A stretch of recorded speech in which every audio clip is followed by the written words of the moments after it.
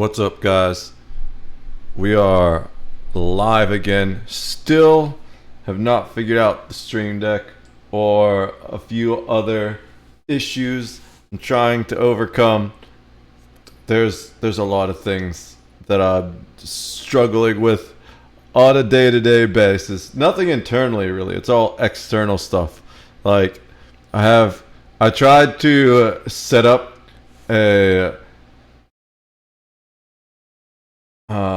a drying line, a laundry line for my clothes to dry, since the dryer isn't working today, and it wasn't strong enough. I put a pair of sweatpants on it and it just snapped the line instantly. So I'm gonna need to see if I can find some rope or something. I just have the clothes spread out around the basement. There's a big freezer down here, you know, like one of those ones that you can fit like 5 bodies in. I don't use it at all, so that's unplugged, and I just have things draped over the edges and stuff.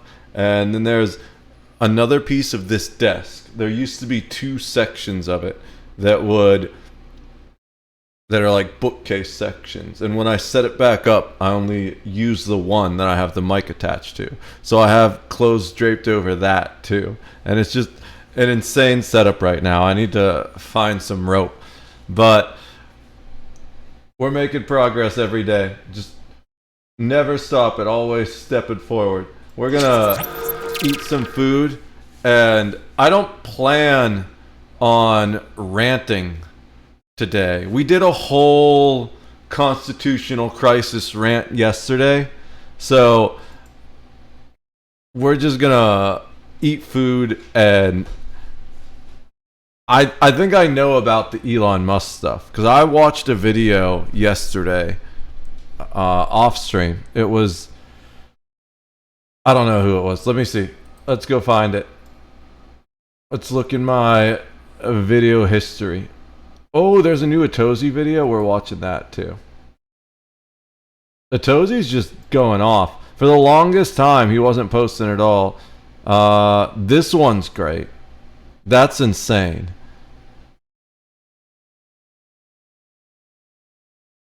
Where's the Elon Musk video? Did it not? I must have watched it on the wrong account then. That sucks. It's gonna mess up one of my other accounts. But so there's Vitaly updates. I'm looking forward to that. Let's go watch this while I eat my food though, and then we will play something. I don't know yet. We've got to talk about this increasingly it's so loud. Elon Musk situation with alleged secret babies, gag orders, millions of dollars, and one of his baby mamas allegedly being told by his fixer to not get a lawyer because, quote, that always leads to the worst outcome. The US-China trade war just got even more ridiculous, and now there's a growing rare earth material. I didn't hear about all that other Musk stuff. That can be devastating for everyone. Mr. Beast is being accused of having his own fire festival scam in the wake of the Mr. Beast experience disaster in Vegas. And then a good news story to help try. I didn't hear about that either. All that and much more. Damn. Today's brand new Philip DeFranco. There's a lot in the news today. How it's being covered and how people are reacting to it, starting with this. Yo, this Elon Musk Legion of Kids baby mama drama situation, it was already creepy, weird, and pathetic, but with what we're learning now, it's crazier than we expected. You know, it gives us a unique insight into the inner workings of a man who has bought his way into the halls of power. Right, so to start, if you don't know, Musk has had at least 14 children with at least 4 different women that we know of, and I'll get into that later. That I the know. mothers being author Justine Wilson, the pop musician Grimes, the Neuralink executive Siobhan Zillis, and the right-wing influencer Ashley St. Clair. And then as far as his kids, there was his first child, Nevada Alexander, who died shortly after being born. Next, the triplets, Kai, Saxon, and Damien, the twins, Griffin, all and Vivian, of them. who notably became estranged from her father as he refused to accept her transgender identity. Then you've got Strider and Azure, and then this name, which, depending on whether you ask Grimes or Musk, is either pronounced X-A12 or XAI-A12, followed by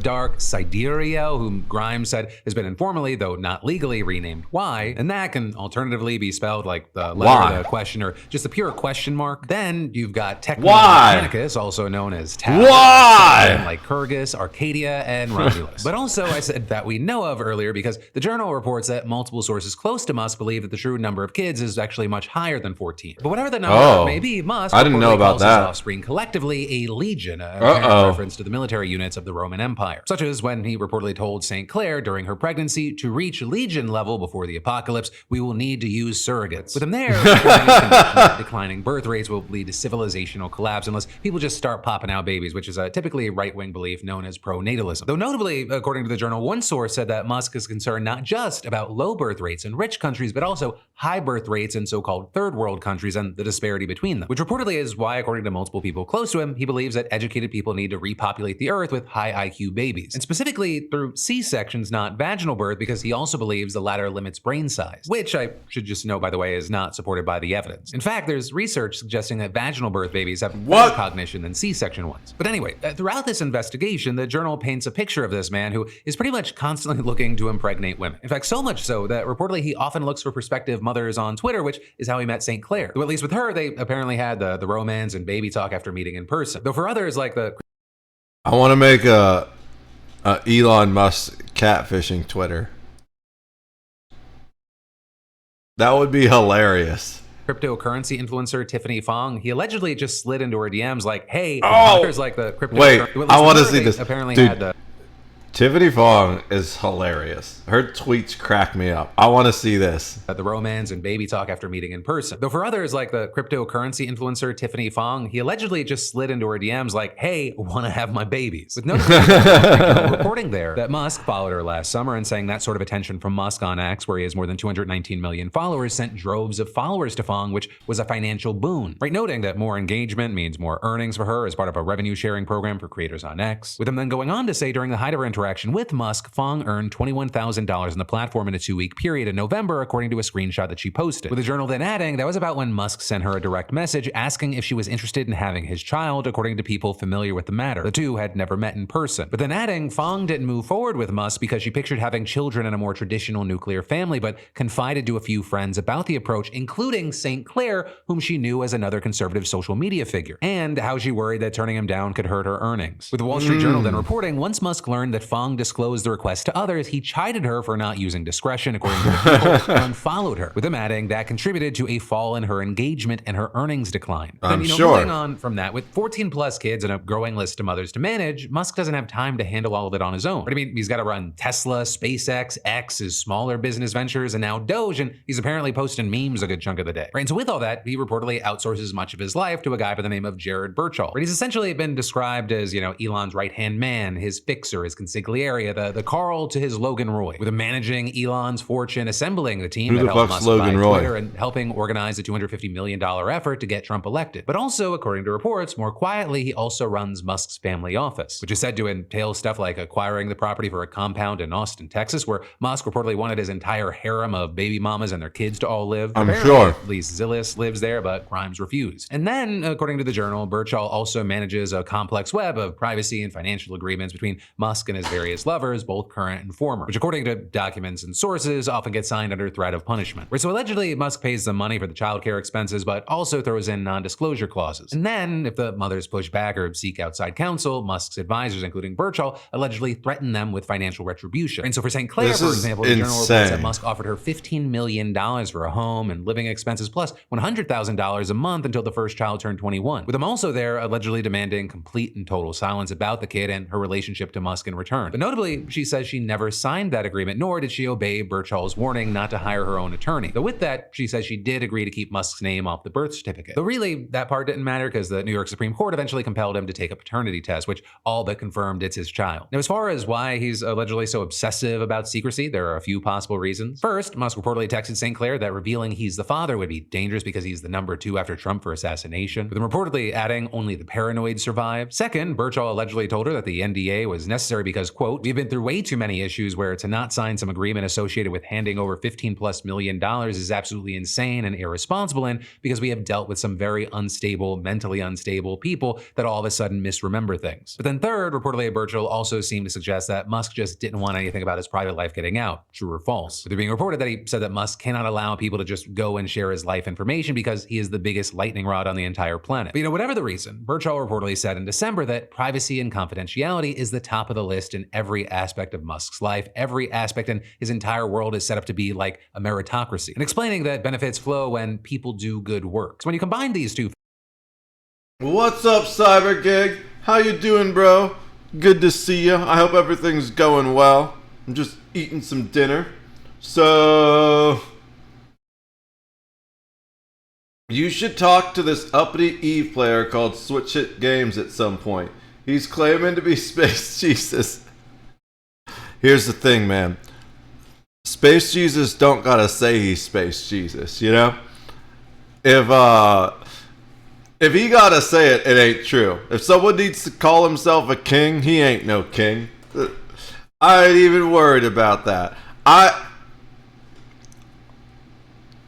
have fond memories of Eve. Let's put it that way. You ever have one of those TV shows or like a video game that you used to play as a kid and then they either remaster it or you find the old disc or cartridge of it and then you go excuse me, and then you go back and you play it and you're like, okay, this sucks. Why did I do this to myself? You know? That's kind of how I feel about Eve at this point. Every time I play it, it just keeps getting worse and worse and worse. So I'm like, you know what? I'm just going to take the fond memories of that game I have and keep them as good, positive stories. I don't want to keep popping in and be like, bro, the inflation and bots and whales are absolutely out of control at this point. And I was looking at the new one. What's it? Eve Frontier. It looks like it's going to be even worse. I think Eve Frontier.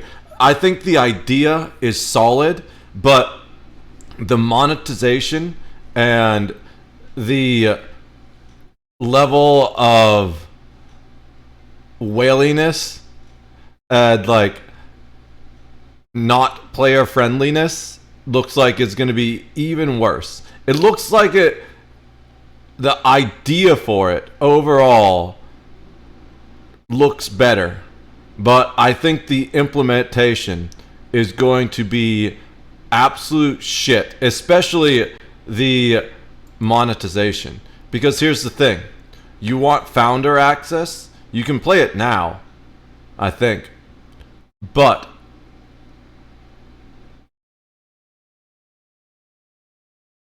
you need to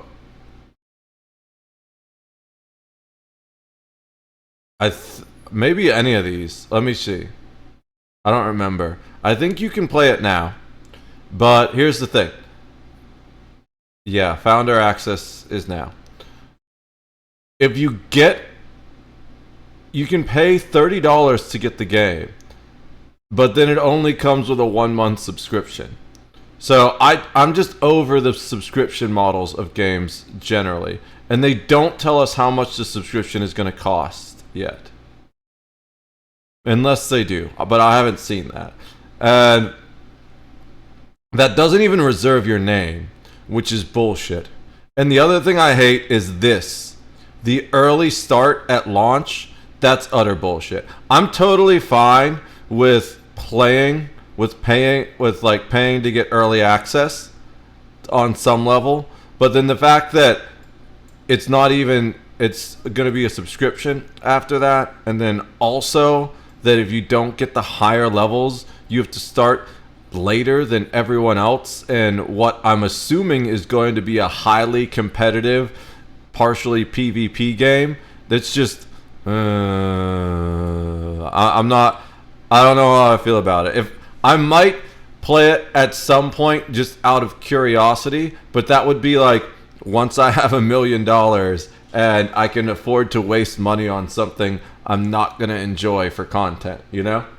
I thought you were loving it, Eve. No, dude. I don't do nothing with Eve. I've been playing WoW, which.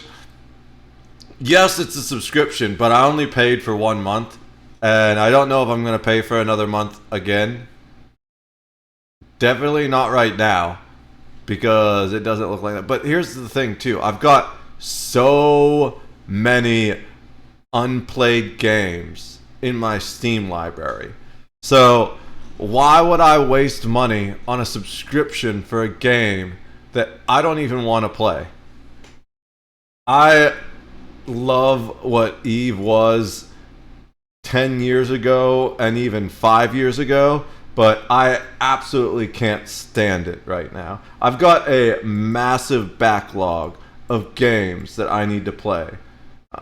Dragon's Dogma, Schedule 1, there's First Descendant, and there's another one, Once Human. I want to try both of those. I've got whole story games I want to play. The entire Witcher series. I want to play the entire Witcher series. I can't do that if I'm just grinding out Eve constantly and not enjoying it.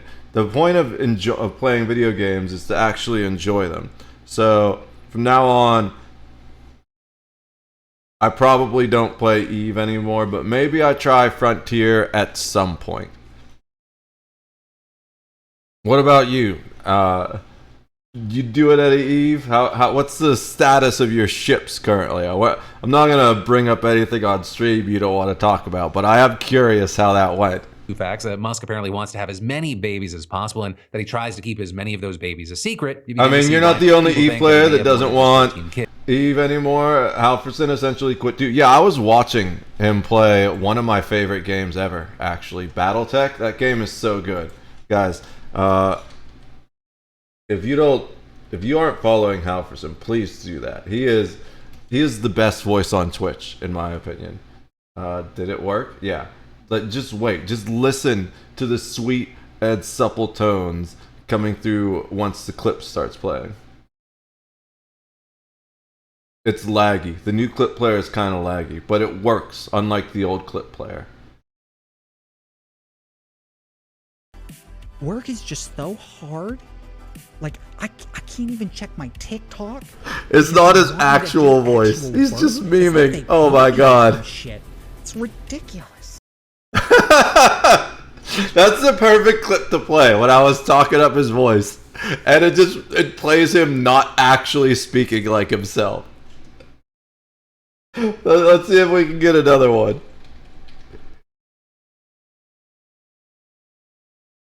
Alright, I'm looking to blow my shit up. The ships are still alive for now. Been busy with real life. Fair enough. I mean, I still don't think you should.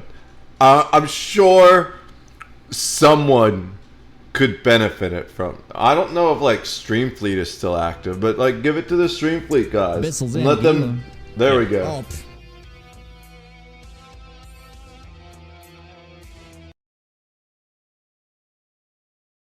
I don't even know what that clip was. Anyways, let's get back to the video. Kids. But arguably, that's not even the main headline of the story. Because really, if you look out, more people are focusing on the way that he allegedly bribes, threatens, and gags women to get them to do what he wants. Which, has a lot of people saying that it adds to a vast mountain of reporting on his, let's say, questionable sexual conduct. Right, last June, for example, the Journal reported on several female SpaceX employees who have claimed that Musk made advances on them, starting with one college intern he reportedly slept with, broke up with, and offered a job on the company's executive team, and frequently texted late at night inviting her over to his LA mansion while she was working for him. Then there was that SpaceX flight attendant who claimed that Musk exposed himself to her and offered to buy her a horse in exchange for sex acts. Next, you had a woman who claimed as she was leaving the company that Musk asked her to have his babies, as well as a woman who claimed that she had a month-long sexual relationship with Musk while she reported directly to him. With that reportedly ending badly as she sent her recriminations over text and email, as well as an NDA. Now, of course, with that, it needs to be noted that Musk denies the allegations of wrongdoing, but then also, more specifically today, in regards to the most recent Wall Street Journal report, thus far it appears that the only thing he has had to say is that TMZ is greater than the Wall Street Journal. But ultimately, that is where we are right now. Obviously, we're gonna keep our eyes peeled for updates, whether it's a big response or yet another secret baby mama. And of course, in the meantime, My favorite one was the offering to buy her a horse. And here's the thing. In like a vacuum, none of those things are really all that bad.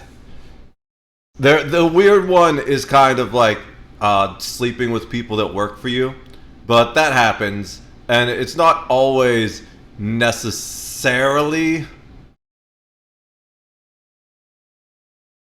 bad, but it's definitely cringe to begin with because of the power dynamic.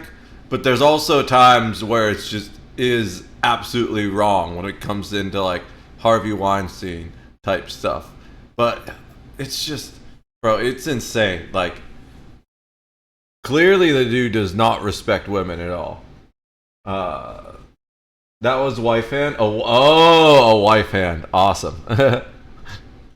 time, I would love to know your thoughts on this weird mess. But then, going from that to very different news, did Mr. Beast just have his very own Willy Wonka Glasgow or Fire Festival experience? Right, that is what many are asking right now.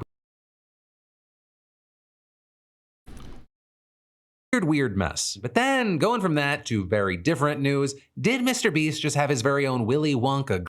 This was one of my favorite fails of all events.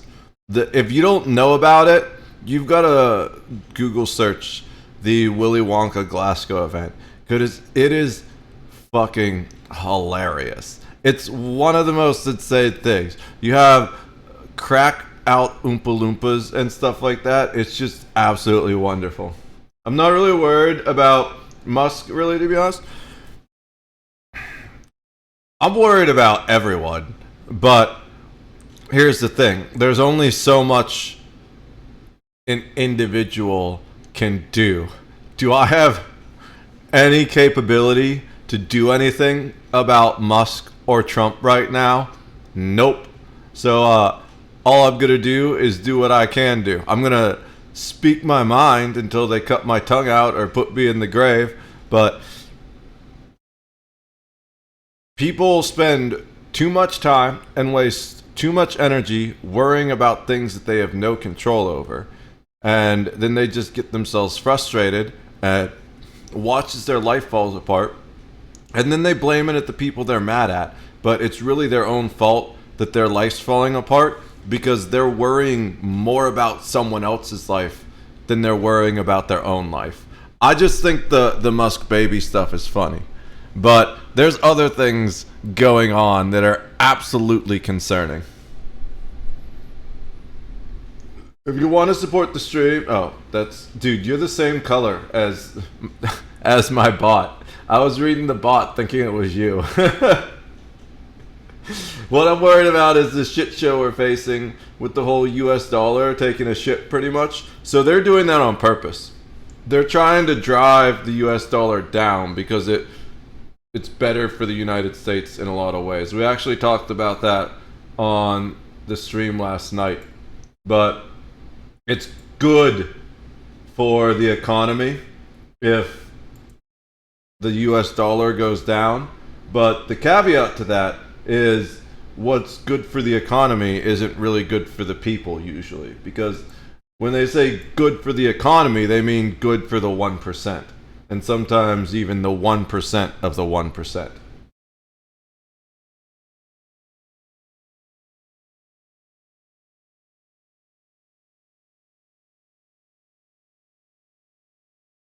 Glasgow or Fire Festival experience. Right, that is what many are asking right now because both he and Resorts World Las Vegas are facing backlash for what was advertised as an immersive Mr. Beast experience, but it only ended up disappointing attendees. Right, and so as far as what we know, the experience took place at Resorts World on Sunday, Monday, and Tuesday. And according to a previous report from The Hollywood Reporter, fans could book a 3-night stay at the hotel and receive a mystery bag of exclusive Mr. Beast merch and goodies, with one fan winning a $10,000 gift voucher. Restaurants at the resort were also set to offer themed food and... I blanked out through that whole thing. I didn't hear a single word he said. I was thinking about the economy. There's a really good video. What's his name? Patrick.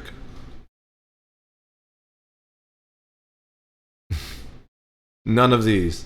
I think his name's Patrick. Let me look through all my subscriptions. Guys, this has been my YouTube account since like 2009, if not before then. So if I have any weird subscriptions, don't judge me for them. Damn, there's a lot of stuff here. You know what? There's got to be like a subscriptions page, right? Yeah, subscriptions, and then we'll do this. Oh no, that's way less. Wait, how do I go back? I just can't click on the other thing. All the Zoom karaoke stuff. Okay, it is sorted by latest. Cool. I should be able to find the guy I'm looking for. I don't think he uploads super frequently, but he does upload consistently. So I just need to find the right channel. It's crazy how none of this stuff actually shows up on my main page. This does, but I'm actually kind of over that channel. I caught them lying about a couple things. But I'm going to give them one more chance is the plan. Is it going to show up? What's his fucking name? I wish I could remember the guy's name. This is taking way longer than I expected.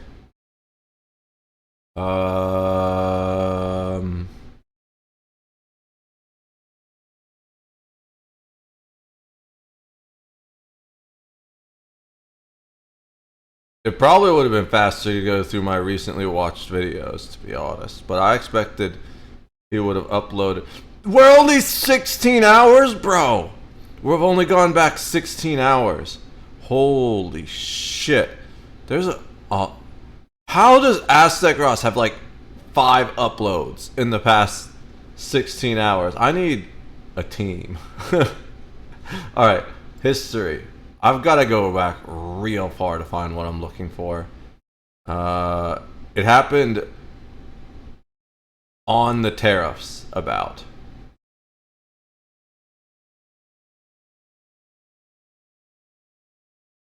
Dude, we're only back like 2 days so far.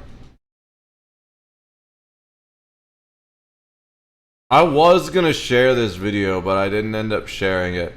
And now I'm forgetting. Can I search my WASP history? It doesn't look like it. What day were the tariffs put in place? Does anyone remember?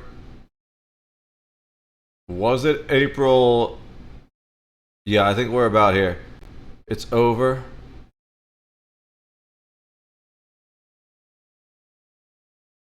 It was like the beginning of April.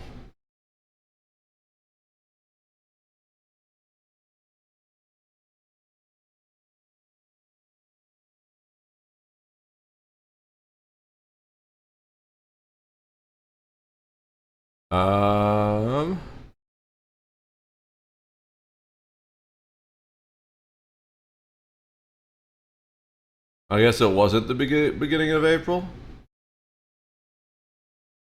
Did I watch that on the wrong channel too? Are you talking about the Bond send-off and the 90-day... No. So there's a video that talks about specifically why he imposed the tariffs and why he was trying to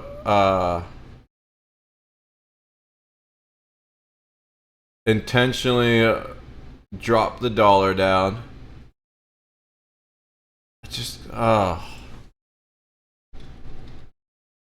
I know I'm gonna get a whole bunch of bullshit I don't even want.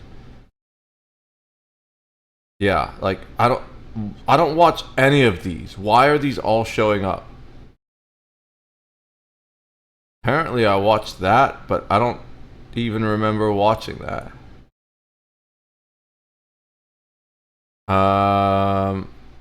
There's a guy specifically I'm looking for, but I don't see him.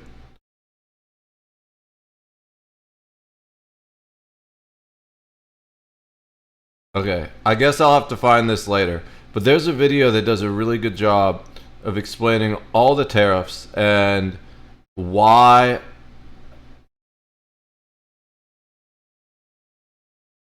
Trump wants the dollar to be weak. I'll leave that up in case I feel like looking for it later, but let's finish this video. I gotta eat my hot dogs before they get cold. Going from that to very different news, did Mr. Beast just have his very own Willy Wonka glass? It's a double-edged sword, pretty much. Trump tossing tariffs on top of what he's doing is actually probably making it worse because it's cutting off trade options. Well, it's all part of the plan. He's trying to reorganize the economy, and the tariffs are intentionally threats more than anything else. That's why he rolled a lot of them back. I absolutely expected him to roll some of them back. So all these people are saying, "Oh, Trump's an idiot. He didn't know what he was doing. He has no backbone." No, this was all part of the plan the whole time.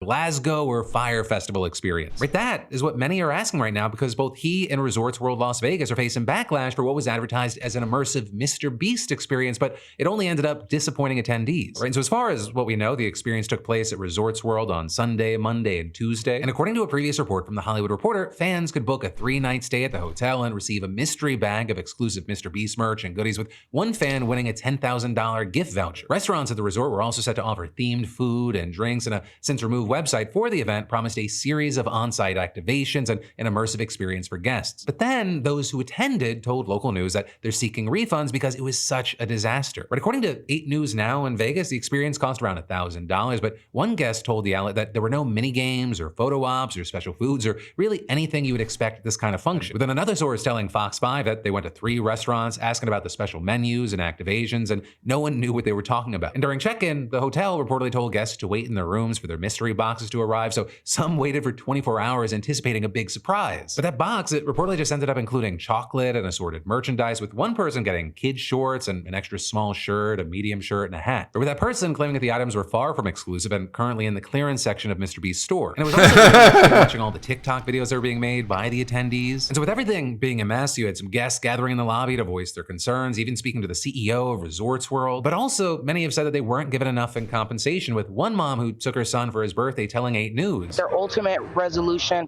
for all the way across the board was $50 food and beverage credit for 2 different outlets.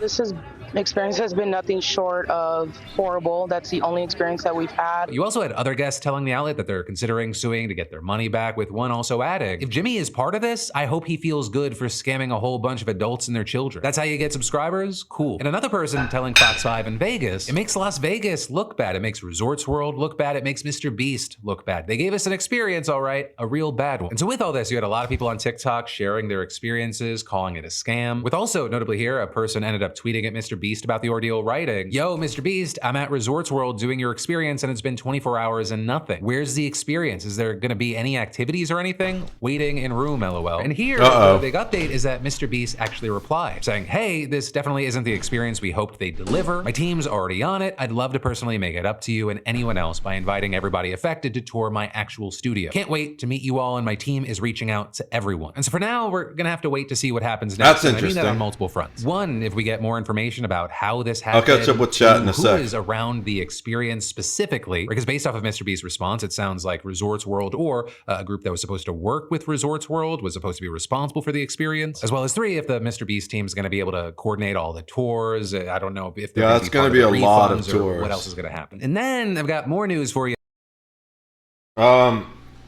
No, he's still an idiot. Guy can't make a speech worth a shit.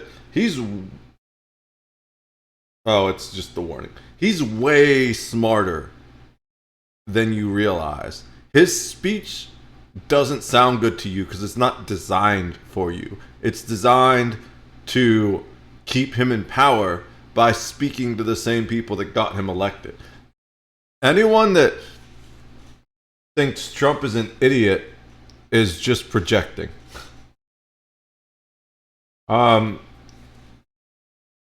You're going, and yeah, you know I'm right. Not at all, dude. I was shocked by how wrong you were. He's not dumb at all. He's not Einstein or anything like that. He is very clever when it comes to business. He's had 13 businesses, I think, declare bankruptcy. And he made money on every single one of them while all his partners lost out.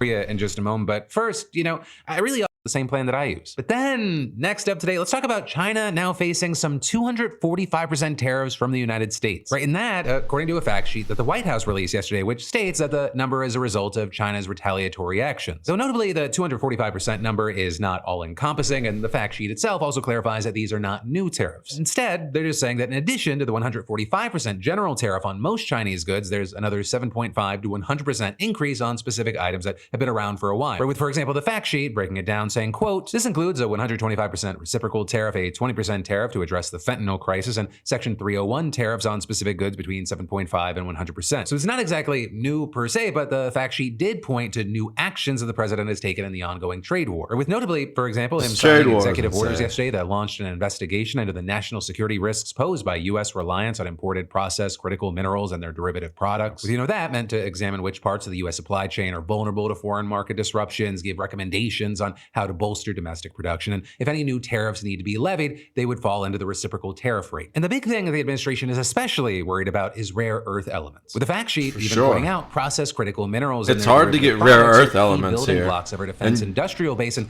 integral to applications such as jet engines, missile guidance systems, advanced computing, radar systems, advanced optics, and secure communications equipment. And this is in addition to I think the defense you got to go to industry, Africa to get your cobalt or something like that. Materials at some point in its supply chain. I mean, it's one of the few things that. No, he's an idiot, and Americans are idiots for electing him too. He's not an idiot, but Americans are idiots for electing him. He's very clever. It's all a plan. He's the greatest con man that ever lived. I'm not Democratic or anything, but come on, would you really vote for a guy who causes a violent riot? I mean, all the politicians essentially do that one way or another. The Democrats just do it a lot more subtly. Look at what's happening to all the Tesla cars. You don't really hear them trying to shut that down, do you? But no, I didn't vote for him. I'm never going to vote for him. I thought he's always been a joke. But this is a demonstration of the problems with democracy. Dude, all politicians commit tax fraud and are guilty of a number of crimes. You could say that about just about anyone. Look at all the bullshit Biden did, especially with his son Hunter. His son Hunter broke so many gun crimes, gun laws, it's absolutely insane. And he wrote a book about them, and they still didn't prosecute him for them. Like, it's just all really fucked up, dude.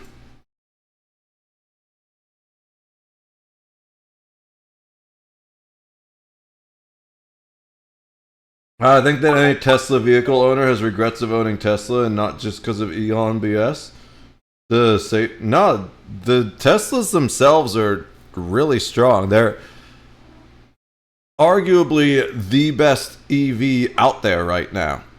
That's why Tesla's got such high market share. Many experts agree that the U.S. and needs such to get good going stock ASAP, even until if producing them here this would be stuff costly. started And that, happening. Hey, especially kitty. because clearly the United What's up, States and China Charlie? aren't getting along right now, and it just so happens that nearly all refinement and production of rare earth materials happens in China, as well as other key materials. So even though the U.S. has a lot of these minerals at home in the ground, such as one of the biggest known lithium deposits in California, we don't actually have a way to make it usable at home. And what you've already seen is China using this weak point in the trade war by banning the export of gallium, germanium, and antimony to to the US. Not to mention banning a whole other group of materials and magnets from being exported at all. And you know, much of this stuff, it's in production lines all across the globe. So even countries that the US may be working on some kind of trade deal with, such as Japan, they're going to be heavily affected. And this is also a sign that China is switching up how it's engaging in this trade war. Because before, it was just matching US tariffs with its own, but after things started getting to over 100%, they just laugh. And I mean that almost literally. They described Trump's policies as a joke, and the State Council Customs Tariff Commission then announced last week that they would actually be reducing tariffs on American goods from 125% to 84% in that quote, given that there is no longer any possibility of market acceptance for US goods exported to China under the current tariff levels.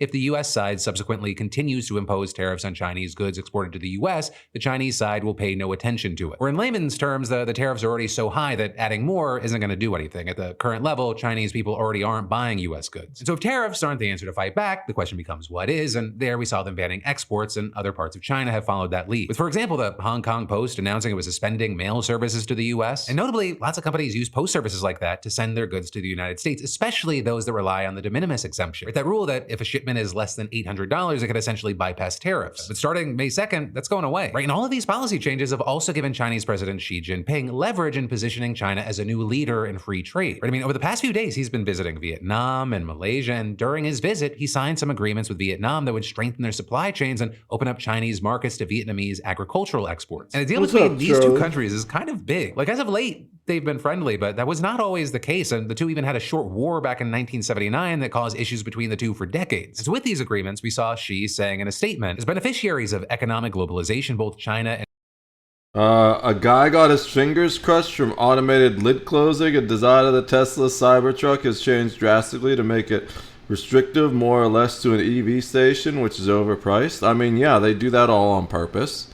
Well, not the finger crushing, but like literally every car in the history of the world has crushed someone's fingers, dude. That's kind of ridiculous to point out. So can't really rig up UPA gas-powered generator? Yeah. I mean, they don't want you to. They want you to pay money for it. Not having the option to have a portable generator, whether it be from an external power station to a generator. Not from their point of view. They make more money if you can't use a power generator. You're not thinking about it like a businessman. And Vietnam should strengthen strategic resolve, jointly oppose unilateral bullying, That's why uphold the global. That's why Apple stuff, you need to like buy extra stuff if you have an Apple phone just to get all the basic features that an Android phone has. That's why up until they were forced to by a new law, iPhones had their own unique cables because they want to squeeze every penny out of you that they can. So they absolutely are going to modify it so you can only use charging stations that Tesla gets money from. Global free trade system and keep global industry and supply chains stable. Though Trump had a very different view of the meeting, claiming that it was Yeah, what about a delivery driver perspective? If you're a delivery driver, just buy a gas-powered car.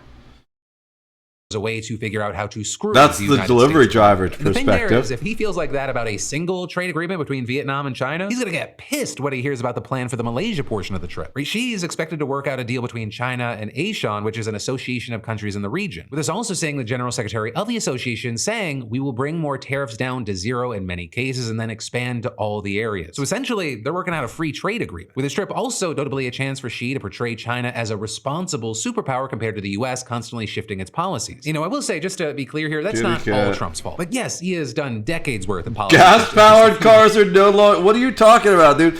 Like 90% of gas-powered cars are gas-powered cars. What reality are you living in? Is it like 30-20 over there? What percentage of cars are electric in the... Damn, I can't type.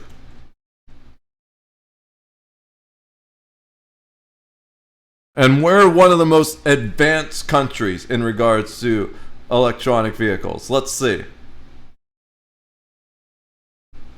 8.7% of new car sales. So it's even higher than 90%.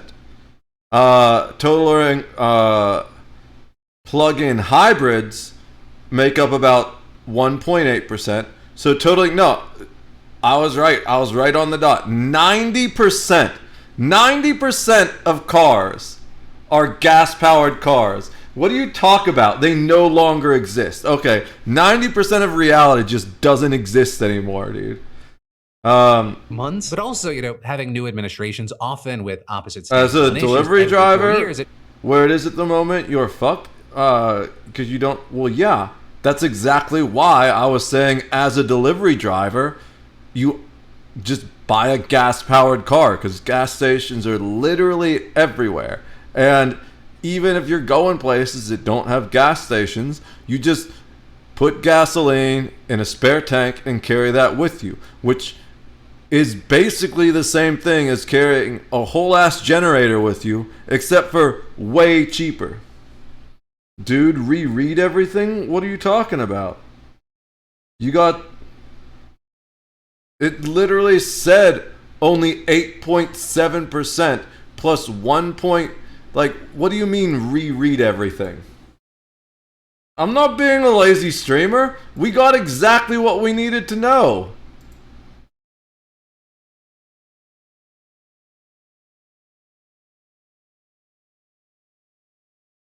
$8.7 plus 1.8, totaling around 10.5.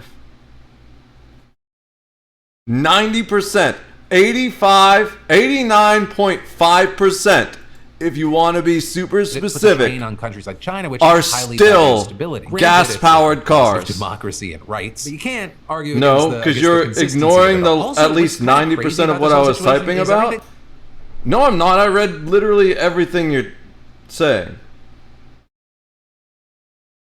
I addressed all of it.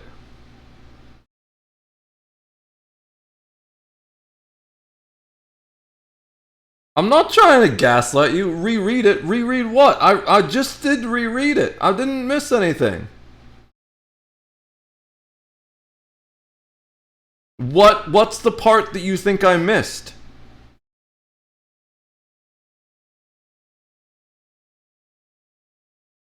I'm just telling you the truth. I'm not gaslighting anyone, dude. It's 90% of vehicles are gas-powered vehicles. You yourself said that the issue with electronic vehicles is that you can't charge them anywhere.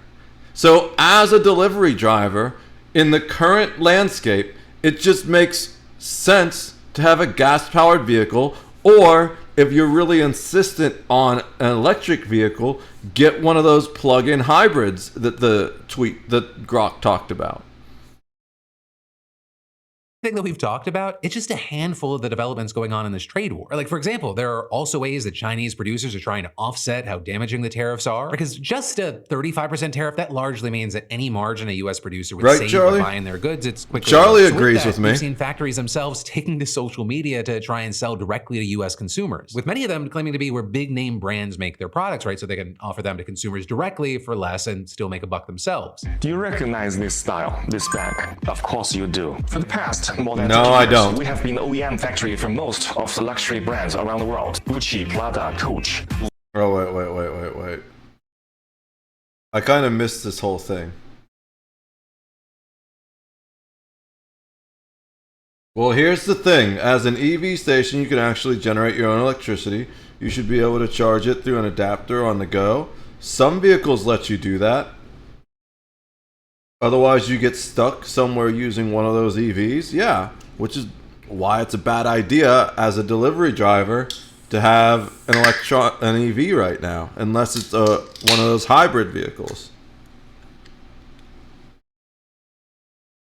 ASEAN, which is an association of countries in the region. With this also saying the general secretary of the association saying we will bring more tariffs down to zero in many cases and then expand to all the areas. So essentially, they're working out a free trade agreement. With this trip also notably a chance for Xi to portray China as a responsible superpower compared to the US, constantly shifting its policies. I will say, just to be clear here, that's not all Trump's fault. But yes, he has done decades worth of policy shifts in just a few months. But also, having new administrations often with opposite stances on issues every 4 years, it puts a strain on countries like China, which which highly value stability. Granted, Yeah. it's at the cost of democracy and rights, but you can't argue against the, I guess, the consistency of it all. Also, what's kind of crazy about this whole situation is everything that we've talked about, it's just a Otherwise, EVs are a good idea, but too much greed limits it. It's not just greed, it's just that the technology isn't fully mature yet. It's going to take a while for all the, like, it's really, really expensive to install those EV chargers. So, yes, certain car companies are kind of sketchy about it, but if you're that concerned about wanting an EV and that you can charge, then don't get one from one of the car companies that makes you use the EV charging ports. Get one of the ones that have the plug-in adapters or that will plug into a generator. There's a lot of EV companies out there. Pretty much all the major brands offer at least one EV.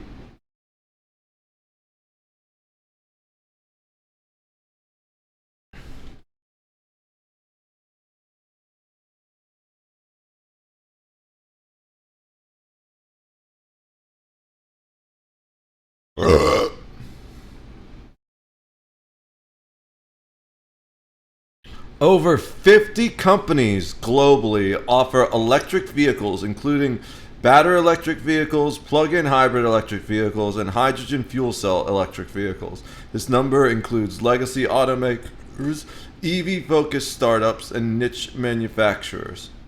Major brands like Tesla, General Motors, which is Chevrolet, Cadillac, Buick, GMC, Ford, Volkswagen, which includes Audi and Porsche, BMW, Mercedes brands, Hyundai, Kia, Toyota, Honda, Nissan, Stellantis, which is Chrysler, Dodge, Fiat, and Jeep, Volvo, which is Jaguar, Land Rover, and Geely, which is Volvo, Polestar, Zeekr, produce EVs across various markets. There are EV startups and niche brands, companies like Rivian, Lucid Motors, Xpeng, Neo, Li Auto, Kano, Fisker, Karma Automotive, VinFast, and Ula Electric focus on EVs, often targeting specific segments like luxury, adventure, and urban mobility. China alone has them, but we're not worried about them for obvious reasons. And then there's emerging and specialty companies like Proterra, which are doing buses, Rad, which does e-bikes, and Blue Smart, which does EV ride sharing. So there's 50 options for you to choose from. Well, here's the thing. Tesla is going under because they were becoming more restrictive with their production, but they're not going under. They're still the most dominant EV producer. But as far as the safety part and the finger crushing, this was an automated lid. Yeah, that's just going to happen with new technology. The non-automated lids crush fingers too, dude. If they have something like that installed, there should have been a sensor in place that stops the... I agree with that. And perhaps they will now. Who knows? We'll see if there's a regulation put in place about that. But they should also have sensors in place that don't murder your cats with the automated litter boxes, and they don't have those either. Just because something should happen doesn't mean it's going to happen. Handful of the developments going on in this trade war. Like, for example, there are also ways that Chinese producers are trying to offset how damaging the tariffs are. Because just a 35% tariff, that largely means that any margin a US producer would save by buying their goods, it's quickly eroded. So with that, we've seen factories themselves taking to social media to try and sell directly to US consumers, with many of them claiming to be where big name brands make their products, right? So they can offer them to consumers directly for Yeah, less I want to still see make a this. buck This is themselves. interesting. Do you recognize this style? No. Of course you do. For the past more than No, 10 I years, don't. we have been the OEM factory for most of the luxury brands around the world. Gucci, Prada, Coach, Louis Vuitton, you name it. We will always be the best OEM factory for luxury brands. Why don't you just contact us and buy from us? You won't believe the prices we give you. With even household items being sold like this now, such as laundry pods. So to be clear here, I'm not saying that every single one of these videos is real and that is where the item is actually manufactured for every single brand that's being mentioned. But even that, I mean, that's just with talking about China. Elsewhere around the world, other countries are also making their own moves to target the US, with possibly one of the most impactful being the EU's plan to tariff things other than physical goods. Right, the reality is in that the grand scheme of things, the US doesn't actually produce a lot of physical items outside of high-tech things. And instead, much of the economy it revolves around services and software, such as things like Microsoft Windows and we other sell a lot of that weapons. Google offers, all of which the EU is exploring how to tariff. And that specifically could dramatically affect one of the few areas that the US has a massive trade surplus, especially if other countries follow suit. But we'll have to wait to see what happens there, because the EU and US are supposed to discuss tariffs pretty soon here, although European officials aren't hopeful. But hey, this is constantly evolving, or better put, the ground is constantly shifting. So we have no idea how things are ultimately going to play out, though if things stay on this trend, it does seem like many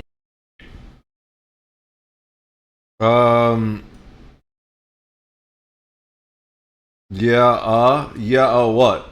China pretty much is dominating that market with tech now. Things are going to be more expensive pretty soon, and what do you mean with tech now? Predicting that we're heading towards a recession. And then we'll get to Google isn't in China. But, Google is in the United States. Facebook is in the United States. Your phone number. Amazon is in the United States. Without you even knowing it. And I mean, it's scary how much information they're able to collect and sell, putting you at risk. Or behind the market before things get even weirder. But then to shift gears from that to a very different kind of news, I want to talk to you about this news involving a missing toddler and a hero dog. Because reportedly at around 5 p.m. on Monday in Arizona, a 2-year-old boy by the name of Bowden disappeared from his parents' home in his pajamas. Which, then prompted a massive search operation. I mean, we're talking 40 search and rescue team members, several deputies. The dog is the BAMF of the day. That's awesome. Department of Public Safety. There were teams on foot, teams on off-road vehicles, and there were even helicopters out all night looking for this little boy. And a big thing is that this area is especially dangerous with all the wildlife. I mean, mountain lions, coyotes, even the occasional bear. With then, after 15 hours with no luck, Bowden turned up at a ranch 7 miles away from his parents' house, where the rancher, Scotty Dutton, found him thanks to his dog. Because it turns out that Scotty's dog, an Anatolian Pyrenees named Buford, patrols the ranch to keep out coyotes, and he found the little boy and escorted him for at least a mile straight to Scotty himself. With Scotty saying, I got into my truck to go to town and I see Buford walking down the side of the fence with a little blonde kid with him. I had heard about the missing child this morning, so I knew it was him. Scotty, adding that Bowden was pretty upset, but in good shape, and he curled up under a tree in Scotty's horse pasture to sleep the night before. When he brought the little boy inside and gave him some food and water, Scotty asked Bowden if Buford had found him, to which he said yes. With Scotty saying, it's what he does. He loves kids, so I can imagine he wouldn't leave him when he found him. And adding it was a relief that he was alive. I was ecstatic that he was okay and that my dog found him. The fact that this little boy made it through the night and walked as far as he did, it's kind of astounding, with Scotty saying he went through some rough country. It's all mountains and canyons and boulder piles, and it's rough for adults, let alone for 2-year-old kids. He did a remarkable job to go 7 miles like he did. And adding, I told him, buddy, you're the toughest little 2-year-old I've ever seen. With Bowden, and notably, according to the county sheriff department spokesperson, cases like this winding up with a happy ending, it's a rarity. Which is also why I add that Scotty has promised to give Buford a steak dinner for his heroics. That's awesome. Then finally today, let's talk about y'all's comments on yesterday's show. And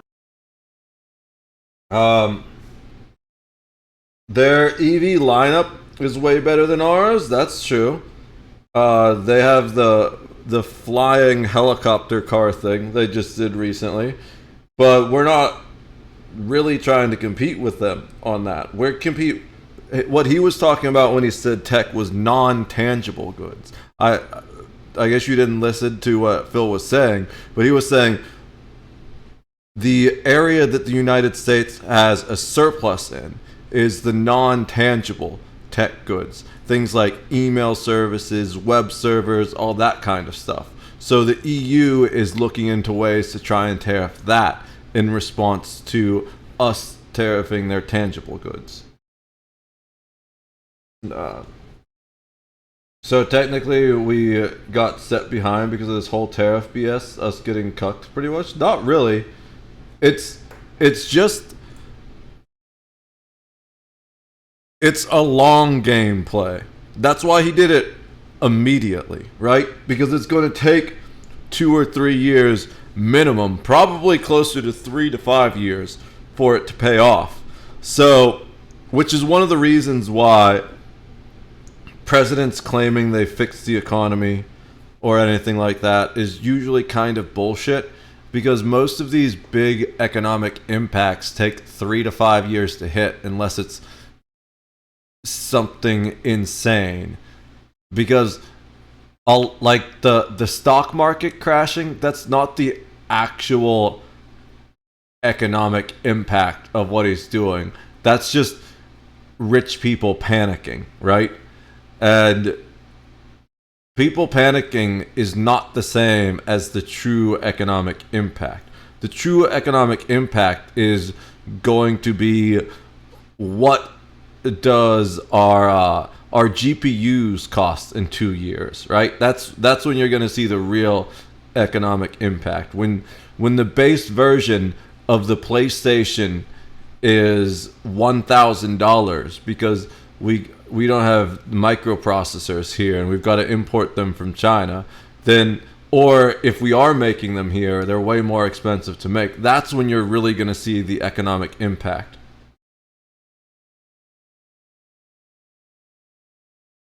Things, yeah, that's fine. But that's why they're trying to make it here. That's the whole purpose of this. That's why these tariffs exist. Part of them. From the very, very beginning, even the previous administration said it's a goal of them to bring tech manufacturing back to the United States. It was just sleepy Biden drug his feet and didn't actually move forward on doing any of that. And then Trump came in and decided that he was going to force it to happen. Let's watch the Atozi video. Oh boy, well, I don't think things can be too worse for the absolute moron of an IRL streamer, Vitaly, as the president of the Philippines just made a reaction video to his incredibly stupid live stream. If you live stream yourself committing several crimes in a foreign country, and the president... That's insane. The president reacted to the stream. That's absolutely insane. The president of the nation reacts to it saying, hey, we're not going to be lenient here.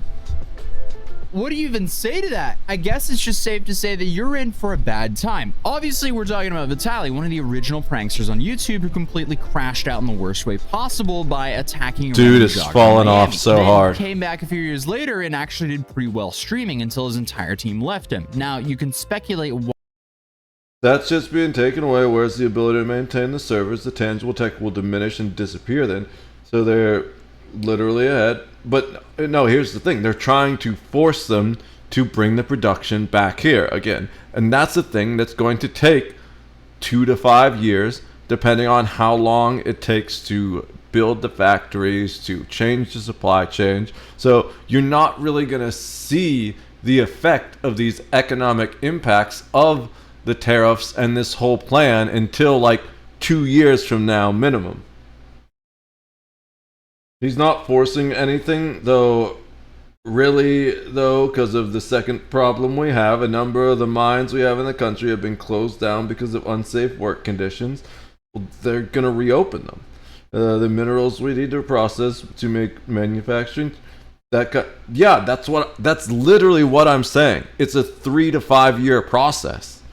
So he's forcing it by making it too expensive to get the stuff from China, so it's going to be cheaper to open those mines again. They're going to deregulate probably, so they don't have the same safety protocols to get those mines open again. And then they're going to build new factories and design new supply chains. And then 3 to 5 years from now, we'll see the effect that all these decisions really had. Why that would happen, but eventually he decided to fly out to the Philippines and join forces with another kick streamer by name of Sly Kane, who's a Filipino and actually is currently wanted, but this is the guy who filmed him while he was being an absolute moron in the Philippines. And these actions range from stealing all these to IRL live streamers are just stealing multiple security guards' hats, stealing absolute a fan from a restaurant, stealing a red light mask dregs from a vendor, of society, and harassing dozens of people. And actually, now there's more things that came to light. So more charges will be added shortly, because you know the thing about these IRL streamers is they live stream themselves committing all these felonies. So all the prosecutors have to do is just sit and go through all of their streams. I'm digging the music in the back. Overall, just a terrible idea to do this in a country that has their jail cells that look like this. A few things have happened. No, I have a feeling it's going to be more or less 8 or 10. Well, it might not happen at all, and it probably will be 8 or 10. It'll probably be about 13, because what's going to happen is the next president is going to come in and undo everything Trump did and slow the process down.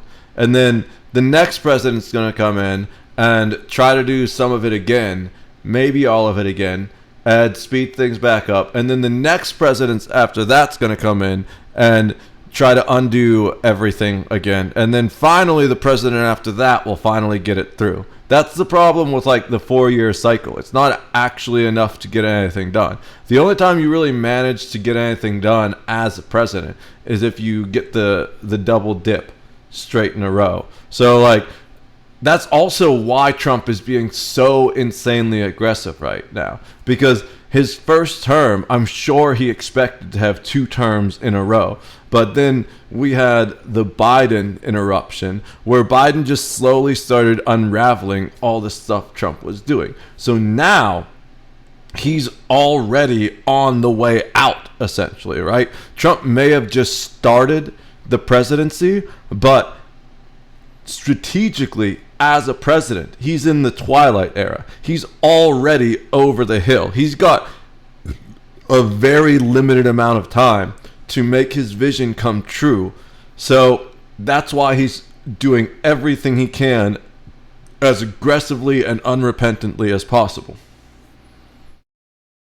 A lot of those, yeah, the mines need to be reconstructed. Some of those mines can't be touched, like the coal mine. Well, that's no one. I don't think anyone's ever going to mine in Centralia again. But I do love Centralia. It's pretty cool. It's what the whole Silent Hill game series is based on. That's another game series I need to play. And since we last instead of covered the Eve. situation.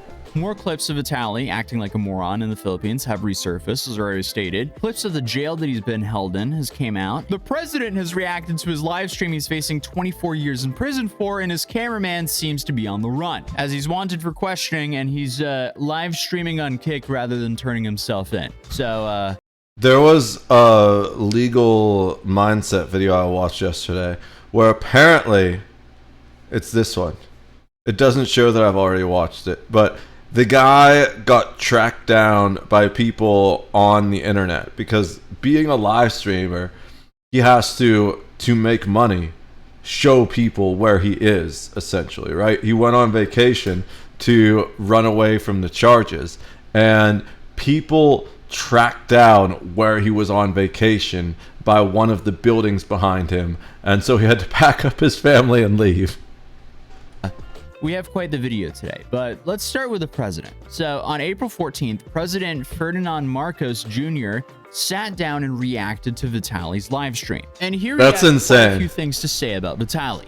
Give me your scooter now. Give me your scooter now. Give me a ride. No. Yes, you're gonna take a ride. Ang isa pa nating nakita ngayong linggo, yung kagalit-galit na pinanggagawa ng isang foreign vlogger sa ating mga kababayan. I'm gonna rob you. Pero man ito o hindi, sino naman Pilipino ang hindi kukulo ang What dugo sa human wouldn't get mad at natin? those?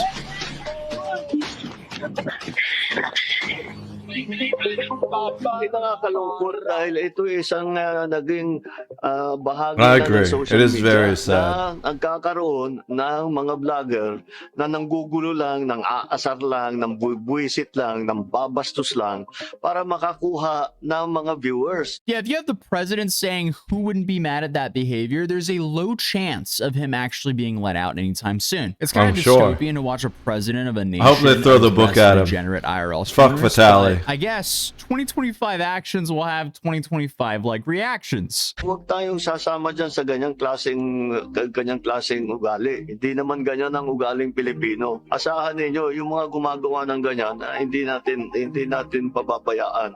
Na Awesome. patuloy I'm nila glad to hear that. Lock him away. Ang mga dayuhan, akala nila kaya na lang napastangin mga Pilipino. Ito'y ehemplo na seryoso tayo na sa sariling bayan natin. Hindi tayo magpapabasa sa kanila. The government just announced that Vitaly will be used as an example to show the world that they will not tolerate this behavior. I think That's Vitaly what I like to somehow hear. has landed at the top of the list when it comes to social media Darwinism. He essentially let his hunger for clout completely destroy his life for extremely little upside. And the dude clearly was in absolute denial even after the press conference when they perp walked him out in front of the entire nation. By that time, he had already been to that jail. Is he not valuing his freedom at all, or is he still in denial? Is he like, oh, okay, I'll just be in this holding cell for a couple of weeks and then I'll be be out. Unfortunately, that's not the case. No, you're going to be Meanwhile, there his for like a cameraman, Sly decade, Kane, dude. is now on the run. He apparently changed his hair color from pink to blue. I guess that'll really make him blend in. And as I said previously, he's currently wanted for questioning. But the complete moron is spending his time IRL streaming. The dude is literally showing where he is on a live stream. And I guess he's on the run. This might be... I'm sure it's because he's making more money on his live stream than he ever has before in his entire life. And he realizes that once the attention from all this goes away, he'll never make that much money again. dumber than the people who are running from the cops and live streaming on Facebook the police chase. This is very similar. It's kind of baffling. I guess just certain IRL streamers are just some of the most fascinating criminals, because who in their right mind would live stream all their crimes and then live stream themselves on the run? Like, you would think this is a parody, but I guess this is just the new reality.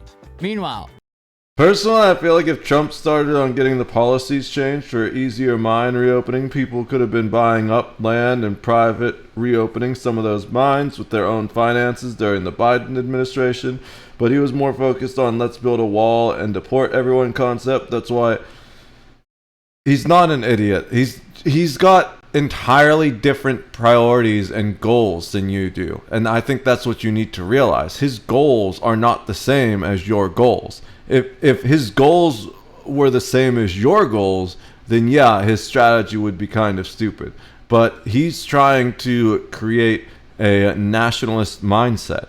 And the way you do that is by declaring an enemy. And his chosen enemy is immigrants. So you take the people of a country and you...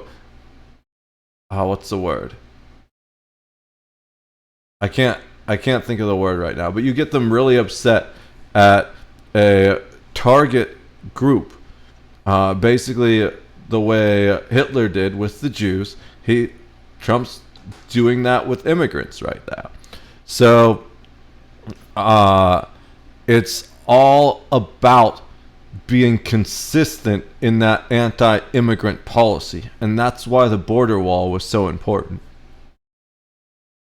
more footage of Vitali's behavior in the Philippines have now just came out. Follow me. Wait. I need toilet, please,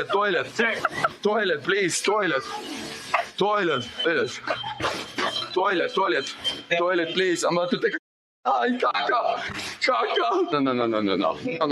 This is not how you make the burger. Show me how you do it.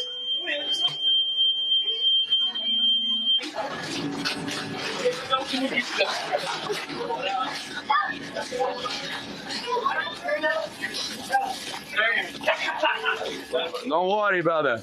I got it. Don't worry.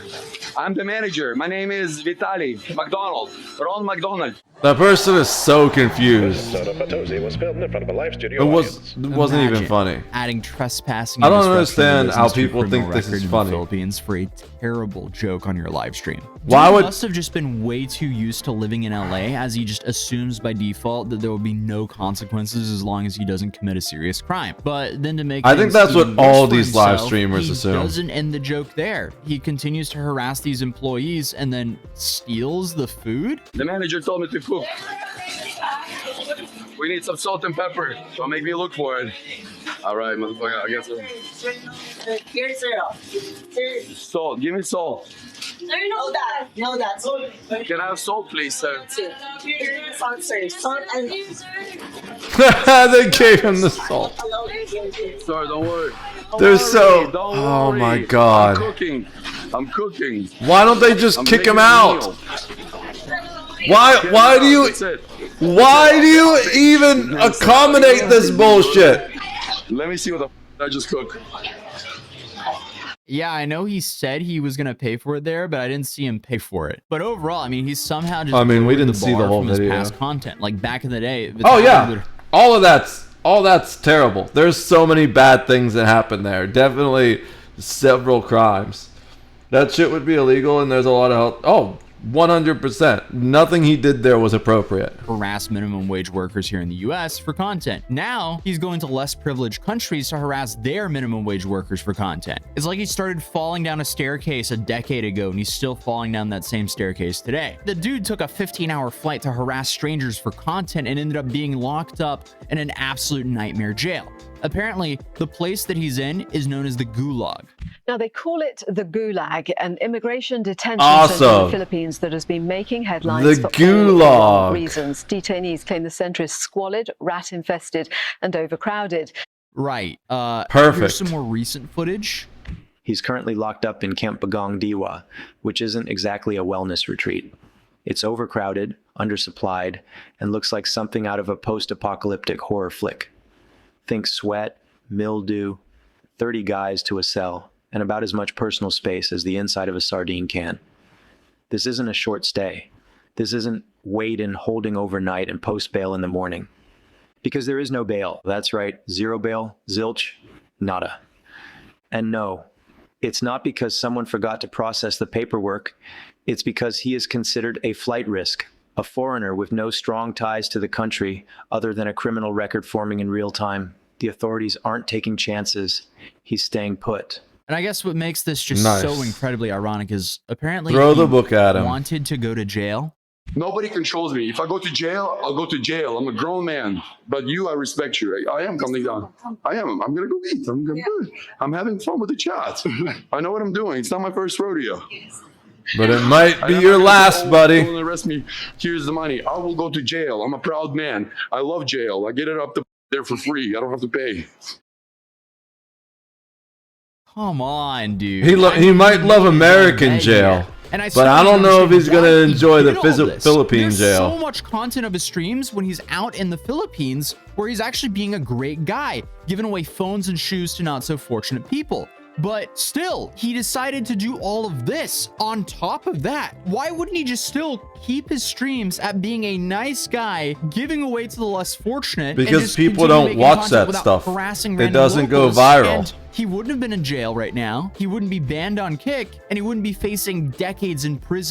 On top of theft? Yeah. And it's not just regular theft. So I don't know how true this is. I didn't see this actual last claim, but on top of just stealing and threatening to steal from people, he also took a security officer's hat and a security officer's motorcycle. Like that one motorcycle he was straddling and walking away, he couldn't get it started, but that belonged to a security officer.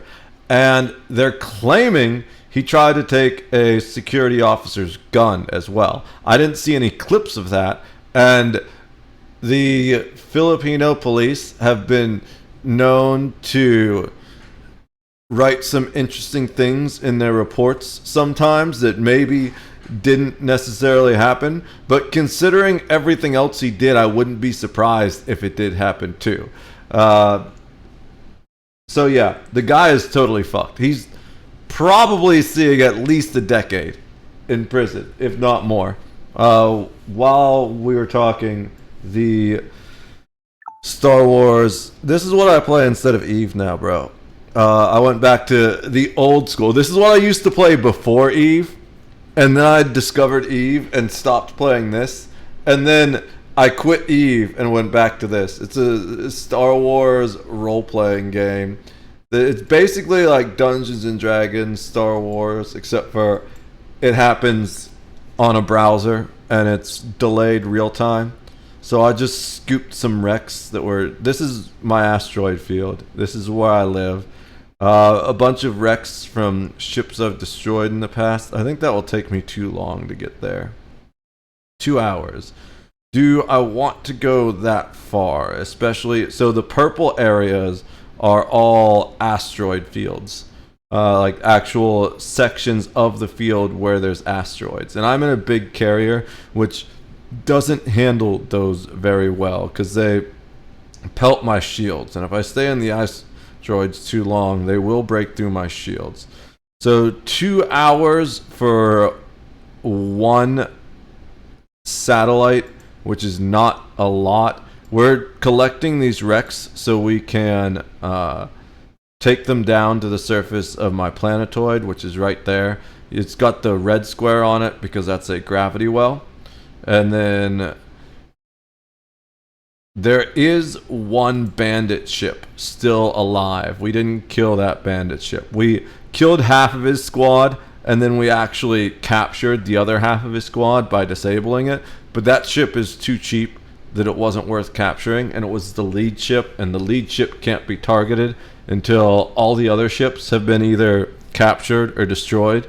So it just wasn't worth my time to go out and kill that at the time, and I was hoping that it would die shooting at one of my other ships that I was going to use to scoop the wrecks, but I wasn't able to scoop the wrecks with those ships because apparently, even though they can carry wrecks, because they don't have a ship hangar, they can't scoop the wrecks themselves. So I need to scoop the wrecks with this ship, and then I'll transfer them to those other ships to take them down to the surface. Although we can't transfer all of them because one of them is too big to fit in those ships.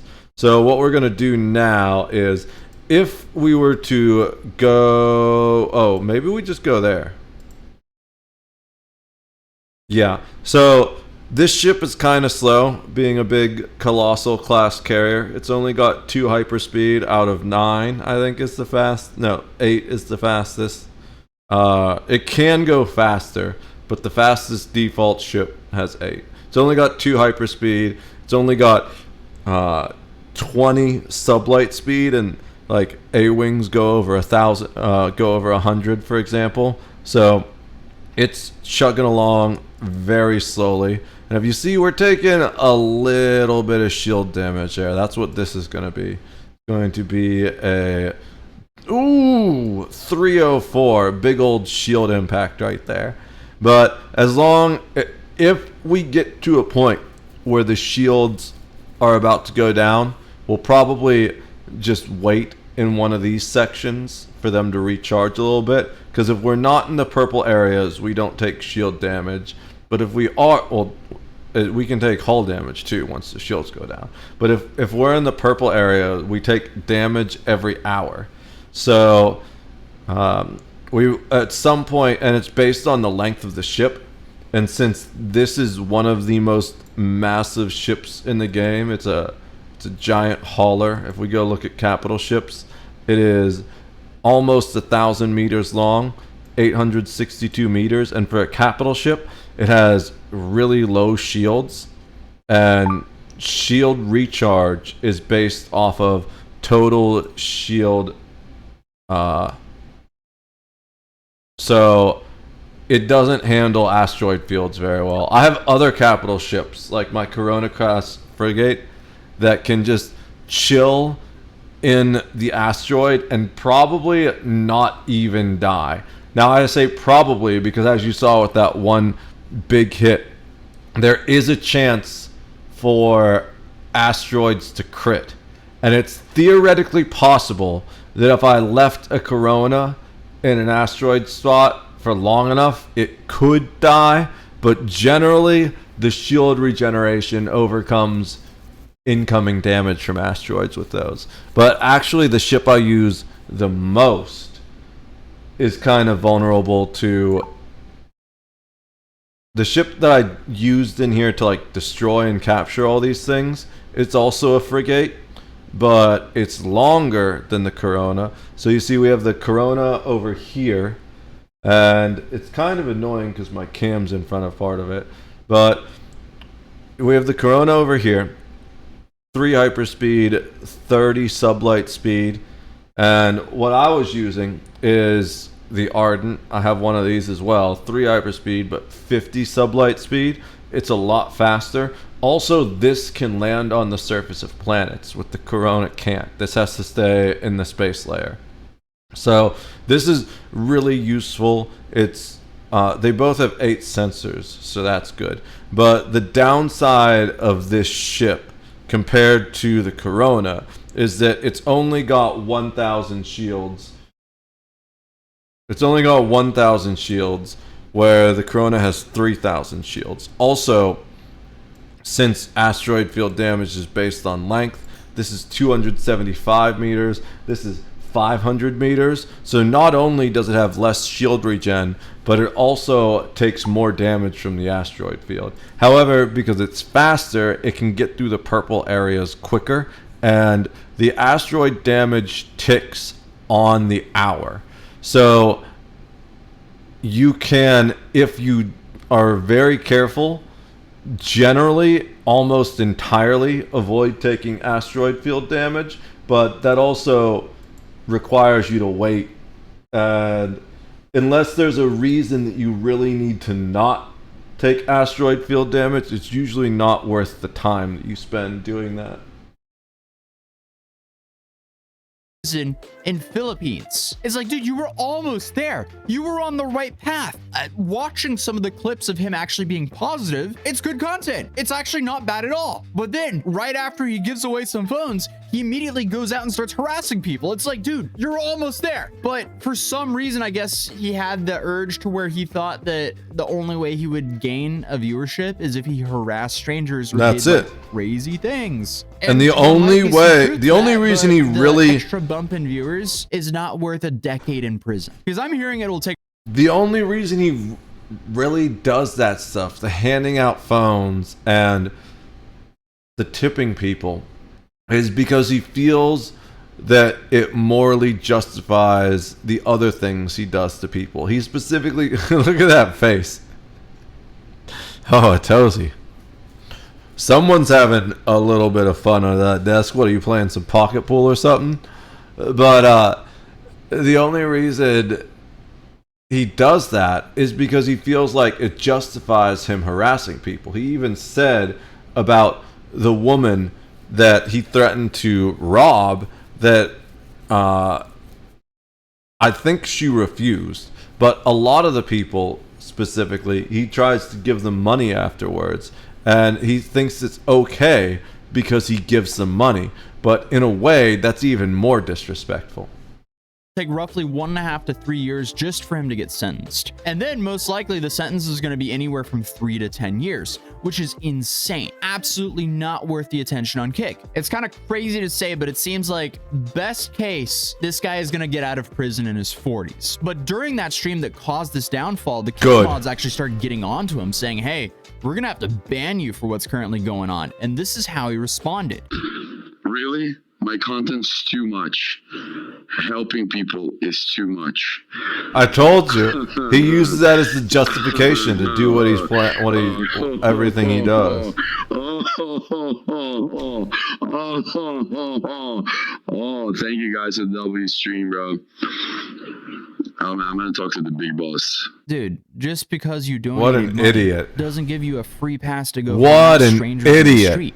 But apparently the higher ups on Kick, they were not having it whatsoever. How come you guys don't tell the big boss what I do? Moderators, Kick moderators, if you're in the chat. Moderators. Eddie, how come you don't tell the big boss, other names, Akila and everybody, what I do on Kick? Yo, Vitaly's changing lives. He's gambling with losses and wins and helping lives. As soon as I do something wild, it's, have you ever, did you say anything to them what I'm actually doing? Exactly. It doesn't matter because the other stuff you're doing is terrible for the image of the platform and illegal. And in some places, if they're platforming your illegal crimes, that can get them in trouble too. Exactly, bro. I'm on Kick for a reason. W Kick, W Eddie, W everybody on the team. Again, dude did a lot of charity on his stream, but that's no excuse for the laundry list of felonies. It doesn't justify everything else. The only reason he did all that is because he was streaming on Kick.com. So I'm not surprised Kick banned him. But honestly, that's the least of his problems. It'll definitely be interesting to see what happens and when his first hearing will be. But either way, we'll be covering it. So definitely subscribe if you're new here, and I'll see you in tomorrow's video. Peace. Peace. Oh shit, I'm on the wrong. No wonder, dude. Alright.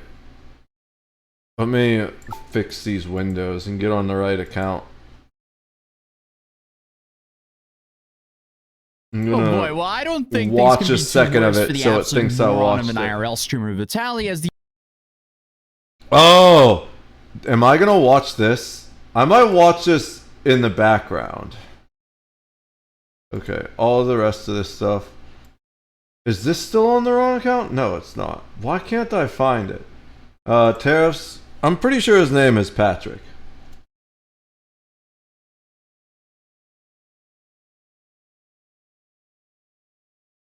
Patrick Boyle. Here we go. This is the video. I love this guy. He talks about Trump's entire tariff plan. We're not going to watch this again because I've already watched it. But if anyone in chat... Oh, I should link the Otozi video. We'll go back and do that. If anyone in chat wants to learn about Trump's tariff plan and why it makes sense, even though it doesn't seem like it makes sense, that's how. Okay. Oops. That's my video. We're going to... Guys, you should watch this video. We're gonna upvote it and watch it because... But we're not actually gonna watch it. We're just going to watch it in the background. I like how I tried to click on the Otozi video and I accidentally clicked on my own video instead because it changed on me. So this one, we need to share this one to the chat.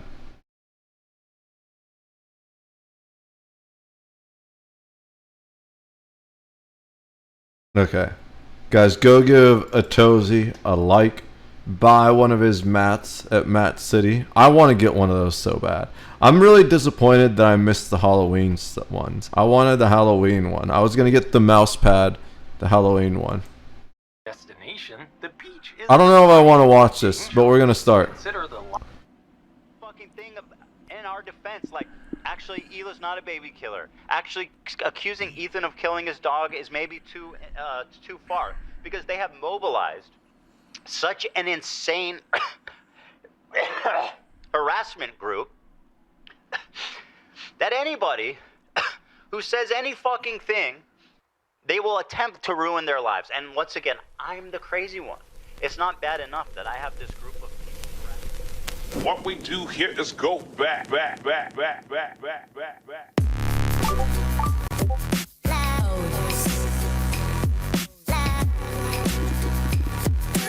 I heard interesting things about this. So if you're not aware,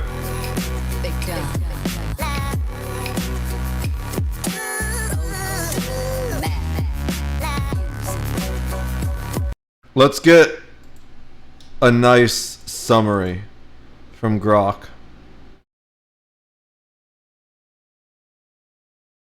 I don't know exactly how to say it, so Grok will tell me how to say it.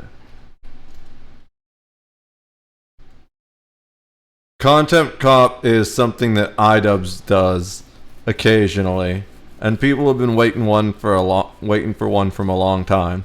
A content cop video is a satirical YouTube series created by Ian Carter known as iDubbbz that ran from 2015 to 2017 with a recent revival in 2025. In these videos, iDubbbz critiques and mocks other YouTubers or online trends he considers unethical, low quality, or problematic, which is hilarious because he's been all of those things in his career. Each episode typically starts with a comedic sketch, often portraying iDubbbz as a cop policing YouTube, followed by a detailed breakdown of the target's content or behavior, blending humor with sharp criticism. The series targeted creators like Leafy is Here, Tanemon Joe, Rice Gum, and Keemstar, often leading to a significant backlash, subscriber drops, and controversies for those he featured. Notable episodes include the 2017 Rice Gum critique, which amassed over 46 million views, and a 2025 video targeting Ethan Klein of H3H3 Productions. That's what we're about to watch right now. The series is known for its provocative humor, including iDubbbz' controversial use of slurs, which he later apologized for in 2023, unlisting older episodes due to their hurtful nature. Content Cop videos are celebrated by fans for their wit and impact on YouTube culture, but criticized for their harsh tone and edgy humor. The series also includes a sub-series called Content Deputy, addressing responses from criticized YouTubers. I didn't know about the Content Deputy aspect.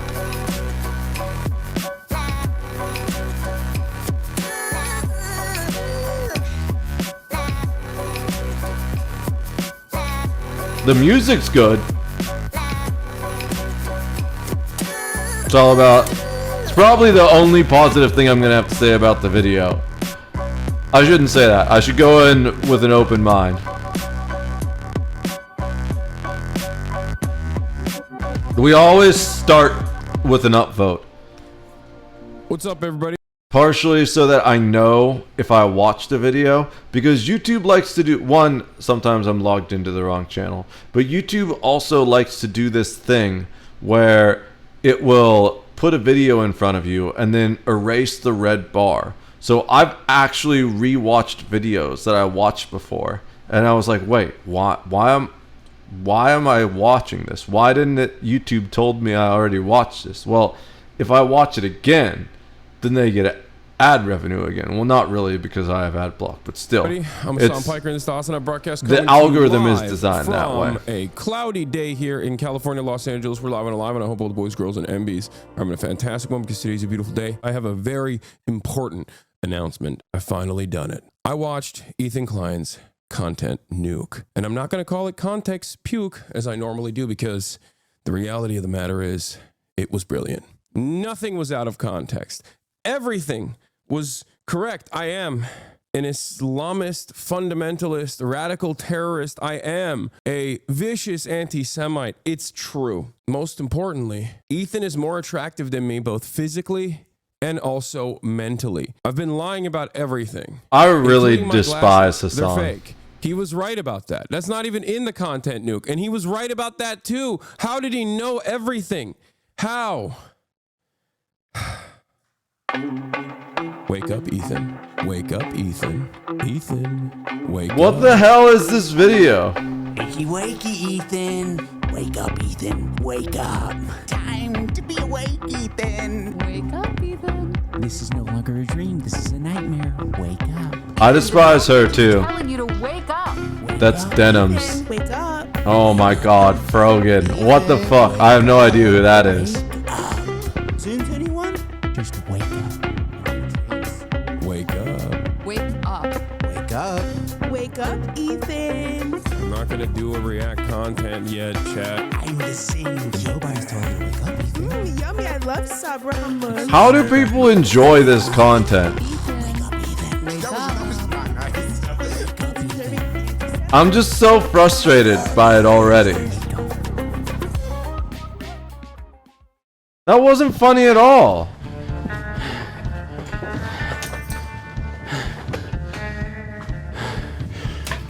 I just got back and I already want to walk away. Yeah, this is terrible. I think I'm done with this already. I didn't plan on making a content cop on H3. It sounds very stupid even saying that. H3 content cop, iDubbbz. Ethan Klein's out of control. And then you should do a content cop on Hassan Piker.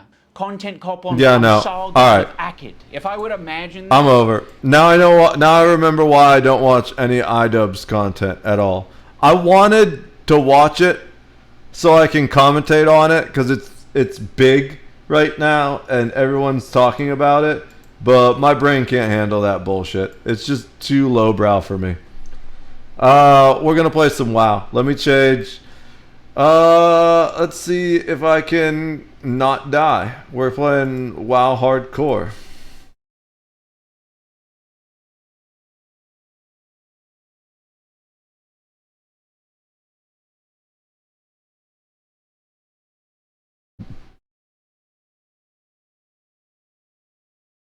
I don't know how much longer my sub is active. So, can you watch my video? You're welcome. I'm curious about your reaction. Why didn't I see that? I'm sorry, dude. Sciencein. Hey, what's up, dude? For whatever reason, it didn't show up in the unified chat. I'll watch your video if you like gift a sub or follow. I don't think I can receive subs yet on Kick. So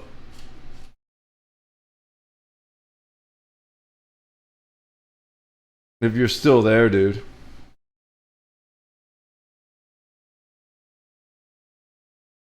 Cyanison. If you want to come over to Twitch and gift a sub to my Twitch, sure, I'll watch your video.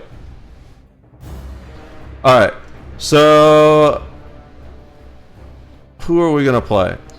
Last I was playing the Druid. Let's get him to level 10 and then we'll switch to my Warlock. He's so close to level 10. Did the unified chat not work the way I expected it to? Okay, it works on here, but it's not working in Twitch like I hoped it would. It's supposed to copy paste things over, and it does that to Kick but not to Twitch, which is weird. So we're just going to use this unified chat. I have multiple chat windows open as backups in case one goes down. But yeah, I didn't even see that because the chat wasn't working. Alright, so we're so close. Halfway there. We need to do a quest that's not those quests because we're going to die in there. Maybe if we're level 10 we'd be alright, but we're not going in there. It's so hard to actually find quests with freaking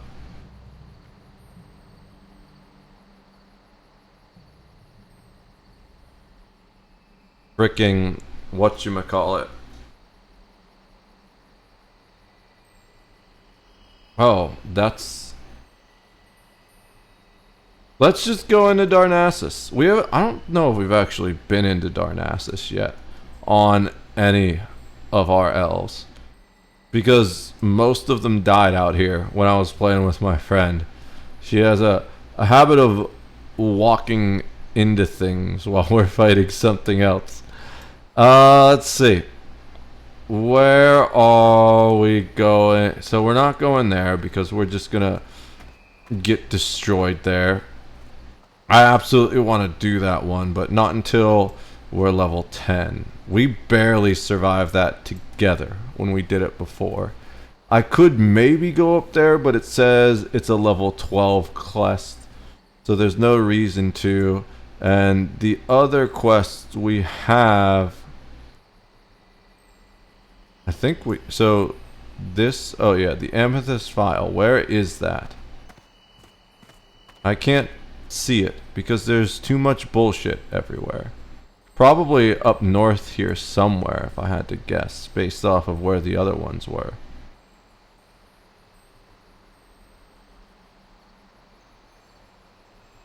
But I don't see it anywhere.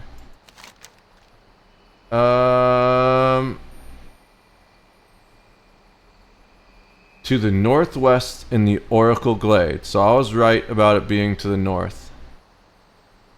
Under the boughs of the Oracle trees lies the first and most powerful of our wells. But I don't really see it, and I can't zoom in anymore.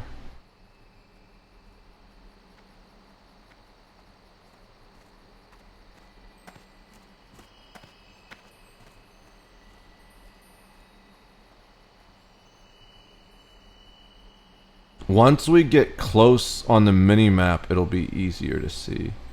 But there's just so much stuff there that is hurting my brain.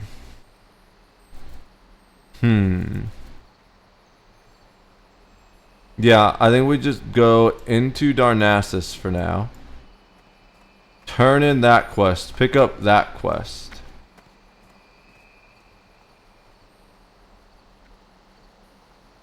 People die in here? There must be something in the water. There's got to be stuff in the water that kills people. Why do people die right by the entrance? I don't like that at all. But yeah, we've got to turn this quest in, which will get us a significant portion of the way. Then we'll pick up this quest and that quest and come back out. Alright. So I guess we're just heading on over. Which direction? The other direction, of course. Why would it be the direction I start walking? That wouldn't make any sense. Yeah. Yeah, I could not watch that content cop video. It was just so dumb. Like, annoyingly dumb.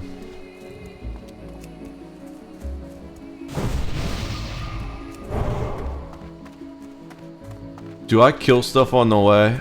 Probably. Why not? Oh, was I using the global cooldown too quick? I'm gonna kill stuff on the way for the XP and for drops and stuff. What's everyone up to? I am... Ooh. I'm gonna go pick those flowers. That's another thing I'm gonna do, is pick flowers. Gonna get this guy.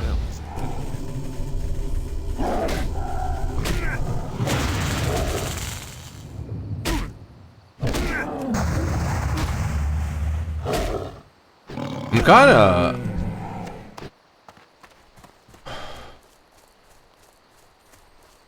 I'm exhausted. There's been a lot going on lately. It's just never-ending bullshit. And you know what the crazy thing is? I've been awake for like 10 hours already. And in about, maybe not 10 hours. It's around that. But in about 10 hours, I've got to do some really intense, difficult PvP combat in the Star Wars role-playing game. I don't think I'm actually going to stream the insane amount. Dude, why is a level 6 giving me a safeguard warning? That's kind of scary. A level 6 that just deletes people at my level. I don't know how I feel about that. Is that it? No, that's just a spider. It's probably got whole mobs with it or something like that, where it's not just by itself. It's just, so like you aggro it and then 5 other things come kill you too, you know? That's what I'm thinking. I really want to get back to doing the Warlock, but at the same time, being level 9 is kind of frustrating.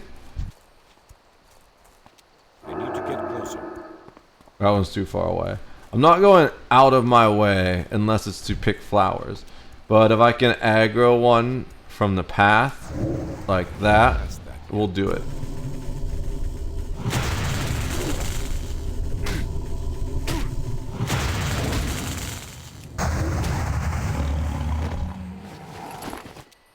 I don't know what they really drop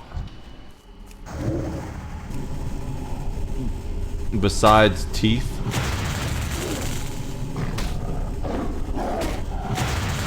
Because I know they drop teeth. Those things are fucking annoying. They make so much noise. Ew, it's WoW, yeah.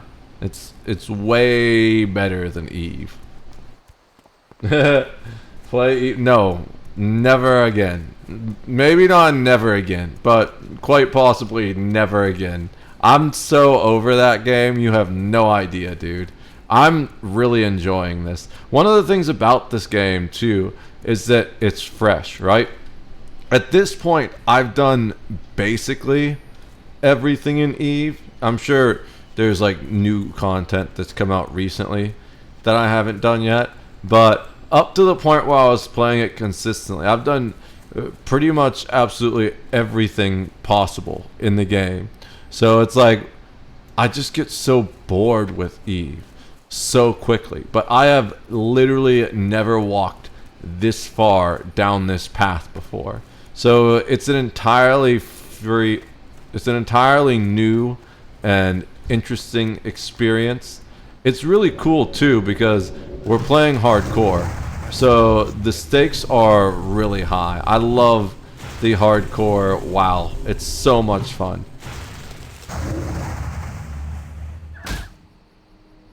I bet I could make you play Eve again. I don't know about that. How do you anticipate you'd make me play Eve again? I'm curious. Let me move some stuff around. We can move this guy over there. Yeah, and that solves some of the problem. Except for when I click on chat, the problem returns. Read the next line. Oh, dude, it showed up in red on the chat. So I thought it was the bot saying something, because sometimes the bot will shout stuff, and I zoned it out on my unified chat. Sets up a contract to give you all my shit. Dude, if you gave me all your shit, I would play for like 10 minutes just to give it all away to people. Maybe not all of it, but a lot of it. And I would like set up 2 or 3 marshals, and then I would probably give away the rest of it. Like, that's fucked up, bro.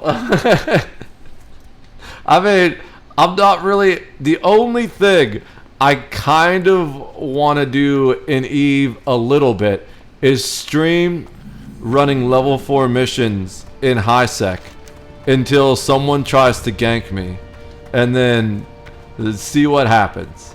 But I don't really want to do that much, you know? I want to come here and look at these crazy, incredible, massive world of Warcraft. It's especially because back in the day, I never really got to play this game. I was super into RuneScape, but when I tried to play WoW, it wouldn't start. So, let's just do this.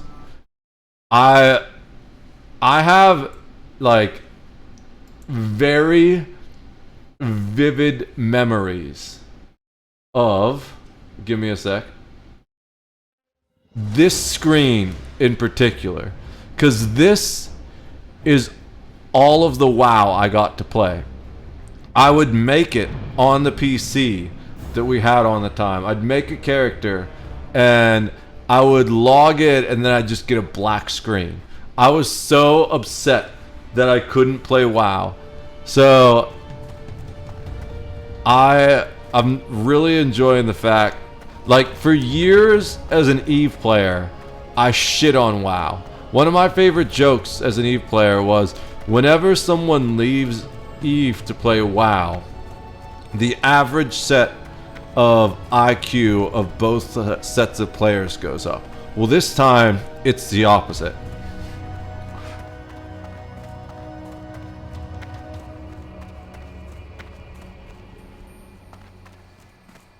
This time, someone left Eve and the average IQ of the player base went down. I'm kidding. My IQ's not that high. It's pretty good, but it's not that high, you know? Let's go turn this quest in. I'm honestly glad my IQ isn't any higher than it is, because there are people... I think there's like a golden zone, you know? And I feel like I'm right in the golden zone. Because everyone I meet that I know verifiably has an IQ higher than me turns into an absolute dumbass somehow. Like, I swear, when your IQ gets too high, you just get fucking stupid as hell again somehow. Like, I don't get it. I do kind of get it. It's an ego thing. But it's also an overthinking thing, where you literally just think yourself into paralysis. You end up in these, like, recursive... You're like an AI that gets stuck because it can't process a request, you know? Trump's an idiot. He's not, though. He's absolutely brilliant in, like, a clever businessman way. He is 100%. Like, he managed to basically con his way into the presidency. That takes a brutal amount of cleverness. What brings you here? You do.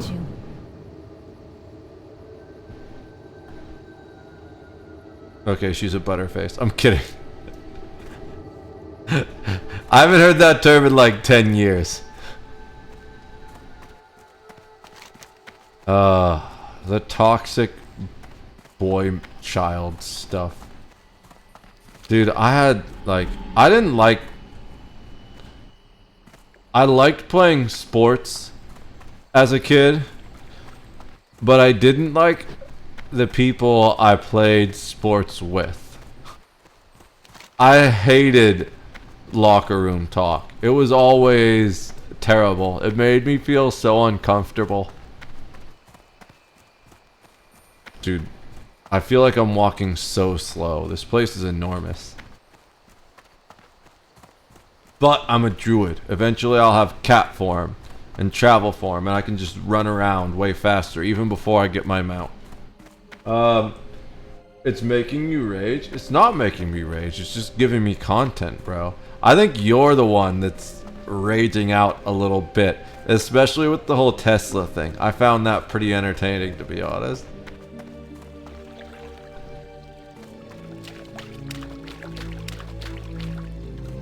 I think you, like, I'm just gonna commentate on whatever you put into chat because that's my job, you know? So I'm just gonna say whatever I think and maybe spice it up a little bit to keep things interesting, but I can promise you none of this shit bothers me. Elon be with you. Elon light your path. Go in peace. Alright, where do we go now?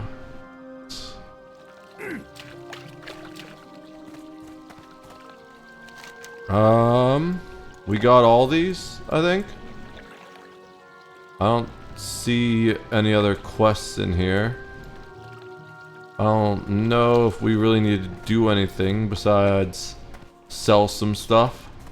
We can do that on the way out. I'm sure we'll run past someone we can sell stuff to. Let's see. So, I guess you're stuck in an AI loop? Nah, dude. You're the one that keeps bringing it up. I'm only responding to you. If you want to... Oh. Nah, I love that you and the bot are basically identical in chat. I keep reading the bot thinking it's you. There's one of the bot comments that it shows all highlighted red, which is why I didn't read your other comment.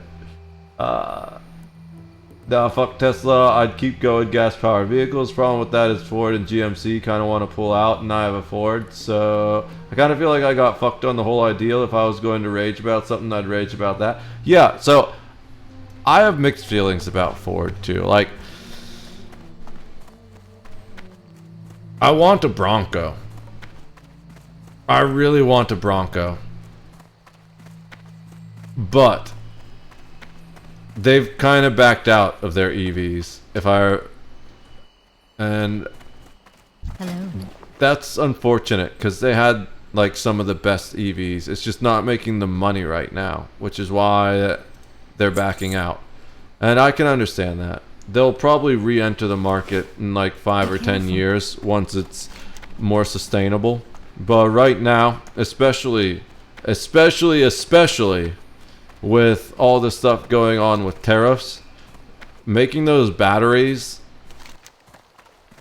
is going to be insane, because that's what you really need the rare earth minerals for. That's why I don't think people realize EVs are not as environmentally friendly as they appear on the surface, because making those batteries for them is one of the most toxic and damaging things you can do to the environment. So it's a trade-off, right? You don't put as many carbon. Well, actually, the carbon footprint of the battery themselves is huge, but over the life of the car, you don't put as much carbon into the atmosphere. However, you create toxic sludge lakes in the process of making those cars. So it's definitely a bit of a trade-off. It's a huge trade-off. How has nobody died yet? There's no one in the death log. I don't think I've ever seen it go this long. Oh wait, I logged out and I logged back in. That's right, because I wanted to show the login screen. I was like, how have I been walking this long and playing this long without a death? And it's because I haven't. Alright, where do we go? Our quests all take us north. Oh no, there's one. We can do that. The mossy tumor. That's gross.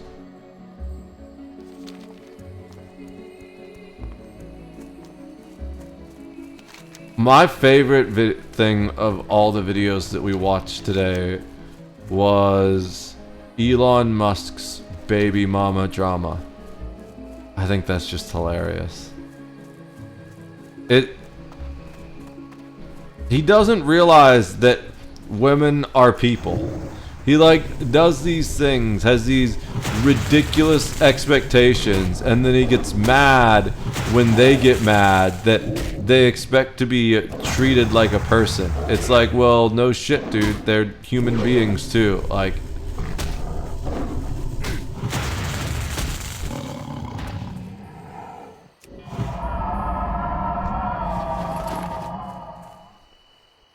that guy did more damage than I thought.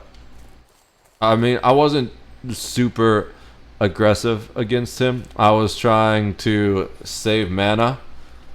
So if I'd spent a little more mana, it would have been a quicker fight and I wouldn't have taken up so much damage. That spell isn't ready. Oh, the fire delay has ended? How... We'll do that in a sec.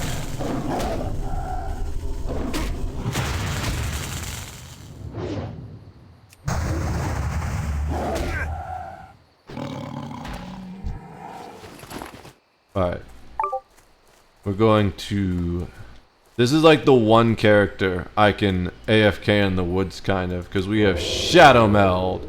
We just disappear, but we can't do anything while we're disappeared. We have to be still. I'm not going to full screen it so I can drag it out of the way faster. But we're going to... As we're... Mystic Crew? Sure, why not? As we are... eventually I'm going to have all my characters join my guild if I make a guild. I need 10 people to make a guild, and they can't be my own characters. I checked that in. I've got Snow Ninja that will join. I don't know if anyone else will join though. One of Snow Ninja's friends said they would join. So as we're burning across the asteroid field in sublight, trying to get to those other wrecks to pick them up, we're also combat training in my cockpit so that we can farm XP. I have this tank droid that I attack, and then I also repair it at the same time. So we get XP for dealing damage to it, and XP for repairing damage to it. It's a pretty nice setup. Alright.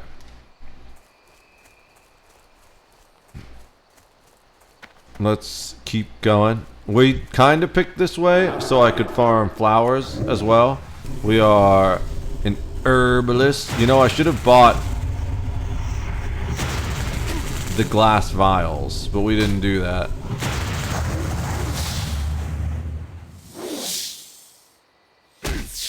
I'm wishing I bought glass vials right now. I don't think I have any on me. Oh, I've got... Oh, never mind. I have 20. Apparently, I stocked up on glass vials. I remember that now. I didn't know what the total stack of glass vials was. Dude, can I get that yet? No! Dude, how close am I? Shit. I've got to be close. You need level 15 to get Earth Root. And... We need to get closer. I've definitely had a few.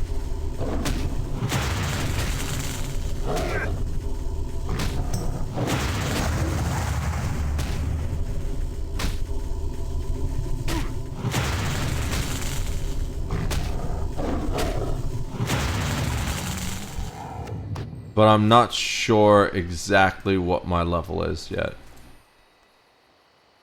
Oh, let's... We don't have thorns on. That's one of the reasons it's taking a minute to kill things. I'm just gonna attack this guy first. Ooh, I don't have mana. Alright, that's fine.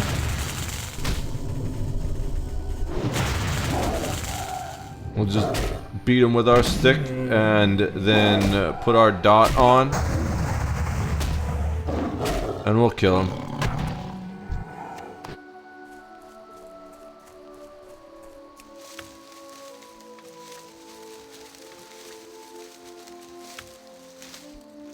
Wait. What is that then? If it's... Oh, was I just not close enough? That's fine. We're gonna come over here and harvest this stuff anyways. I must have not been close enough. Oh, yes, we can get the Earth Root now. I was gonna say, I swore I was high enough level. And then we failed. Poor me.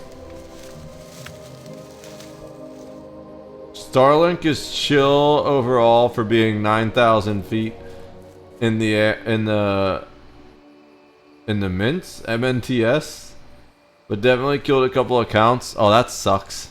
Some guy was playing on Starlink and he says he's lost some characters because of DCs. I can imagine. So the problem with Starlink would be cloud cover. I've heard that it's really good except when you get shitty cloud cover. It's barely more latency than most modern connections, and the speed are about the same. The downsides are the price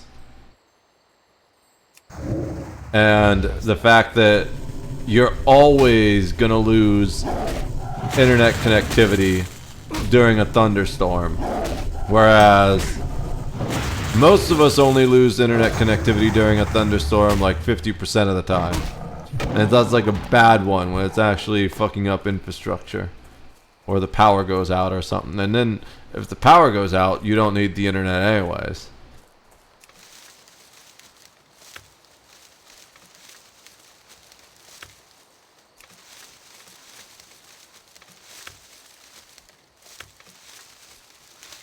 We've got some herbs. Alright. We kind of backtracked because I thought I was too low level to harvest the Earth Root up here, and I wanted to farm herbalism. But I was wrong. But that's fine. The more we pick up, the more we level herbalism and alchemy anyways. I actually accidentally killed it. It was the first death I was actually mad about. I accidentally killed my herbalism and whatchamacallit, alchemy character on Horde side, and I like my Horde characters better. Personally, what I'm afraid of happening more or less, if shit continues the way they are, shit's going to escalate. It's not even going to be a civil war. That's the thing that everyone gets wrong. It's not going to be clean red versus blue like everybody thinks it is, because the groups are insanely splintered now. Like the original Civil War in the United States. I'm concerned about that too, by the way. I agree with you, Cybergig, but it's going to happen a little bit differently this time. Because in the original Civil War, people were very much divided along party lines. There was a distinct disagreement, and it was a twofold disagreement. It was centered around the idea, the enforcement of a new anti-slavery act, but what it was actually about was states' rights, and the question was whether or not states had the ability to ignore a law from the federal government, because it was essentially the federal government was trying to outlaw slavery, and the states were like, no, we're not going to follow that, and the federal government was like, yes, the fuck you are. And they were like, no, we're not. We're just going to leave. We're going to become our own thing. And that was what essentially caused the first Civil War. So here, there's no clean divisions anymore.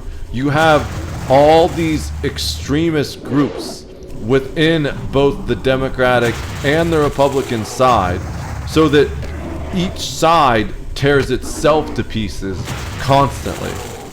If it escalates to a level of widespread domestic violence, as we're already seeing domestic violence and domestic terrorism on both sides, but it's not super widespread yet, although it's getting up there with all this Tesla vandalism. I think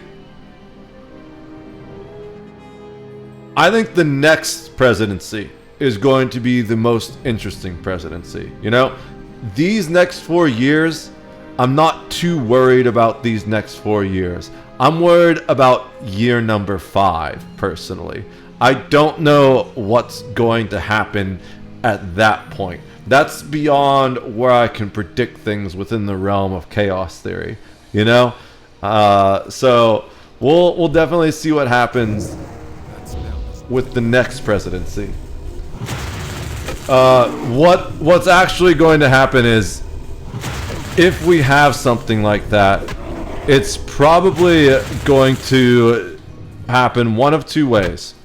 Either it's going to be states aligning with each other and forming micronations, or the entire country is just going to devolve into a Mad Max type situation. It's going to be one of those two scenarios.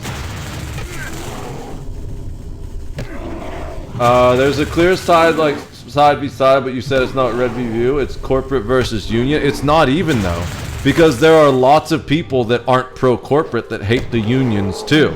There's a whole massive group of people that hate both the corporations and the unions. So it's not side by side. It's 100 different groups of people that will all tear each other apart. You'll have the Moors going to war with the Proud Boys, going to war with Antifa, going to war with PETA. It's just gonna be everyone for themselves. And if there's any kind of order, it will be in state-based alliances that are forming micronations. Which, interestingly enough, our micronations would still be bigger than most European nations. Because take, for example, what's going on with Walmart, with CVS, Walgreens, so there's this side. Yes, but that's specifically within that small, contained area. But it's chaotic. Okay, so hear me out. I had a conversation with a Subway person when I went to get myself a sandwich. guess one thing they majorly changed that employees hate? What's that? Is it the fact that they don't need to sing anymore? I think they needed to sing if people asked. Was that Subway?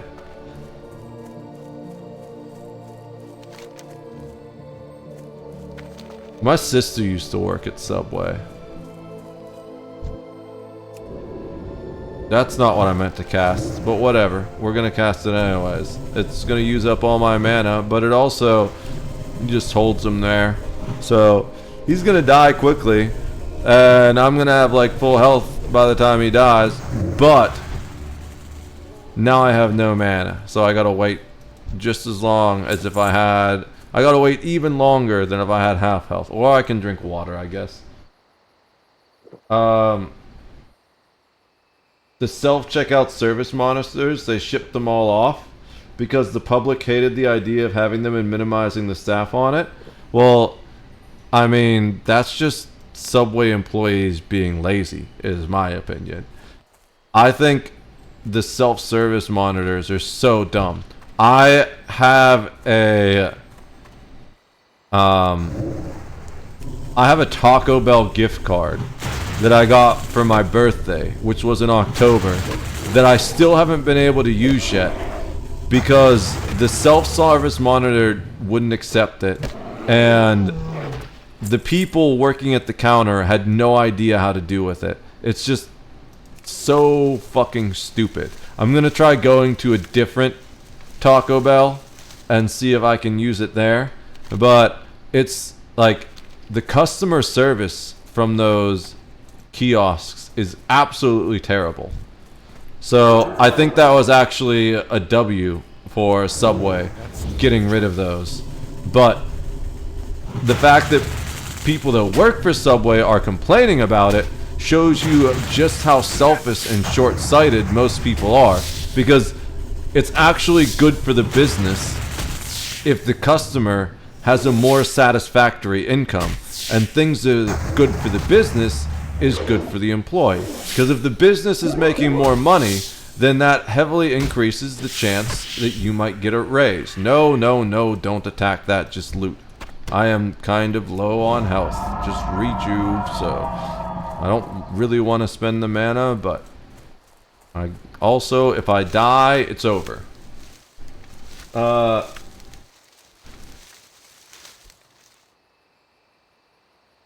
The self-checkout service monitors. So on a corporate decision level, they didn't want to be the ones. One of the ones ended up getting boycotted. I don't even think it's that. I think it's just good business sense. Like it's better customer service. So while many corporations are truly evil, just about the bottom line, and every corporation is going to try and decrease their expenses, there are still good businesses out there. I don't know if Subway is one of them, but it's actually just good business sense to not have those kiosks for the most part. What I would do if I owned a restaurant like that, a fast food restaurant, is I would have maybe 2 kiosks and 2 regular checkouts. That way you let the people who are like kind of on the spectrum and don't want to talk to anyone just do their thing by pressing the buttons. But most people actually prefer having the human to human interaction, especially because the kiosks are weird and complicated, and even when you have a really good UI, people are kind of stupid. We were talking on the stream the other day, the average reading literacy level in the United States is 7th grade. If you can't pass 8th grade, if you can't read as well as an 8th grader, you're going to have trouble with those screens, and you're going to mess up your order. And it's just good for customer service to have those screens go away. But I think people should have the option. I think many times people go from one extreme to the other, and generally the best choice is the best of both worlds. It's not just Subway servers being lazy, though. It's the public being lazy, too. Oh, absolutely. It's just people in general being lazy. They want to have not to deal with those kiosks. Well, it's not that. It's that the kiosks are actually bad.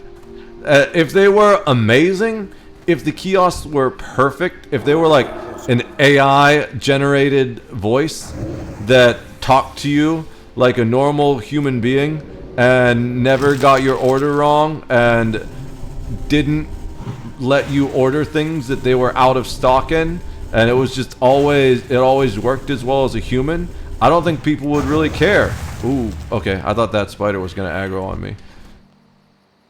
But it's actually bad service is what the public cares about a lot. People don't want to work for like Subway either. People don't want to work at all. And I think that's one of the problems. They're just lazy as fuck and they expected everything to be handed to them. They don't want to work. Because of the minimum wage models. Yeah, but everything's a minimum wage thing. And they don't want to work multiple jobs. Well, they shouldn't have to. I think that's a problem as well. You shouldn't need to work more than one job to be able to make ends meet. Every job should be a viable job to survive on, but it's not, and that's a huge problem.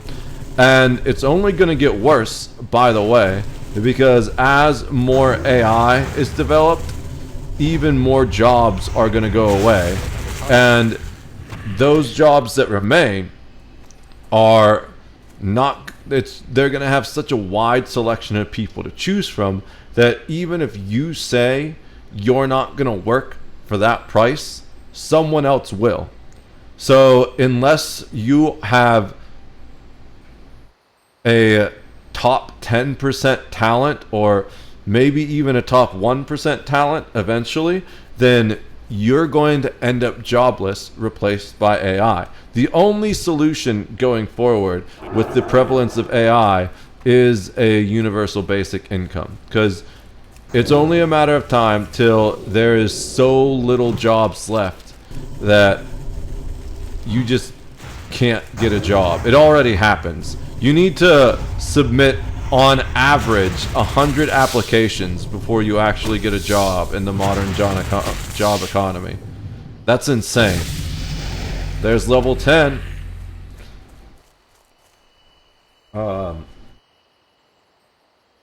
It's the public to, speaking of out of stock orders, delivery driver apps. Oh yeah. Well, the thing is with the housing market as it is, people kind of have to. Well, yeah, I know they have to. I'm just saying it shouldn't be that way. And the housing market, that's a whole other thing. So one of the biggest problems with the housing market is Airbnbs, right? And it's not that Airbnb itself is a problem, but it's the fact that you have corporations that will buy up an entire housing development and turn it all into temporary Airbnb properties. So no one's living there, and these just turn into vacation homes for the rich. And there have been certain communities that have done stuff to prevent that, but they're getting really good at getting around those. They just cold call people and text people, and they're like, hey, I'm interested in buying property in your area. Do you want to sell it? And then a lot of people don't know. They're just selling to one of these faceless renter corporations, and because it's just all going through a different broker. So it's not that there's a lack of housing. It's just that there's a lack of available housing, and that's what's driving the market up. I don't really have enough mana to attack yet. Well, the thing is with the housing, yeah. So the only way to really fix that right now is to just increase the minimum wage. And it should be done based off of the average rent. And right now, the minimum wage should be $25 to $30, depending on where you live. And that's just based off of rent prices. But the minimum wage is actually like $9 or something like that. It's 1/3 of what it should be.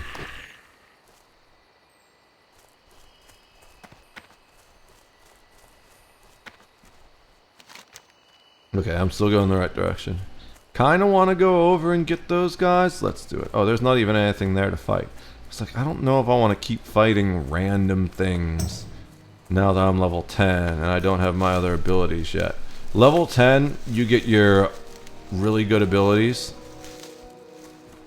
Like some of your most important... Oh, but now I have to fight this guy because he wasn't there before. Some of your most important and powerful abilities for your class are always at level 10. At least so far in my experience. I'm never fully leveled a druid before, so I don't know. I've never gotten a druid to level 10, I should say. I've never fully leveled any class.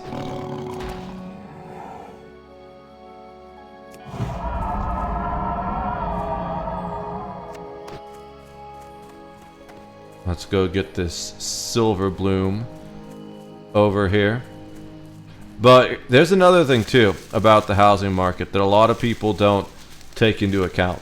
So I think there need to be rent protections. I will say that because rent is too high, but also I don't know if it's all necessarily high because people don't understand how expensive owning a house is. And while I'm sure, and while I have no doubt, because I've seen it, that there are absolutely some landlords gouging people, a lot of them are just doing what they need to because their own cost of living is going up. The inflation is insane.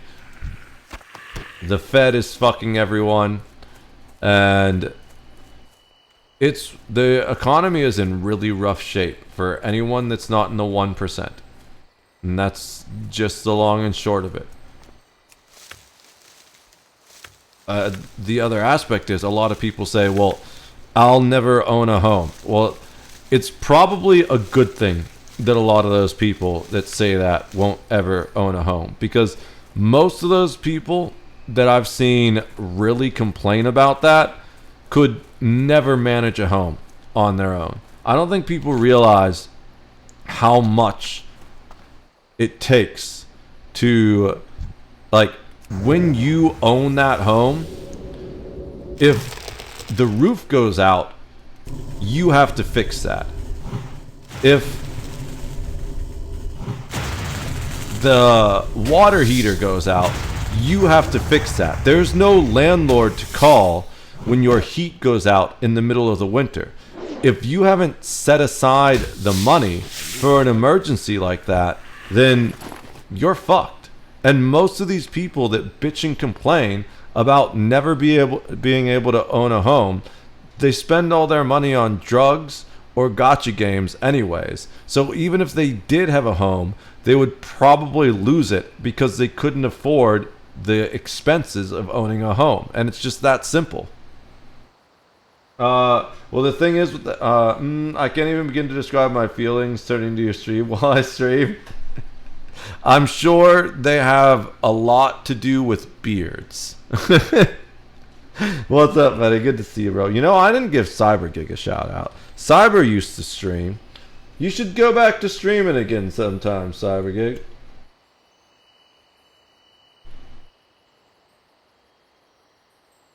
Let's give Medi a shout out too.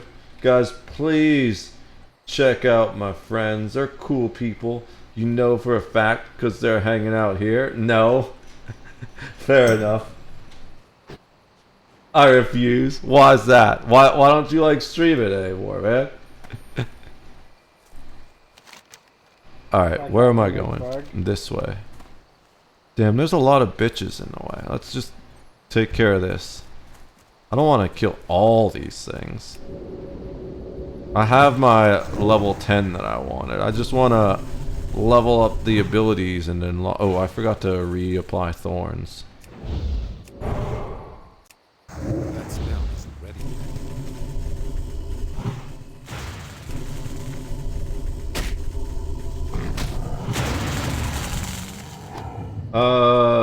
Because I'm too busy? That's fair. That's totally fair. And that was a Final Fantasy XI clip? Nice. I played Final Fantasy 13 2 because my roommate bought that in college on one of my game systems, and then I ended up playing it because I could. I also played, I tried the MMO, I forget which one that is. I didn't like it. I didn't really like that at all. It was kind of frustrating. I think I was spoiled. I know I was spoiled by games like Warframe and Elder Scrolls Online and Eve. It's an MMO, even though it's a little bit different of an MMO, where it's truly a sandbox. You know, the Final Fantasy MMO, I figured he'd be around here somewhere. The Final Fantasy MMO is very linear, and it frustrated me just how damn linear it was. It was like, man, I want to go do fun things. It's like, no, you have to do this specific grind before you even have any cool abilities. And I was just like, well, that's not very fun, you know? So I feel like now maybe I could give it another try, but it just wasn't really my vibe either, as far as like the world building and just the canon and all that stuff.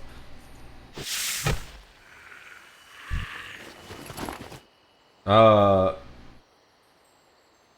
enjoy our late night meetings, late, you know what I'm saying? Oh, I know what you're saying. So, Medicated, how's the Horde life? Well, this was a private server, FF11. It was the 75 level cap, extreme mode, Final Fantasy 11. Never made it to level 20. Fair enough, yeah. I played to the free level cap, I think. No, I didn't.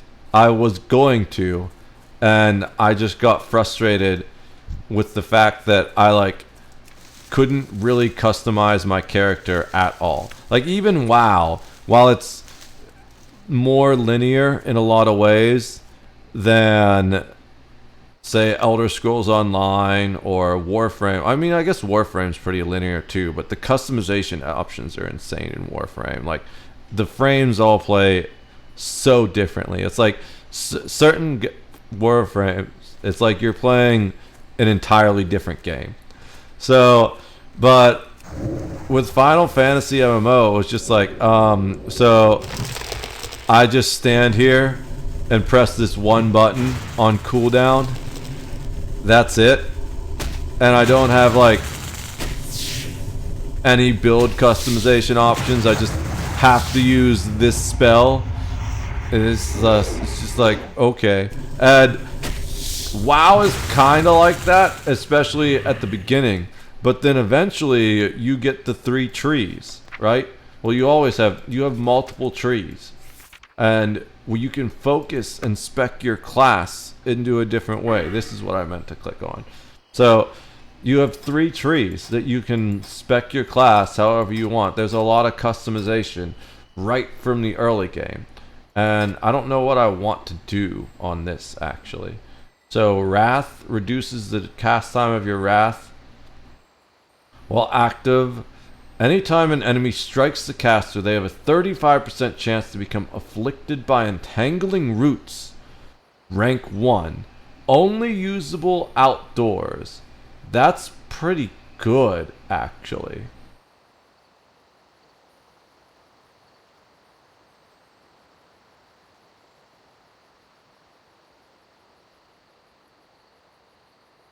That's really strong.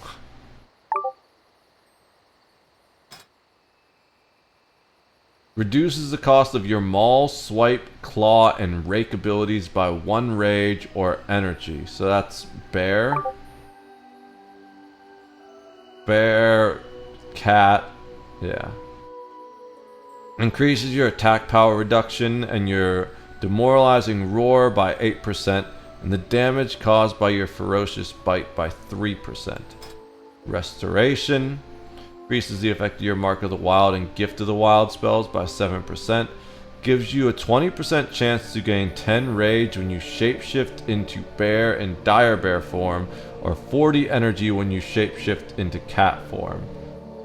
I think you probably need that. So the fact that you immediately have all those shapeshifting things tells me we probably get shapeshift at level 10.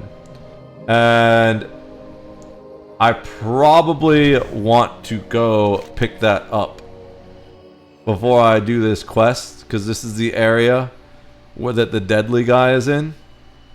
I'm pretty sure, like down here, that we have to do this Moss quest. I bet you this is where we find Oakenscow. It says he's a 9/9. And we probably want those abilities. But let's go fight our way down there and take a look first before we walk all the way back. Actually, we didn't set our Hearthstone to the city yet. So we don't even need to walk back. We can just hearth back. My plan was to get max level within a year and also replay Final Fantasy VI, 13, and 2 before the 7 remake launched. I had goals, man. Then homeless. Yeah, I can totally relate to that. I had goals and then unintentional move. You know, I still don't have all my stuff up here. There's a lot of things that didn't make it up from Pittsburgh, including my Switch. And I'm hoping that still is there.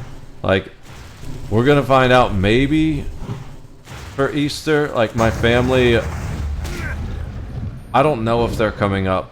And if they are, my family's actually moving back to the Pittsburgh house. They change their mind constantly. They've flip-flopped their plans for their life as much as Trump flip-flops on tariffs. Except for he actually has a plan with his flip-flopping. I knew the tariffs weren't going to last, at least not all of them, because it was absolutely a bargaining chip. He's trying to bully the economy into a shape that he wants to see. So he's using it as a club. The tariffs aren't really designed to make America money. They're designed to force companies to bring construction back here by making it cheaper to construct here than to import the goods. And they're designed to cause other countries to change how they trade with us. And they're designed to lower the price of the dollar, because all those are good for Trump's economic plan. Oh damn, I don't have Mark of the Wild.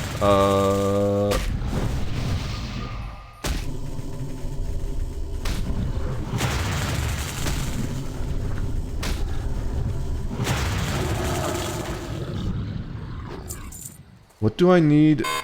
Is it these guys? Yeah, you're in that cave. I figured that out a while ago.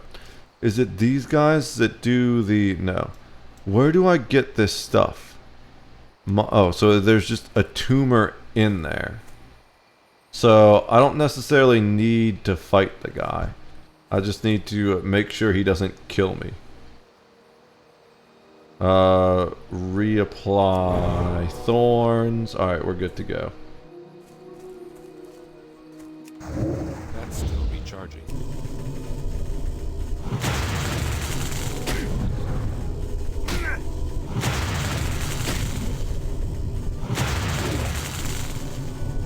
If I run into scary stuff, we leave. Actually, you know what I can do?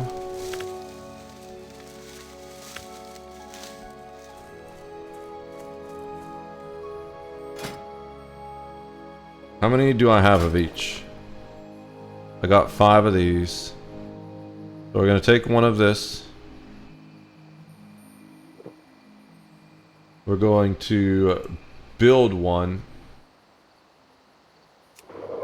Build one. We're going to craft one. We're going to craft 2 lion strength.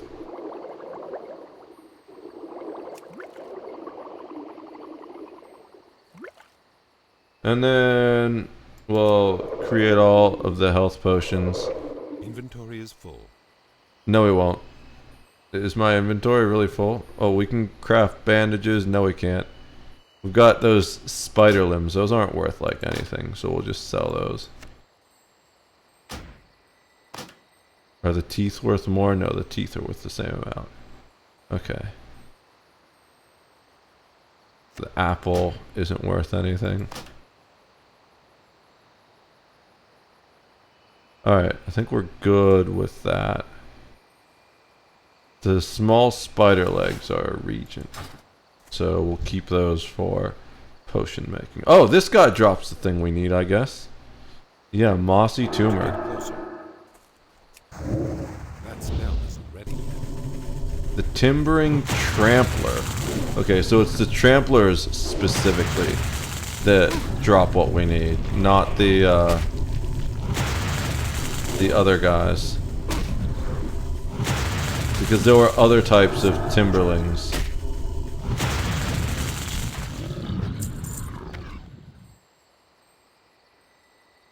I'm gonna wait a second for mana and health to regen.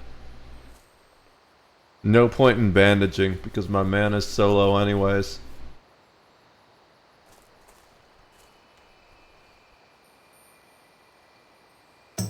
I'm out of range.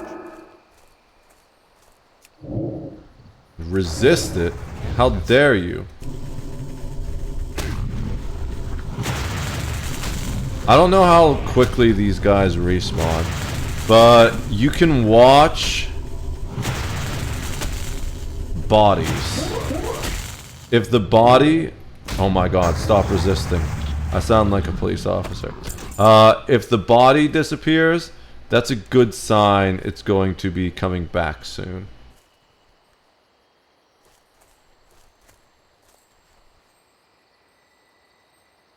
Okay, I got one.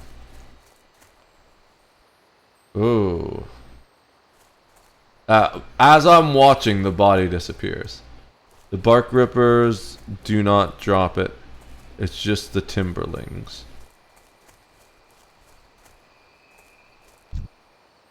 The tramplers, I mean. It's too far away. We're gonna hang out outside and not go inside of that place.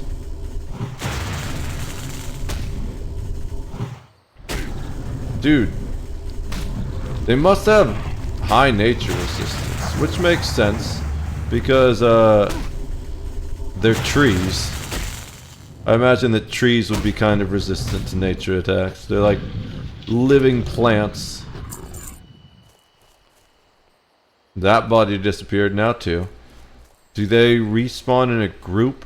I've seen respawns happen in groups before instead of as individuals. So we'll just pull the next one up here. That way we can run up the hill and run away if we get into trouble. We have one tumor so far. Oh, that's the guy. Average victim level 9.3, which means we definitely shouldn't fight him as a level 10 without our level 10 abilities.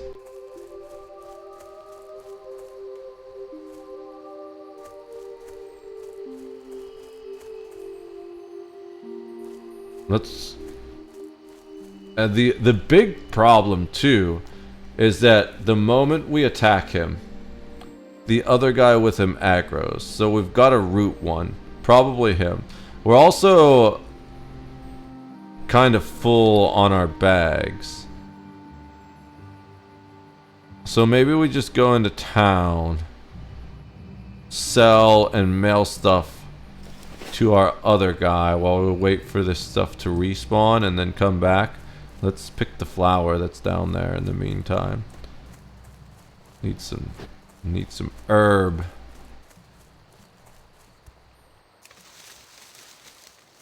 Hey Drifter, got a serious question. Yeah, what is it? You know that whole E-fleet ideas with the RVS and campers I had going on? Yep. I may need a couple of pilots. I'm not really interested in playing that game anymore, man. There's just... It doesn't entertain me or interest me the way it used to. I appreciate the offer, though. But I just... It's not worth the time investment, you know? Every time I play that, I'm like, why did I waste time playing that when I could have played something else? Not the game, man, in the future? Oh, okay. Yeah. Fucking around in an RV? Oh. I mean, I'm open to the idea, potentially. Alright, let's go. Oh, there's quests here we can pick up too. We can get our druid skills. Yeah, like, if you get it working, let me know. Let me know what's up. Is there a mailbox quest? No, it's just... Oh, I'm blind. This guy right here. Ooh! Potion supplies? Bring 6 elixirs of lion strength and 2 elixirs of minor defense. I can maybe do that right now. I have the other stuff. Can I make the lion strength? Yeah, I think I can absolutely do that. I just need 1 more lion strength. Easy. I can absolutely complete that quest right now. Greetings. Well, that was easy. Goddess watch over you. The Shah-Selah. But now I'm out of lion strength, which I'm going to need that more now that I'm going to be able to shapeshift. So we should create lion strength.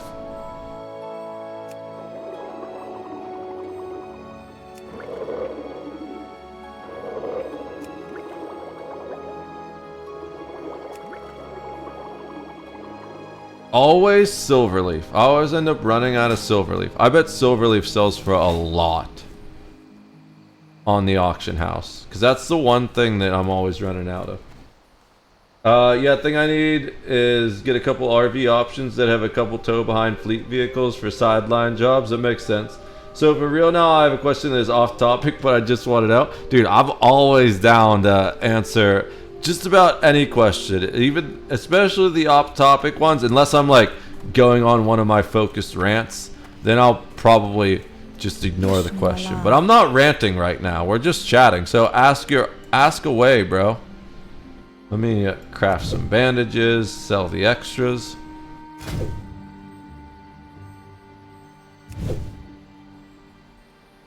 We're only level 27. We need to be 40 to get the next level in that. Anything else I can sell? All this stuff.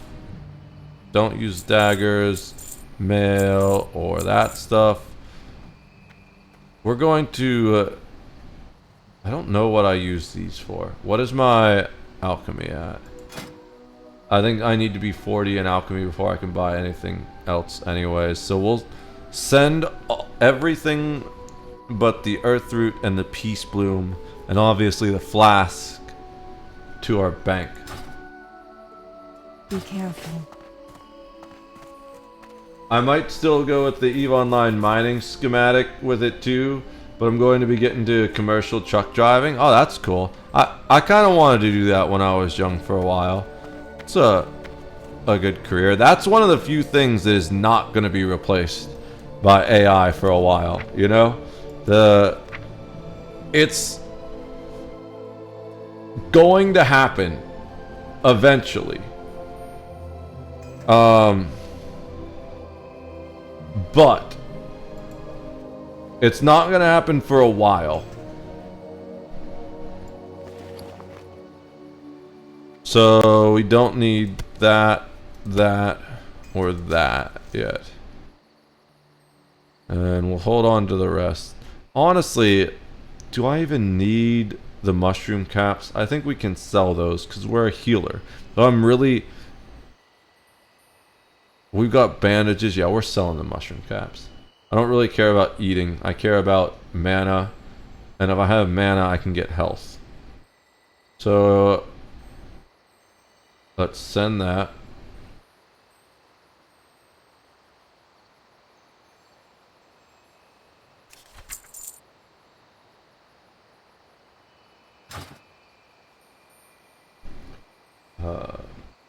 But I'm gonna need a microfleet of people with me to drive a second and a third. I'm going to be trying to get my niece into it. I was like, what the fuck is a Neve?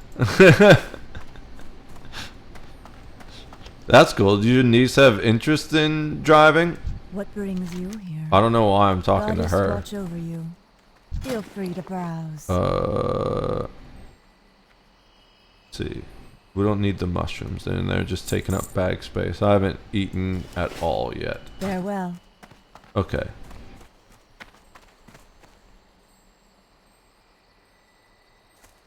The only food I'm really interested in eating would be buff food, and we don't have any of that. How may I help? Well, first of all, you can give me this quest. Good luck, friend. Apparently we go to Darnassus. I seek training as a druid. Oh, do we not get the shapeshift? Do we need to go back to Darnassus to get the shapeshift? I think we do. And that's what the quest is. The Call of the Wild thing. Fair enough. So, Moonfire, rank 2.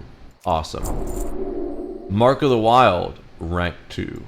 Awesome. Rejuvenation, rank 2. Awesome. Those are all huge for surviving in... trying to put that in the wrong spot. In hardcore. We get even more armor. Oh, and all attributes? Is that the same thing with rank 1? No, I was gonna say, dude, that's huge. Attribute boost now too? That's insane. Okay, wow. The other thing we got was rejuvenation, rank 2. So it goes from 32 to 56 health over 12 seconds. Awesome. And then the other one was Moonfire. So it goes from 13 to 17 plus 32. I mean, from 9 to 12 plus 12 to... Dude, the tick is what goes up. That's a huge dot. Alright. So, I guess we gotta go to Darnassus now to get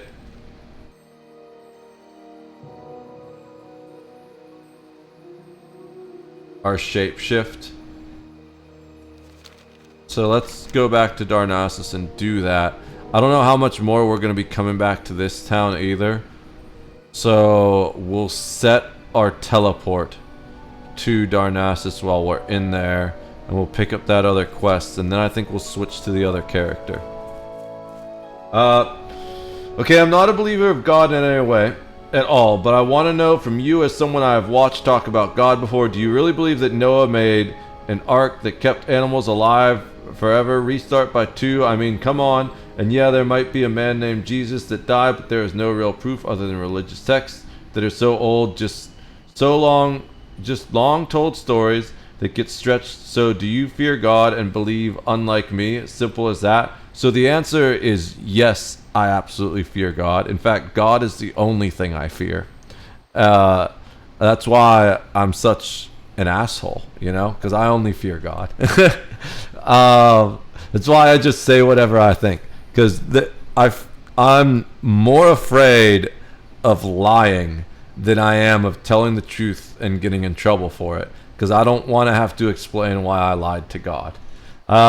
We'll answer the rest of that in a sec, but I want to see the other things that... I mean, you are smart, think about it. Of course, yeah. I'll answer the rest in a sec. I want to see what CyberGig says. I mean, you're talking to Space Jesus? Yeah. Alright, so the rest of it.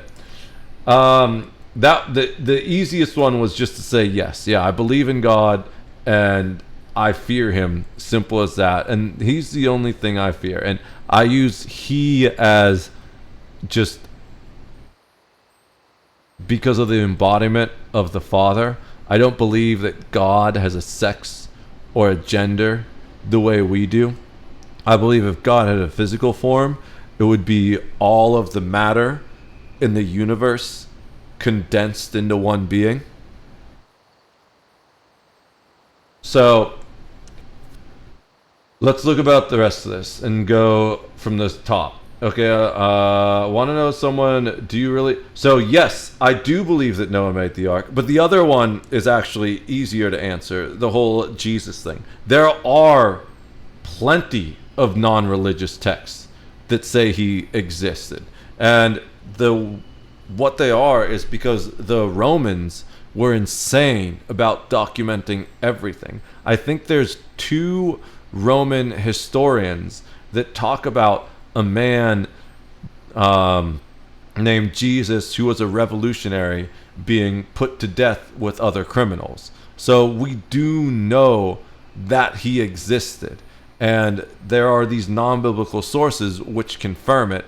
And they also confirm that he was indeed put to death. Now, I find things about his story to be very compelling, especially because if you take his story and compare it with, like, specifically the trial by Pontius Pilate and compare it with the trial of Socrates by the Greeks, which is also very well documented, it's almost identical. And basically, in both situations, you had a person who spoke truth to power that was put to death because he wouldn't shut his fucking mouth. Right? That's what it boils down to. We can ask Grok to help us make some comparisons in a moment.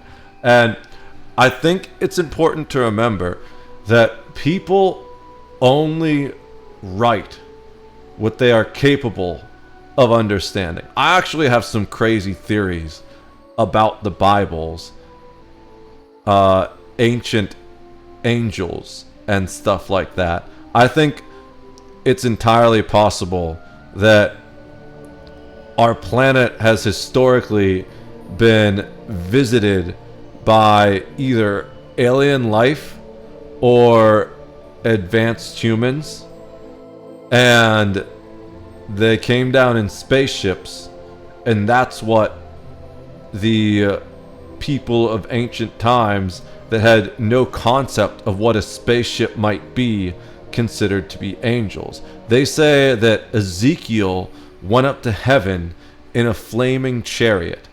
Well, if you had no knowledge or words of modern space travel, how would you describe a spaceship? Well, probably as a chariot that shot flames out of it, right? So now, as far as the Noah and the ark, people have built arks. They've built the actual ark and proved that it's possible. And the reason that it is written in such a way that it sounds ridiculous is because you have to understand it comes from the very limited perspective of those ancient peoples. And the limited perspective of is they didn't have the internet. Most of them didn't know the world was round. The Greeks knew the world was round, but like not all of them were believed. And especially like the highly religious people, they often put scientists to death for like saying that the earth wasn't the center of the universe and things like that. So you have to take into context that most of these ancient stories were written by Jewish descendants that were highly steeped in religion and didn't travel very much because they didn't have airplanes, they didn't have the internet. So when they said the entire world was covered in water during the flood, they meant the Mediterranean area. And if you look, there's actually historic research that suggests such a flood actually happened. And all the creatures of the earth, well, obviously they couldn't collect all the creatures of the earth and put them in one ship. But if you were to consider like all the domesticated creatures within one area, like you get a couple cats, a couple dogs, a couple whatever their beasts of burdens are over there, and a couple of each type of bird, and it's entirely feasible. Or a flying dragon for the Far East countries. Yeah, exactly. And that's the thing. That's the craziest part about all of it, right? Is when you start comparing the stories from these different regions and different cultures that had no interaction with each other, they tell the same stories somehow, right? The same descriptions, just within their understanding of their culture. I love that you pointed out the flying dragon for the Far East countries, right? What would you call a spaceship if you were a Japanese or a Chinese guy? You saw this thing with metal wings drop out of the sky and start shooting laser beams. That would be a fire-breathing dragon. What else would it be, right? It's a very good point. We're here in the inn, basically. So we're kind of safe here. I want you to see this comparison, because if you've ever read, I've read a lot of Plato, right? I've read a lot of most of the different philosophers. Yeah, we can use this window.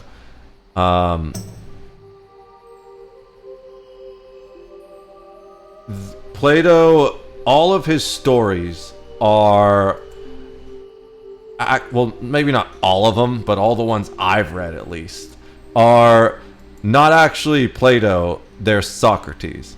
Plato recorded the act of Socrates. Socrates is infamous for being one of the wisest men to have ever lived. In fact, his story is that he went to the oracles, and the oracles told him he was the wisest man alive.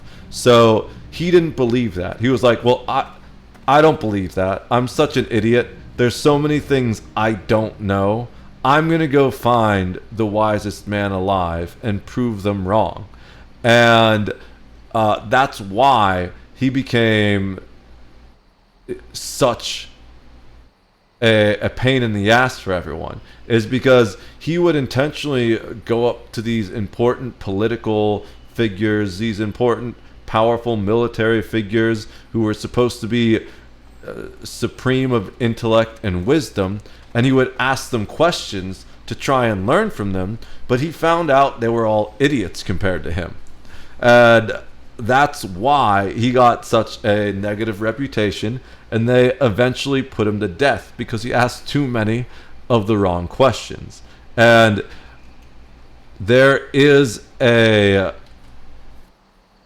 writing of Plato called the Apology, where it's the trial of Socrates, and it's an ironic title because basically the government tells him, well, if you just apologize, we won't kill you. And he basically said, fuck no, I'm not going to apologize. So they were like, all right, you're going to drink the hemlock then. And that's why, so Plato ironically called it the Apology, because Socrates didn't apologize. And Socrates famously didn't write like anything down in his entire life except a couple poems when he was on death row, apparently. I haven't read those, but I do remember that being mentioned somewhere. So I just want Grok real quick to compare the trial of Jesus by Pontius, I think that's how you spell it, Pilate, I can't see, to the trial of Socrates, I can't type it all, by the Athenians.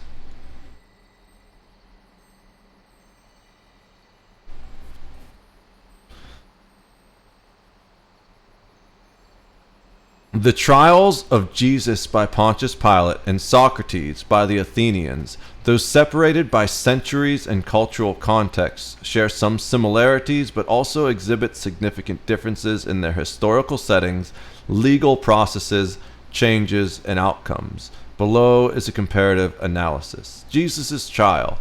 Circa 30 CE, Judea under Roman rule. Setting, Judea was a Roman province, and Pontius Pilate, the Roman governor, held ultimate judicial authority. The Jewish Sanhedrin, a religious council, had limited power under Roman oversight. Cultural context. The trial occurred in a tense religious and political environment. Jesus' teachings challenged Jewish religious authorities, and his popularity alarmed both the Sanhedrin and Roman officials wary of rebellion. The trial blended Jewish religious laws and Roman imperial law. The Sanhedrin accused Jesus of blasphemy, but Pilate judged him under Roman law for sedition. And this is important because historians believe Jesus was a Roman citizen. So these days, citizenship in most countries is generally granted by birthright simply, or you can earn it just by living there and working there, whereas Roman citizenship was a status symbol. Yes, you could get it by birthright, but also not every Roman was a Roman citizen. There were many castes in their society, and to be a Roman citizen had all kinds of rights and privileges that came with it. And the fact that he had a trial by Pontius Pilate indicates he was probably a Roman citizen, because if he wasn't a Roman citizen, it's likely that he never would have had such a public trial, never would have had, they might have just had soldiers kill him in the street or something like that, you know? So it's very likely he was, in fact, a Roman citizen. Okay, what about the stories of there being giants that even our American Indians were told to have fought in drawing on cave walls, a way of keeping a tale of what happened? I'm not as familiar with those, but like I said, if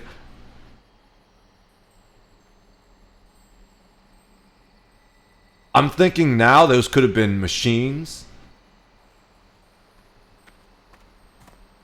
Maybe not, or they could have been aircraft, not aircraft, but spacecraft. They could have been vehicles. They could have been mining machines. Who knows? It's hard to tell something that is that limited, you know? Like, I'm thinking of Don Quixote. I don't know if you're familiar with that. Are you familiar with Don Quixote? I don't know if I'm saying that right. The comparison of Socrates' trial. The setting. Athens was a democratic city-state with a citizen-driven legal system. The trial took place before a large jury of Athenian citizens, likely 501 jurors. Cultural context. Athens was recovering from the Peloponnesian War and the brief rule of the 30 tyrants. Socrates' philosophical questioning and association with controversial figures, Alcibiades and Syrtius, made him a target for suspicion. Legal system. The Athenian system was democratic, with trials conducted by citizen jurors. There was no formal prosecution or defense as we understand today. Accusers and defendants spoke directly to the jury. So the charges. Jesus faced a religious charge from the Sanhedrin of blasphemy, specifically for claiming to be the Son of God or Messiah. Political charge, Pilate, sedition, for allegedly claiming to be a king of the Jews, implying a challenge to Roman authority. And nature of the charges, the religious charge was reframed as a political threat to secure Roman intervention, as the Sanhedrin lacked authority to execute. So, like, we're getting deep into politics here, right? Because both of these guys were executed for political reasons. Let's leave that.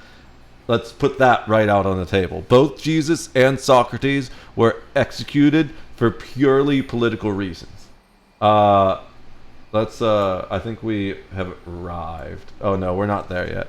We completed our fire delay and our droid repair, but combat happens in 30-minute cooldowns, and we only have 20 minutes left until we arrive at the next group of wrecks. So we'll wait for the next Badoop. Let me get that back. Where'd it go? It's over here. So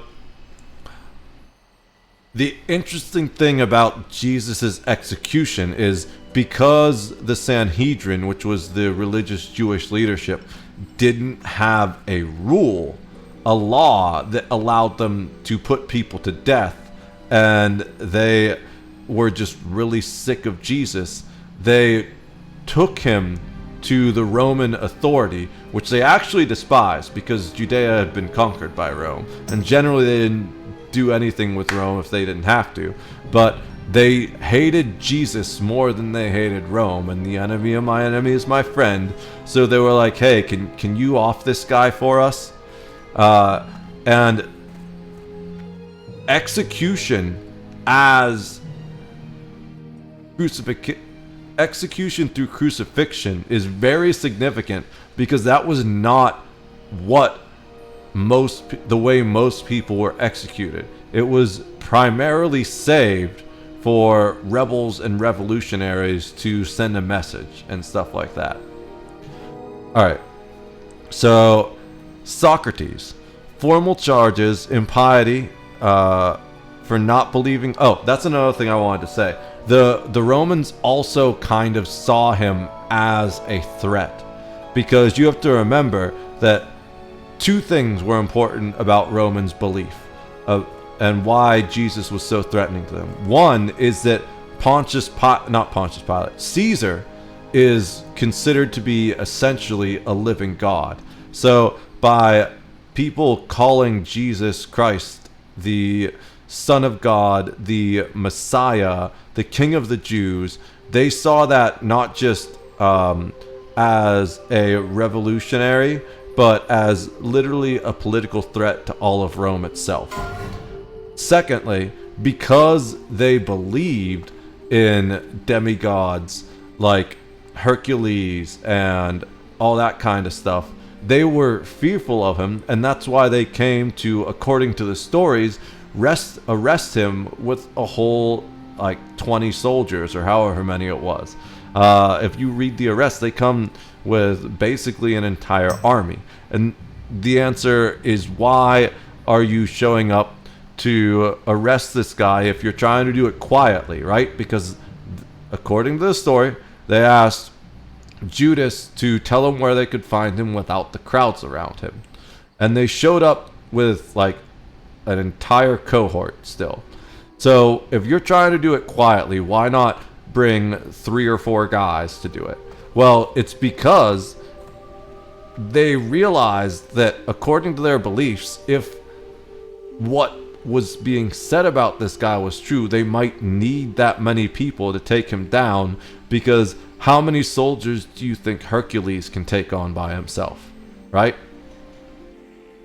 Alright, so that was specifically why Jesus was such a problem for Rome. Socrates. Formal charges, impiety for not believing in the gods recognized by the state and corrupting the youth of Athens, which Plato the Apology, which we already talked about. Underlying motives, Socrates' relentless questioning of Athenian values, his association with anti-democratic figures, and perceived intellectual arrogance alienated many citizens. So Socrates is one of the people who's credited with coming up with the idea of a philosopher king, which is why the highly democratic Athenians didn't like him, because that entire idea threatened their idea of democracy. The charges were vague and partly symbolic, reflecting broader societal resentment rather than specific crimes, just like Jesus. Trial process. Procedure. The trial... I'll get to your... we already addressed that, actually, the question about the giants. But we can search about the giants and see what Grok says about them. The trial was irregular and expedited. Jesus faced a preliminary hearing before the Sanhedrin at night, possibly illegal under Jewish law, followed by a brief trial before Pilate. Pilate, finding no clear evidence of sedition, attempted to release Jesus, but relented under pressure from the crowd and Jewish leaders. Jesus offered minimal defense, remaining largely silent or giving cryptic responses. "You say that I am." Pilate had sole authority to pronounce the death penalty. The trial was heavily influenced by political pressure and mob sentiment. Socrates. The trial followed Athenian democratic norms, with a public hearing before a large jury. Socrates' accusers, Miletus, Antius, Lycon, presented their case, followed by Socrates' defense, the apology. After conviction, both sides proposed penalties, and the jury chose between them. Socrates delivered a bold and philosophical defense, refusing to pander to the jury and challenging the legitimacy of the charges. He proposed free meals in the Prytaneum as his punishment, further provoking the jury. The jury of citizens held collective authority. The trial was more participatory but susceptible to emotional sway and public opinion. So, both of them infuriated the people that were accusing them by refusing to participate in their mockery of justice in their own way.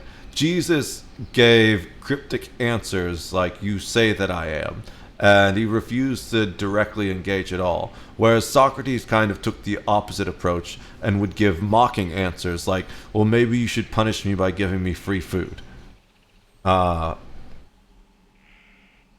The outcome. Jesus, found guilty of sedition by Pilate, though reluctantly, and sentenced to crucifixion, a Roman punishment reserved for political criminals. Crucified shortly after the trial, dying within hours, which is unusual, by the way. Generally, crucifixion can take days, right? That's one of the things that people find kind of strange, is how quickly he died from crucifixion. And the claim is that he specifically gave his soul up to God, and that was the moment he died. And all kinds of crazy things happened at that moment. But that is potentially superstition. We're focusing on the facts here right now. Jesus' death became the cornerstone of Christian theology, interpreted as a sacrificial act for humanity's salvation. His trial is seen as a miscarriage of justice in Christian narratives. Socrates, convicted by a majority of the jury, a relatively close vote per some accounts, and sentenced to death by drinking hemlock. Executed weeks after a delay during which Socrates remained in prison and continued philosophical discussions. There's several writings of Plato after, like Crito and Phaedo, both of those I've read. I actually read those on stream. And his friends came to him and visited him, and one of them is saying, "Hey, we're going to appeal this, we're going to get you out." And Socrates is saying, "Yeah, that's fine." And the other one's like, "You know what? I can get some people together and we're just going to break you out." And Socrates is like, No, don't do that. I've accepted my fate. I knew this was going to happen when I told them to go fuck themselves. So just let it happen, bro. Socrates' death cemented his status as a martyr for philosophy, inspiring Plato, Xenophon, and later thinkers. His trial is often viewed as a critique of Athenian democracy's flaws. So the key similarities are both were targeted as threats to societal order. Jesus for his religious and political challenge, Socrates for his intellectual disruption. Neither fully defended themselves in a conventional sense. Jesus remained silent or ambiguous. Socrates defended his principles defiantly, refusing to beg for mercy. Political motivations. Both trials had political undertones. Jesus was framed as a rebel against Rome. Socrates was seen as a threat to Athenian democratic values. Legacy of martyrdom. Both deaths had profound impact, shaping religious and philosophical traditions where their trials symbolize injustice. Key differences were the legal systems, the charges, although they were very similar in both ways. Defense and tone. I'd say that's probably the most key difference. Jesus was passive and enigmatic. Socrates was active, argumentative, and provocative. Authority and agency, that's a big one too. Pilate had unilateral power swayed by external pressure. Socrates' fate rested with a citizen jury influenced by public sentiment and his own defiant rhetoric, although Pilate was also influenced by public sentiment. And however, it's worth noting that Pilate, unlike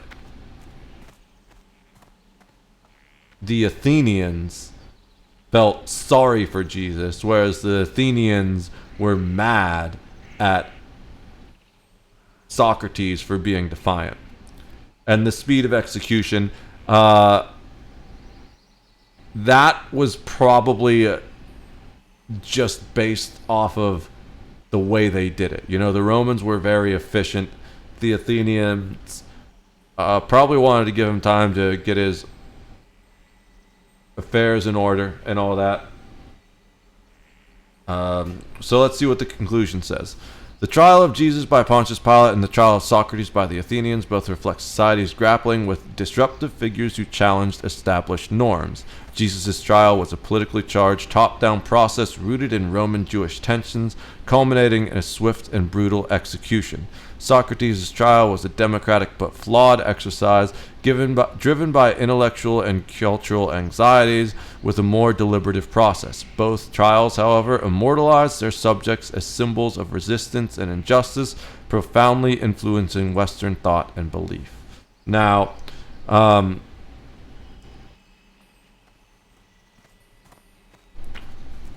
feel like we're going to go down a really, really deep rabbit hole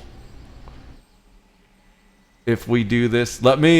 We can go back to the, we could talk about the giants in a minute. Let me do a few things. I want to go get this bear form, or whatever it is they give me first. I don't know if I get to choose my form, or if it gets chosen for me. But I want to take a break, rest my voice maybe just a little bit. What I really want is coffee. Alright, so this is the plan. We're going to walk into Darnassus. We're going to remember to set our Hearthstone there this time. And it's kind of a good thing we didn't, because we poured it out, and it was helpful to pour it out. Then we're going to grab whatever our shape-shifting quest is. If it's easy, we'll do it immediately. What is this?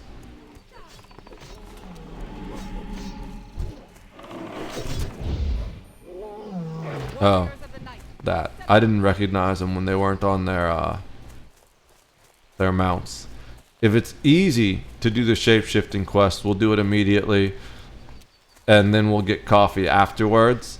If it's not, we'll get coffee, and then we'll do the shape-shifting quest. And then once the shape-shifting quest is done, we'll take a little break. We'll delve into the rabbit hole of the American Indians with drawings on the caves fighting giants. And my voice is dying. Maybe I make tea. Maybe I make tea with honey. Then, depending on what time it is, maybe we switch to the Warlock and level him, I need to go get my Void Walker on him. And I really want to do that. But I don't want to do it tired, because that's going to be difficult. And I have to lead a team in a PvP tournament in the Star Wars role-playing game later today. And I actually need to do it twice in a row. We have 2 fights in a row just because of the way everyone's schedule's lined up. And I don't want to be tired for that because I'm kind of the FC and everyone's counting on me not to fuck up. And I don't want to be like, shoot at this thing. Oh wait, not that thing. I'm so tired. So we'll see what time it is when I'm done with this. The problem is if I go too long, then I'll sleep through my alarm, right? Because I sleep like a rock sometimes. But I don't know how much time it is left until I haven't looked at my phone in a minute. But I do want to talk about the Giants regardless. It's slightly possible that the Giants were beings from another planet, but it's more likely they were just machines, excavators, or something like that.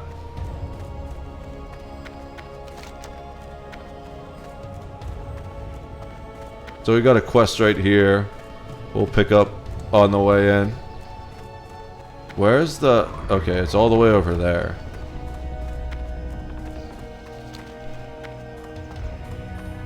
The general goods vendor has a quest for us. My goods are of the highest quality.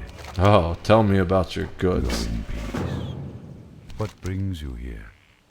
I don't have anything to sell you actually, never mind. May the stars guide you. Thank you. So we're gonna go over here, set our Hearthstone here before I forget. I want to know how so many people die right there.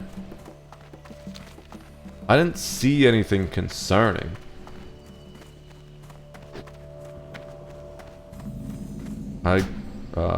Option, wait, it's here. Settings. Trade. I hate the trade spam.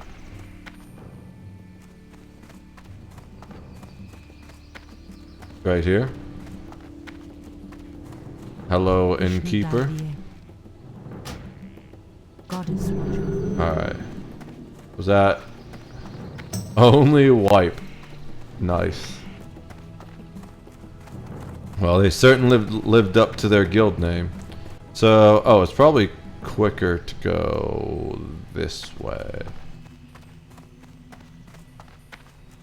And is there another quest here? I thought there were 2.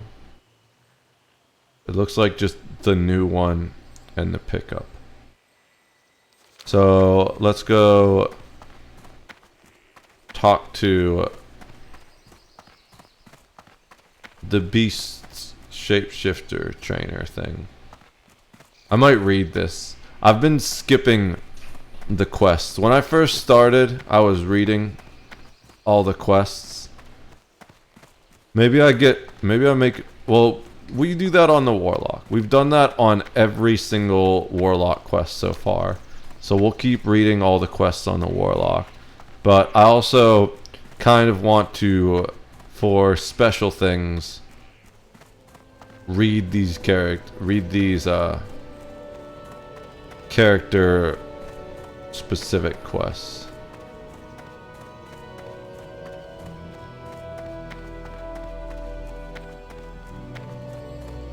I think they said it was on the 2nd floor. Looks like that's true.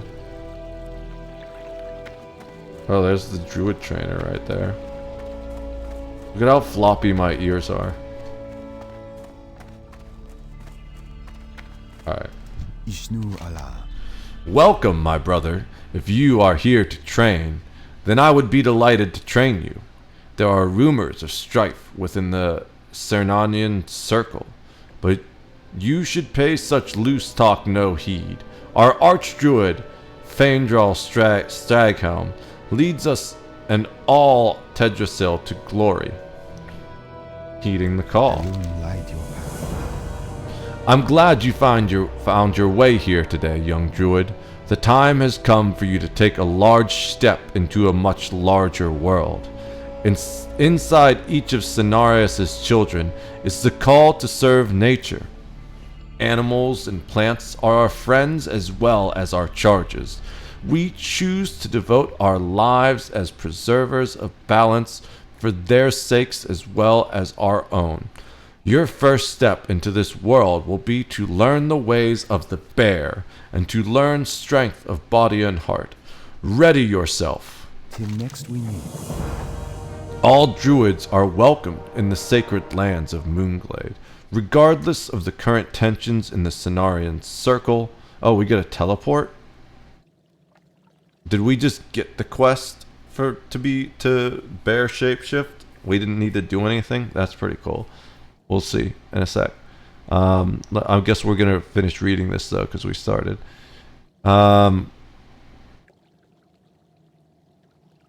Regardless of the current tensions in the Cenarian circle between Archdruid Staghelm and Keeper Remulus, Moonglade's guardian, now that you're learning the ways of the claw, I'll teach you the spell that lets you transport yourself there. Cast it whenever you seek Moonglade's knowledge or solace. As for your first lesson, travel to Moonglade and speak with Dendrite Starblaze in Nighthaven about the path you are now on. Good luck, young druid. Use the spell Teleport Moonglade to arrive to Moonglade. When you arrive, speak with... May the stars guide you. Alright. So... we have Teleport Moonglade. We'll throw that down there.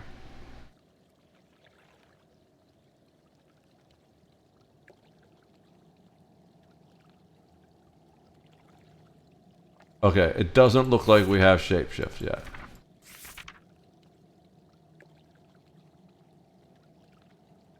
But teleporting is probably pretty easy.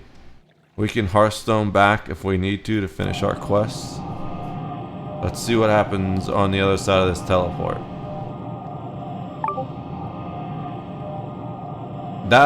Having a teleport is actually huge for survival. Can you teleport in combat? I'm sure it'll get canceled if you get attacked, but I wonder if you can teleport in combat. It looks like, speaking of combat, we took some shield damage.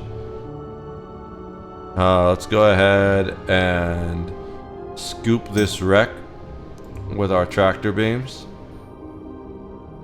There's 2 wrecks here. You can see we're starting to fill up a little bit. That one ship that we scooped was pretty big. This is the biggest section. We have 77 wrecks here. This is where, before I had all of my infrastructure built up here, I was dropping wrecks in that spot, because the purple areas, if you don't have sensor coverage here like I do, they have your sensor area for each one you go through. So I would take my wrecks and drop them here in the densest area of the field, so there was less of a chance that someone else would take them and salvage them. Alright, so oh, this is the person we need to talk to right there. That's quite easy. You land right in front of them.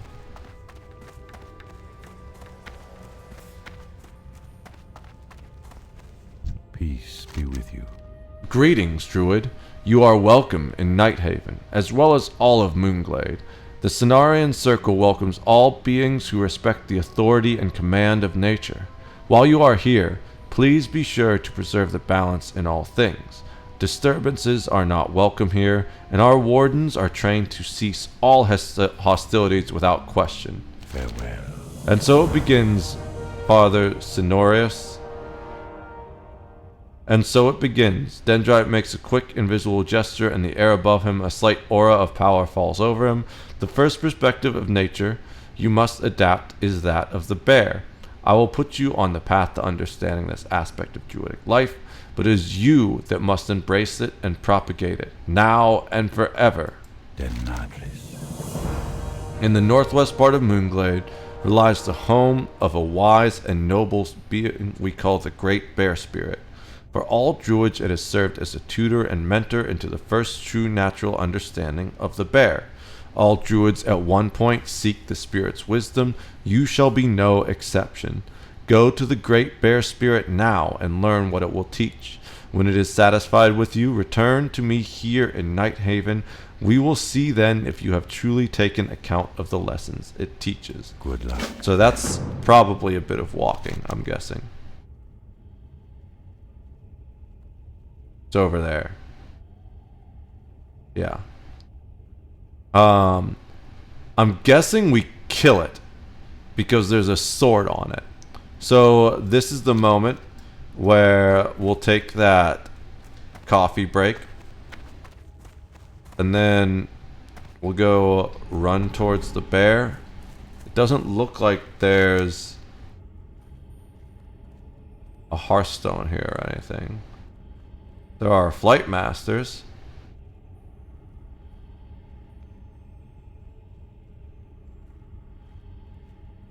Okay. I should talk to those while I'm here. I don't recall seeing a flight master anywhere else. There's one in Darnassus that I didn't talk to, I'm sure. But we can hearth back there. I should remember to talk to the flight masters while I'm here. Because you can't fly to a flight master unless you've already spoken with him. I'm going to make coffee. I forgot to attack to farm XP. I'll do that real quick.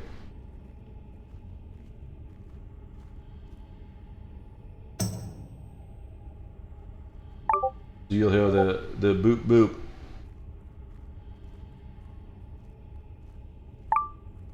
And then we're gonna repair the droid, which you won't hear that until the repair is done 30 minutes from now. I'm gonna make coffee. I'll probably tea with honey, and I'll be right back.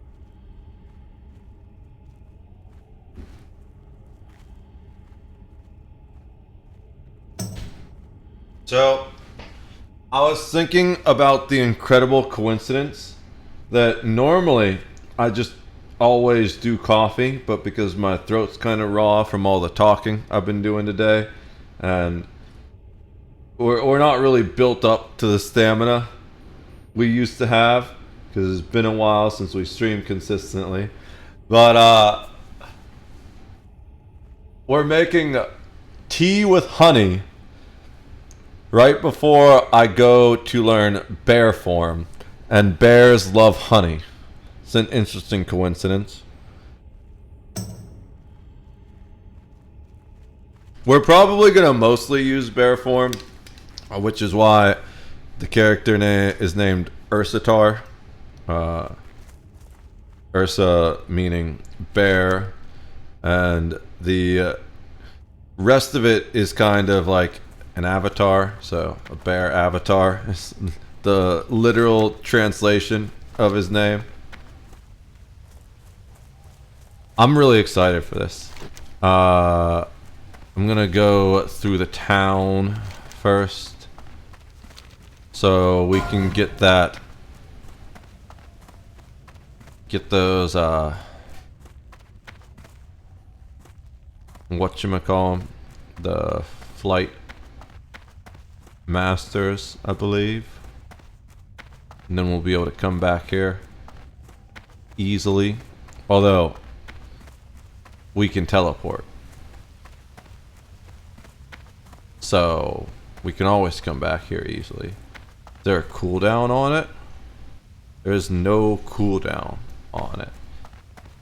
I wonder if there's ever a time where it would be preferable. Goddess bless you. Oh.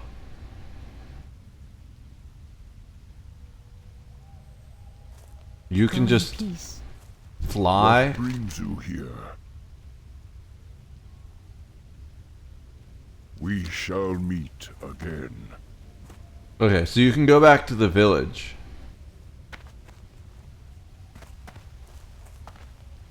But we can't go to... I guess... Are they working differently here than I expected?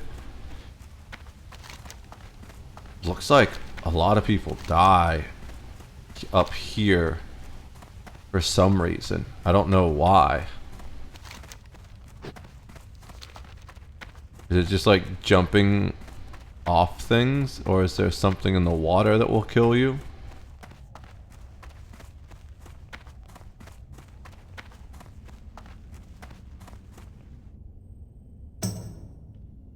I don't see anything in the water that will kill you. How do people die right here? Whatever. Oh, it's in the middle. They jump off the tree, maybe? And think they're gonna survive, and somehow that kills them? That doesn't look high enough to really kill them. I don't even know why you'd be on that tree or how you'd get up it. It always concerns me when I'm in like a town and I see a red spot like that. I'm like, how do people die here? Alright. We're going to talk to the Great Bear Spirit. This is not as far away as I expected it to be. This is a kind of small map here. Level 60. I'm right on top of him, dude. There we go.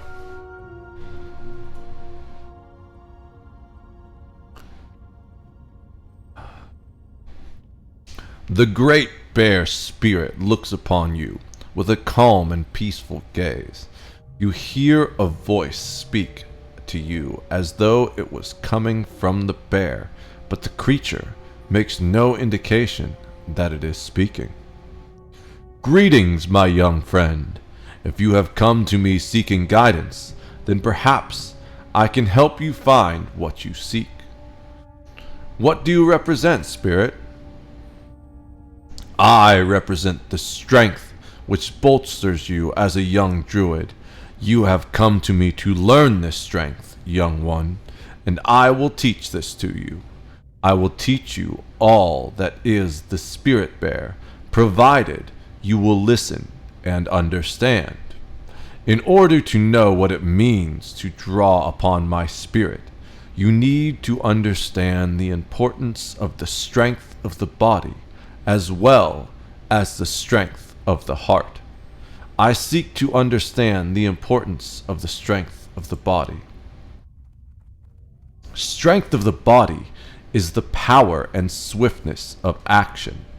You must keep yourself fit at all times, both physically and mentally. That sounds like the Boy Scout law, the Boy Scout oath, or whatever. One of those two. I don't remember which one. To keep myself physically strong, mentally awake, and morally straight. And that doesn't mean not...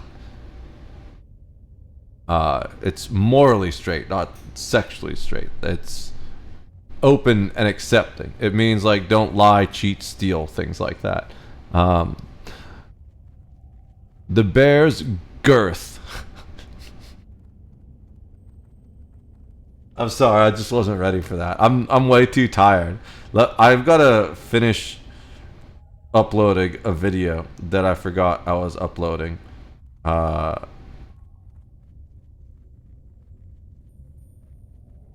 the whole discussion about strength of mind and spirit made me think of this. What was it called? There. It's uploaded to YouTube, but I gotta upload it to the other places. And then we'll handle the bear's girth after this.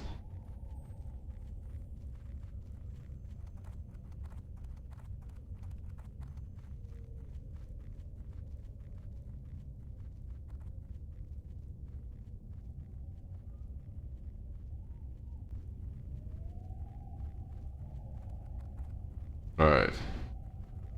Hopefully it's not been so long. Oh shit, he's walking away. It's been too long and he's walking away. Oh, damn it.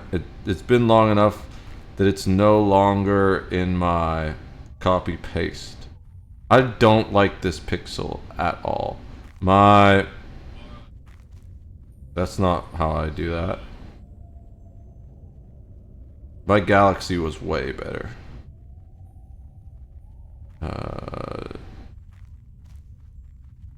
I think just Samsung phones in general are better because I had a non-Galaxy Samsung that I liked too. It was like one of the cheap ones.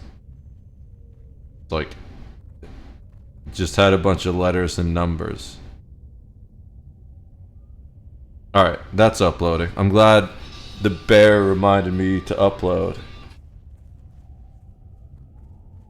I've got to mute TikTok, but I gotta leave it open because if I don't leave it open, it fails usually. Dude, I'm right next to you. Alright. We already read that. We're here. The bear's girth.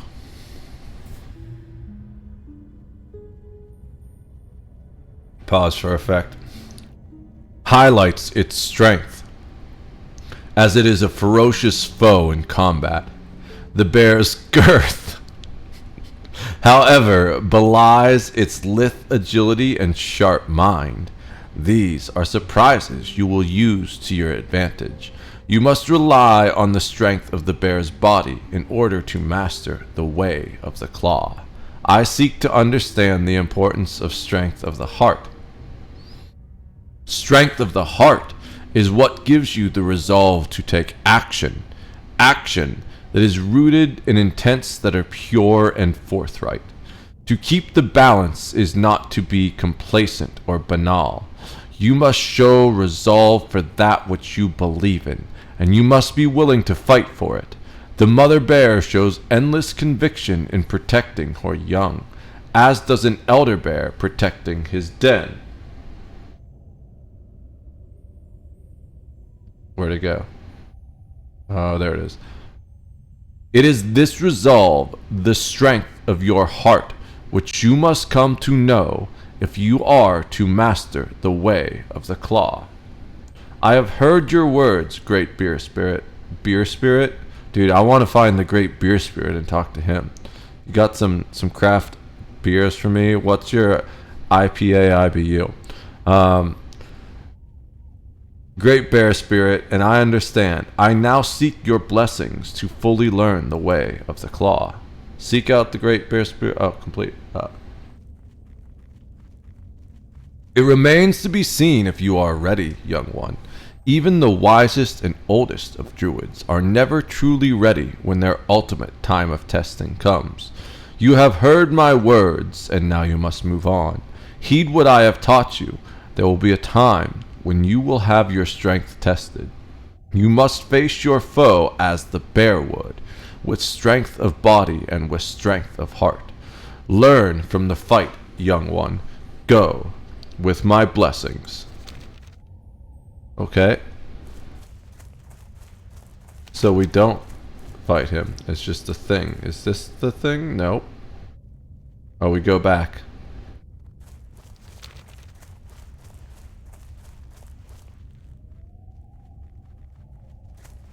It's a very quiet zone.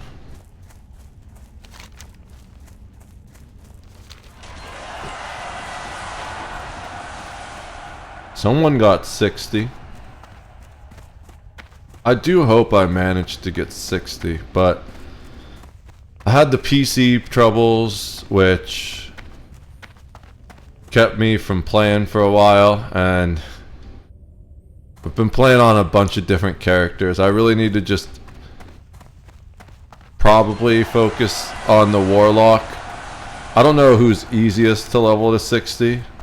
I don't really care who's easiest to level to 60. My favorite class so far is probably the Warlock. Although Paladin is fun too. It's weird that I like an auto attack based class, because I didn't like Rogue really at all. But Paladin, on the other hand, I'm pretty cool with Paladin. I like the breaking the seals and stuff like that.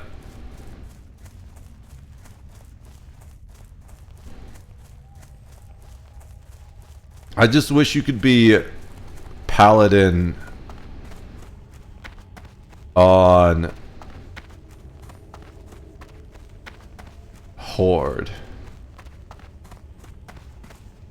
Shaman isn't as fun. Greetings, Drew. Oh, we've already read that. We gotta do the quest thing. Dendrite makes another invisible gesture in the air above him as you approach. Another aura of power comes over him, and he smiles ever so slightly. I sense wisdom in you, young one. That was not present when we first met. You gaze upon me with strength and knowing intent. Though this intent is not yet focused, you will now learn to focus your strength and adopt the nature of the bear into your work. Good luck, friend. The time has come for us to part ways, young one, as the application of your lessons takes you back to whom that sent you to me. What a weird sentence. Mathengrel Bearwalker walks truly in balance with nature, even as he dwells precariously close to where the balance has faltered. Listen to his instructions, and you will soon complete your first lessons into your role as a protector of balance. Go now, young one. We shall meet again. Farewell. Return to Darnassus. And thankfully, I set my Hearthstone there. So I could Hearth back. But then I don't have my Hearth cooldown. And Hearth cooldown is pretty good at saving your life. So let's just go ahead and walk over to...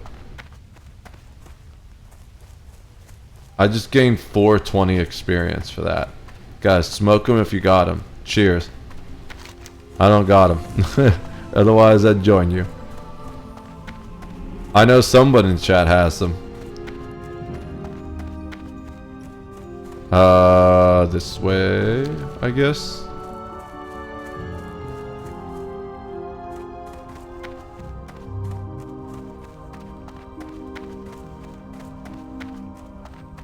I kind of want to do a flight master, even though it takes more time. It's been a minute. I love the flying master stuff, the little flying scenes. Alright, let's go back to Darnassus. Peace be with you. I'd like to fly to Rutherin Village.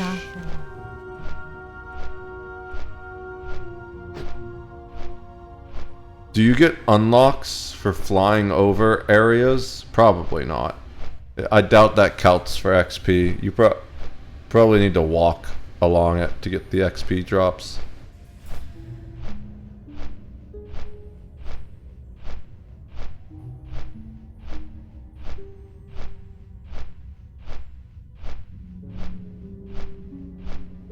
We're really high up there.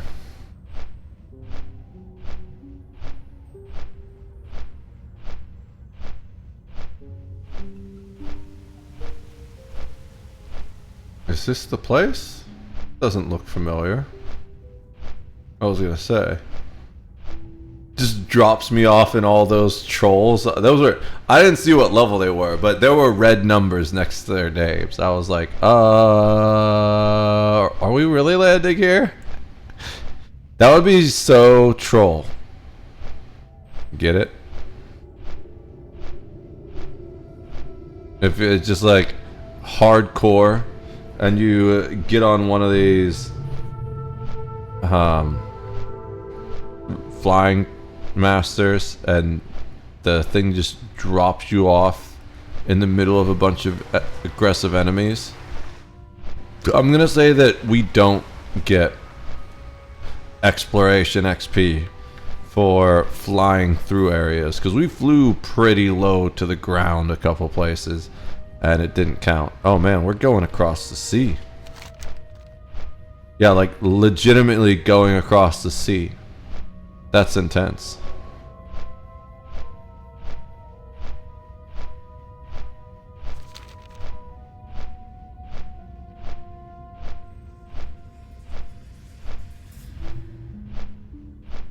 When I was younger, I didn't really think about it, but transcontinental flights are kind of scary. I flew to Germany once, and I absolutely loved the 2 weeks I spent in Germany. But, bro, if that plane goes down over the ocean, there's like no chance. There's literally no chance. Alright. We are at Rutherin Village, which is... where are we?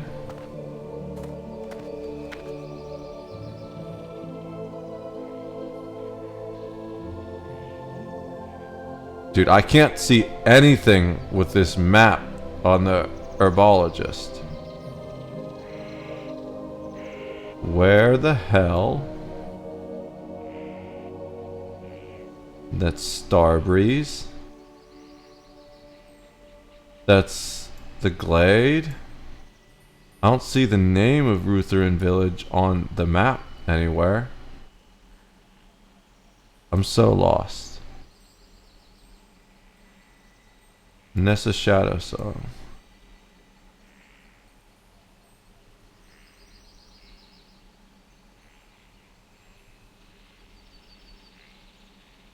Oh.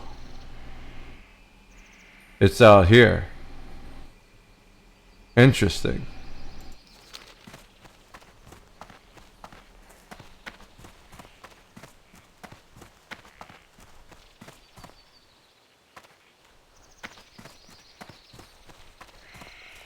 I wish I knew how to tell exactly when I'm gonna, like, roll forward when I do the jump. The fish off the coast of Teldrassil are quite large and robust. Rumors say it is the speedy growth of our new world tree that is the cause. Farewell. I thought that was the quest. Yes, I have need of a courier who will take a package to Darkshore. Will you help me? Sure. Friend. The fisherman of... I don't think this is the main quest. Oh, no, it is because we had to talk to her to turn... Or maybe someone else told us. I think this is the main... Yeah, Druid. Back to Darnassus. We gotta go back to Darnassus. There's a portal over here somewhere that takes us back, though, I read.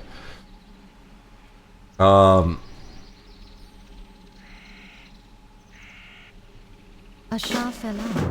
We're... I don't want to waste time reading that. Let's go find the portal. I think this is the portal.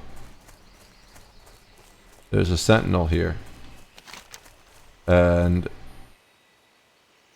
oh, the portal's down? But what is this thing then? This looks like a portal to me. It is. Just the map was weird. It wasn't exactly lined up with the portal itself. Alright. Now...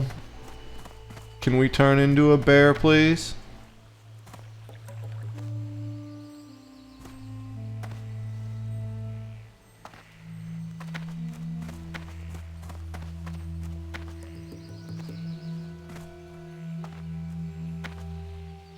I have no idea when to know how, when to know we're gonna flip, or how to trigger it. There were just 2 in a row. It makes no sense to me.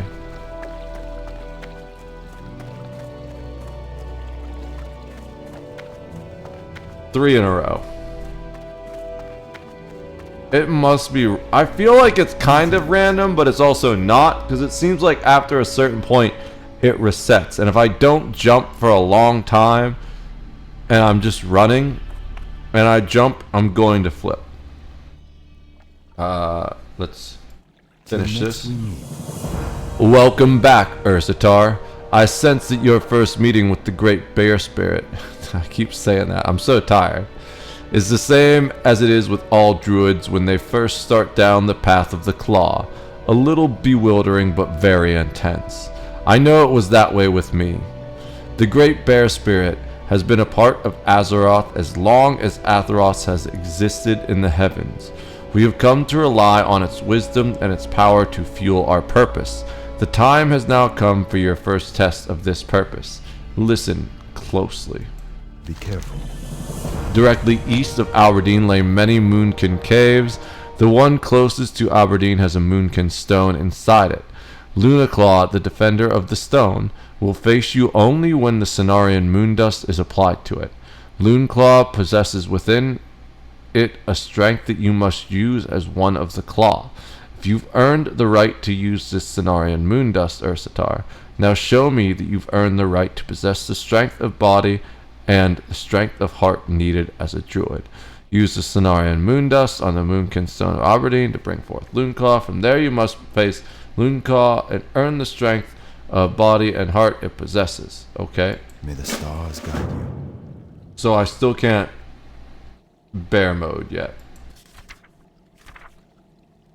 Fair enough.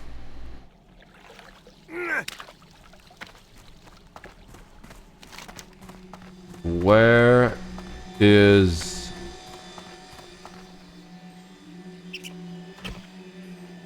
ooh, that's not what I want. Alright.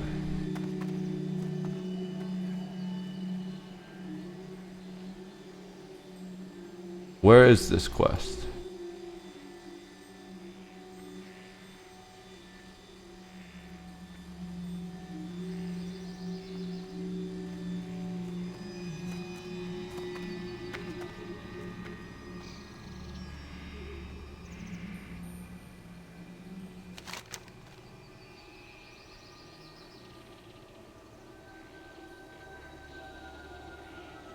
Directly east of Aberdeen.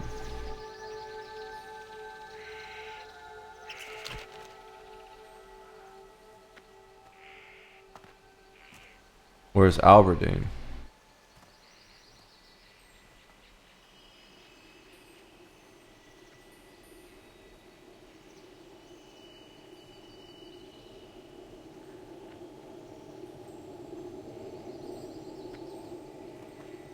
No, that's the other one.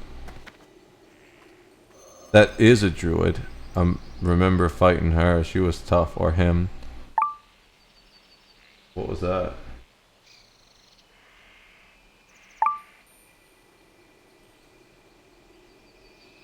I don't know what that is.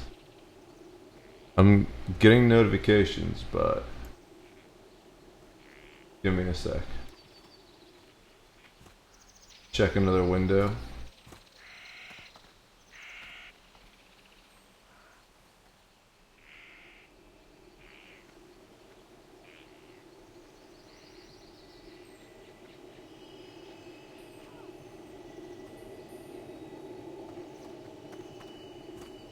Why is it's not offline? I'm pretty sure it's not offline. Is it offline? Let me refresh this. No, it's not offline. That's just weird.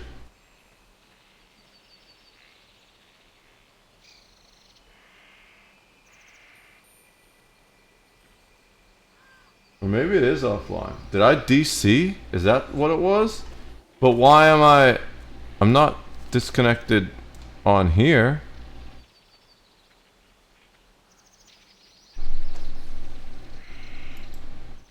I don't know what those clicks were, and it's bothering me. Yeah, it seems that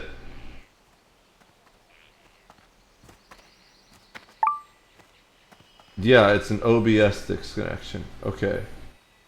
That's weird. Alright, it seems that I'm reconnected now. Kind of. Why am I getting insane drop frames? What is going on with the stream?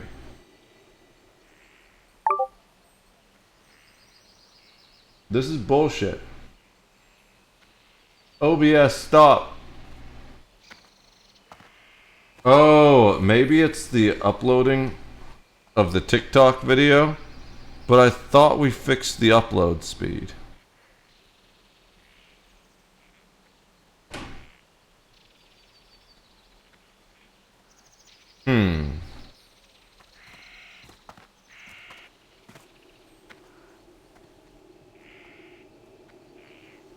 It's 76% done. I guess maybe...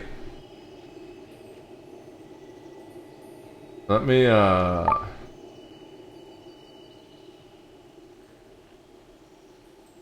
close both of these. I'm gonna start a new terminal. And I'm gonna run a speed test and see what the problem is.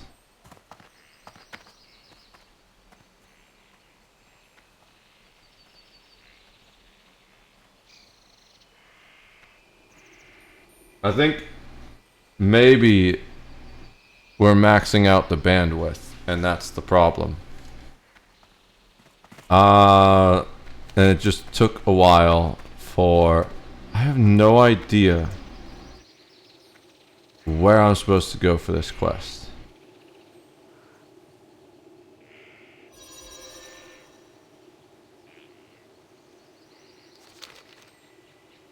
Base Loon Claw and earn strength of body and heart it possesses. But where is it? I wish it would show me on the map. That's one of the things I really like about Elder Scrolls. Is when you get a quest, you can click on it and it'll show you where you need to go. Something I very much miss. And with all the flowers everywhere, I cannot see. Well, there's the amethyst file. I found the amethyst file.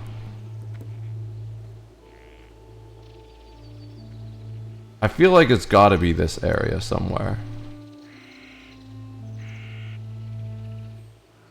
Oh, I can get mossy tumors up there too. I don't need to go south. Yeah, we're definitely going up then.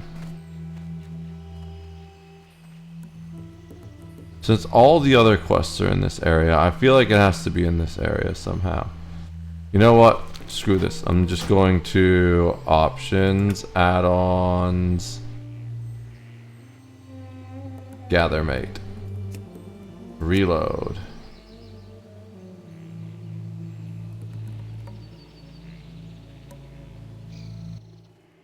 I gotta figure out what this is. Chat message guild deaths. That one always breaks. Ooh, okay. Unit scan hardcore, new updates.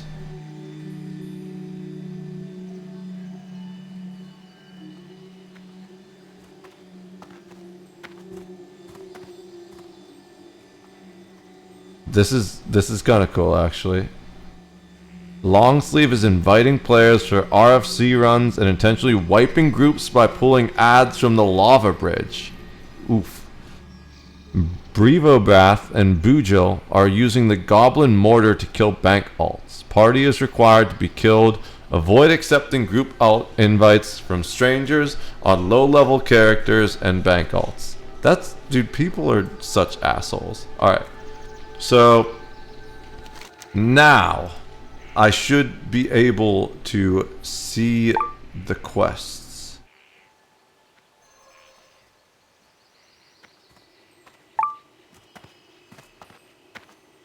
The Bounty of Tedrasil? Is that the one that I'm supposed to...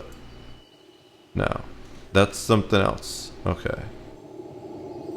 I'm looking for a cogwheel, probably.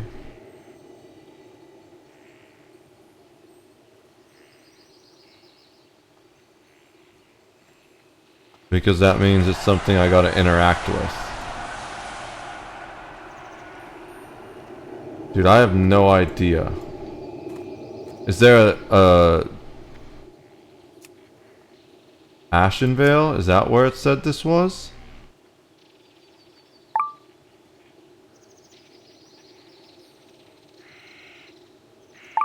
No, I don't see any quests there. These are all, like, way higher.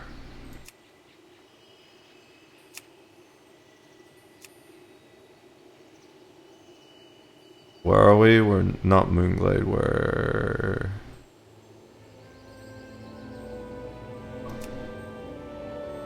Tedrasil. Dude, where the fuck is this quest?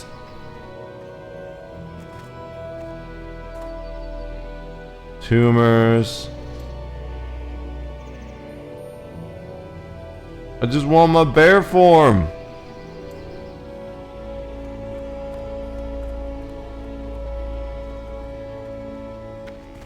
Just get rid of that. Make things even easier to see.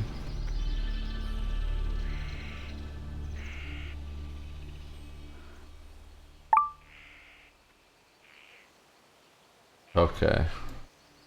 This is a little bit frustrating. Darnassus. Rutherin. Was it in Rutherin? But no, because Rutherin's up here. And... what's the Bounty of Tedrasil?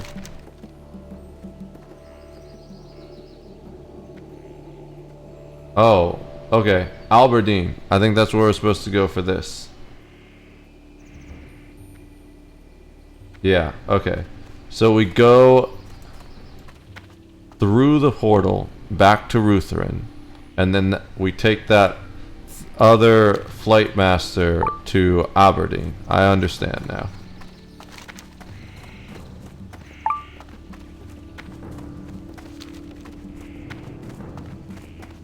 If I'm gonna assume it's the TikTok upload, my upload, it doesn't make sense.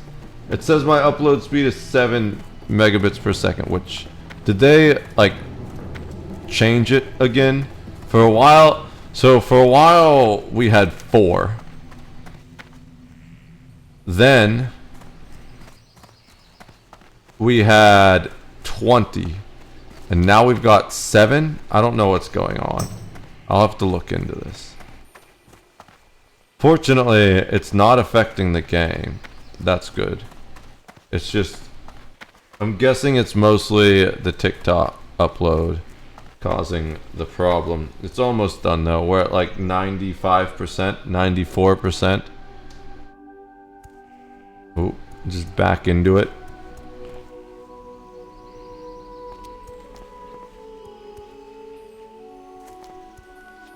So we go over here. We gotta talk to someone.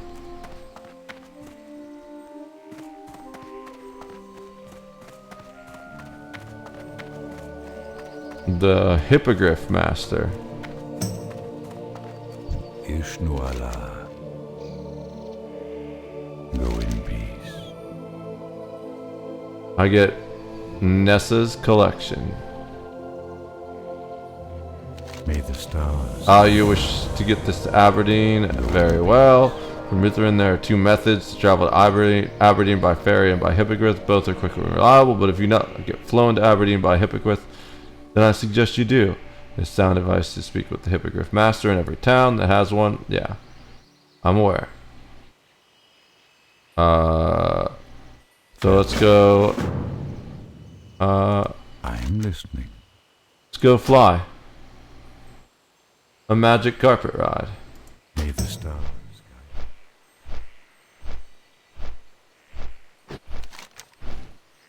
So Moonglade doesn't really count as a real flight master.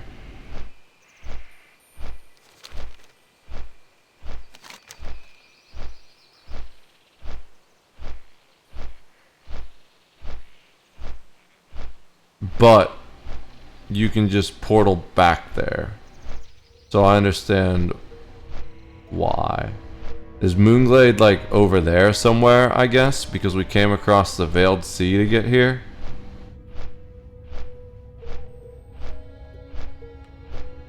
Dude, look.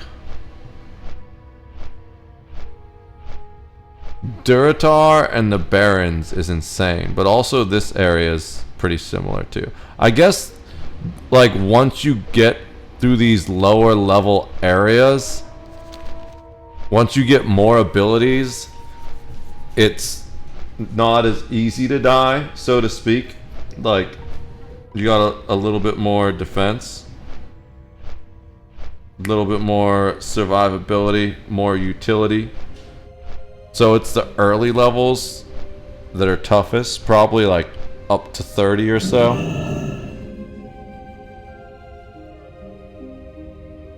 Talk to this Hippogriff Master. Good luck, just to make friend. sure that counts. Alright. So... damn, there's a bunch of exclamation points here. What's down there? A pygmy tide crawler. We have Gubbler Blump. The family and the fishing pole. That sounds like a porno. It seems like it was definitely the TikTok upload that was doing the problem. I'm gonna have to speed test after the stream and see.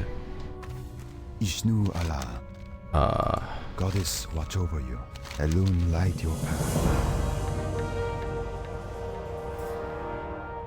I'm gonna have to speed test after the stream and see if we still get the same.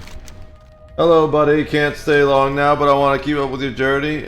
Add my Discord. I'm good, dude. I don't get this kick thing where everyone asks you to add their Discord. Like, you can join my Discord if you want. Appreciate you stopping by. The command should post it in both chats. If you want to keep up, go ahead and join my Discord. But I am at my max Discord and I'm just not adding every random person as a friend that pops into the chat. That's gonna get unsustainable very fast. Alright, now where is this quest? Right there. There's a lot of death that happens there. I feel like that is a warning of sorts. I mean, that's why it exists, of course. Oh. Do I need to do that for the quest? No, I don't need to. Sometimes for the quest you need to interact with it. The guy with this quest is going to be upstairs. There he is. Can I help you? Yes, you can. Whiz bang, what the fuck? Crantankerous or something like that, probably. So there's another quest out here. I should probably go north and get that quest too before I leave this area. Because who knows?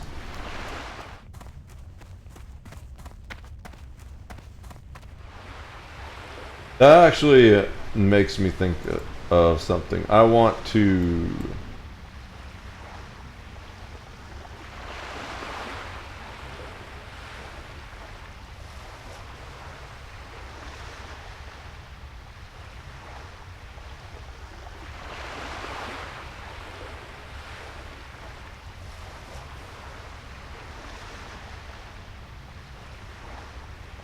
I guess that person maybe got deleted, hopefully.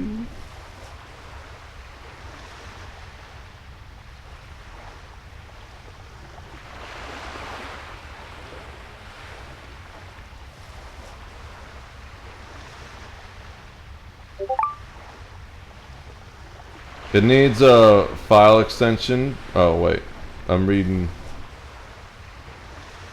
What?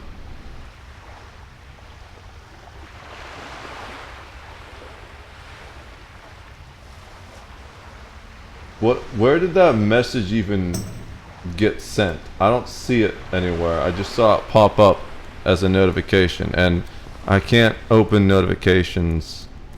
At least I haven't figured out how to while I'm in full screen on my main screen. Maybe? I don't know. Alright. We'll accept these two. What brings you here? And then we'll head back and get those. I was kind of hoping that would burn me.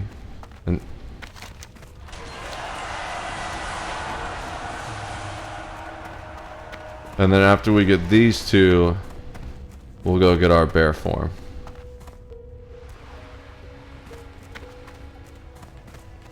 There's this guy right here. Elun be with you. Elun light your path. And this guy in here. I am listening. Good luck, friend. Alright.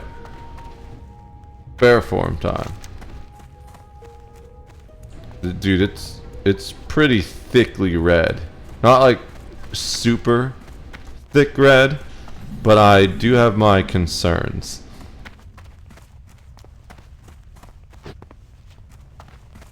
It says it's only a level 10 quest. Right? Yeah. It's a level 10 quest. It's designed to be done at level 10, I'm sure. Where is the Forest Strider?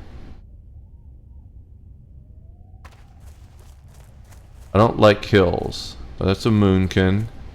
That's a bear. That's a moonkin. Level 14. Holy shit. That would delete me in like 2 hits. Oh my god. The sickly deer crap scared the crap out of me. Oh, there it is. That one's just a fledgling, but I see. It's warning me. So it's birds. Fucking birds. Oh, that guy, is he gonna die? No, he's level 17. He's fine. There's gonna be an aggressive Forest Strider somewhere. I'm sure of it. Because otherwise...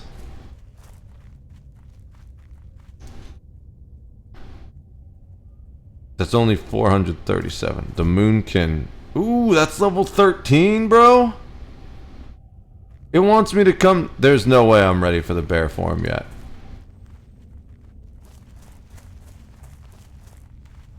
I don't think I can kill a level 13. Maybe the level 10 bear. Let's see how... the level 11 bear. Let's see how I do against the level 11 bear. We have options if we get in trouble. We have our health back. Let's, So the problem with the Moonkin is going to be... It probably attacks at range, if I had to guess.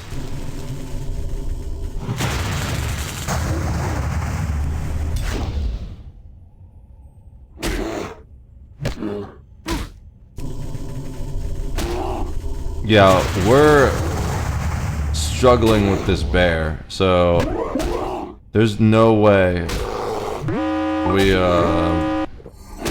we take on a level 13 Moonkin. I'm glad I decided to try that out. Let's just hearth back. At least we've got the rider here.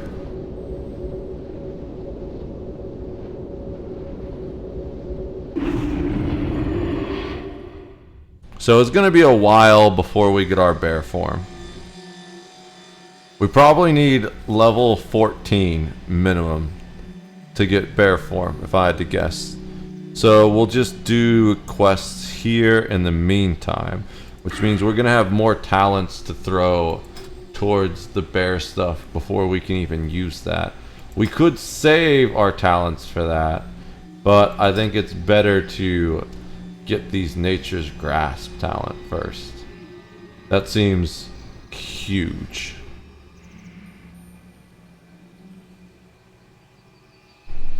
And then, like, Nature's Grasp is going to be really big.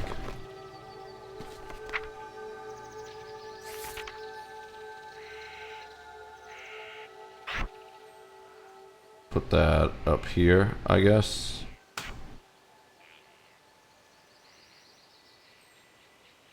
Last 45 seconds. Maybe, okay, maybe...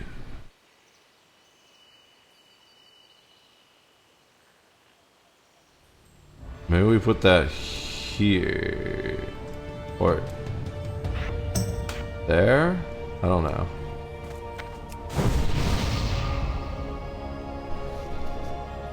But that's something we want to cast at the beginning of every fight, pretty much.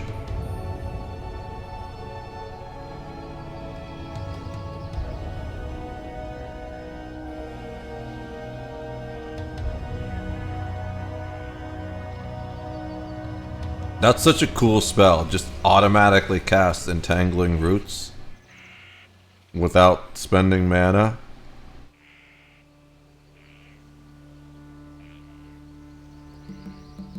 Okay, let me check some things.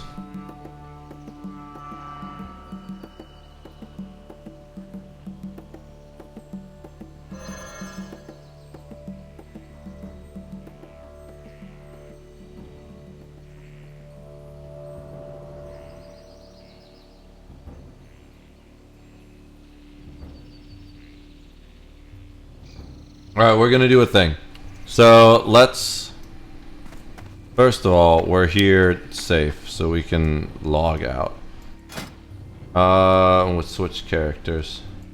Do I have any bandage I can make? No, but that's fine. Alright, log out. I want to take a look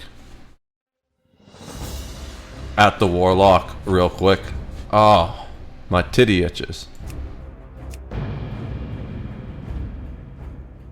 Before we do this though, we did say we're going to answer Medi's question about the giants. There's a quest up there. Oh, the donation quest, yeah. It's also the donation quest. Cool.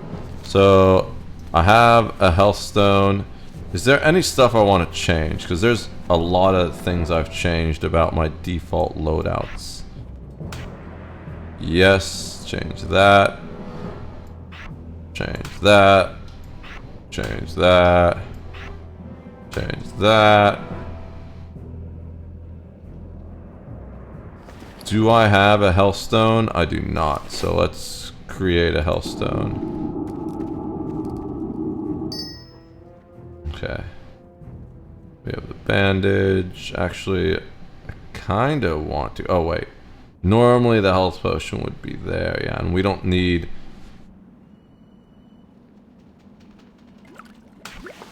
We don't need drink because we just drink our own health. Curse of Agony, Curse of Recklessness. Okay, we have all these curses. We have our fear. I don't want to... Let me see. So that's good, that's good. Those are both good, I think. Although, Yeah. Corruption. Let's see. 2-second cast. 2-second cast. 15 seconds. 15. It doesn't really matter which one we cast first. Drain life. I don't really want that there. We'll switch drain life and immolate. Fear is probably good where it's at. That's good where it's at. Life tap. Probably good where it's at for now. And then Curse of Recklessness. What does this one do again? I remember this is one of the ones people think it's important for saving. Increase melee attack power, but reduces armor. Okay. Cursed enemies will not flee. Oh! So people use this to kite. Kind of. It's like reverse kite.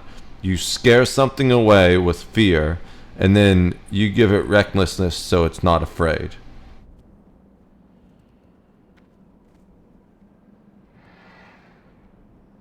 If I remember correctly. Alright, so let's go ahead and we're gonna log out since we're in the main city, and people like to troll by killing people bank standing in the main city. Let's answer Medi's question like we said we were going to, now that the stream is stable again. So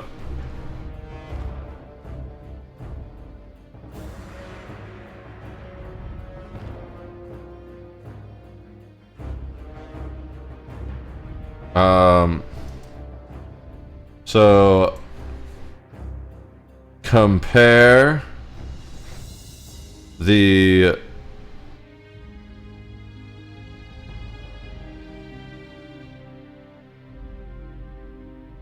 stories of biblical angels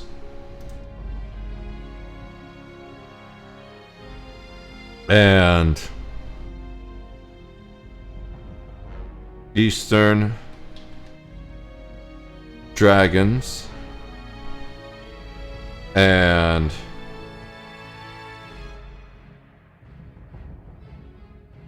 Native American giants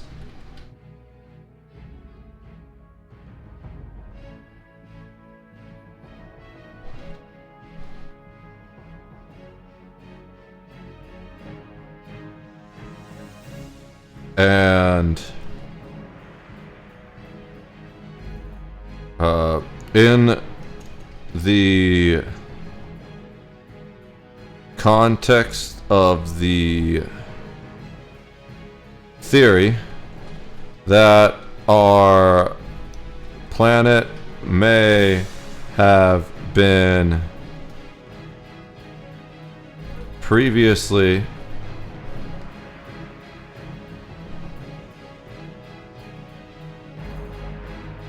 visited by alien life or highly advanced humans.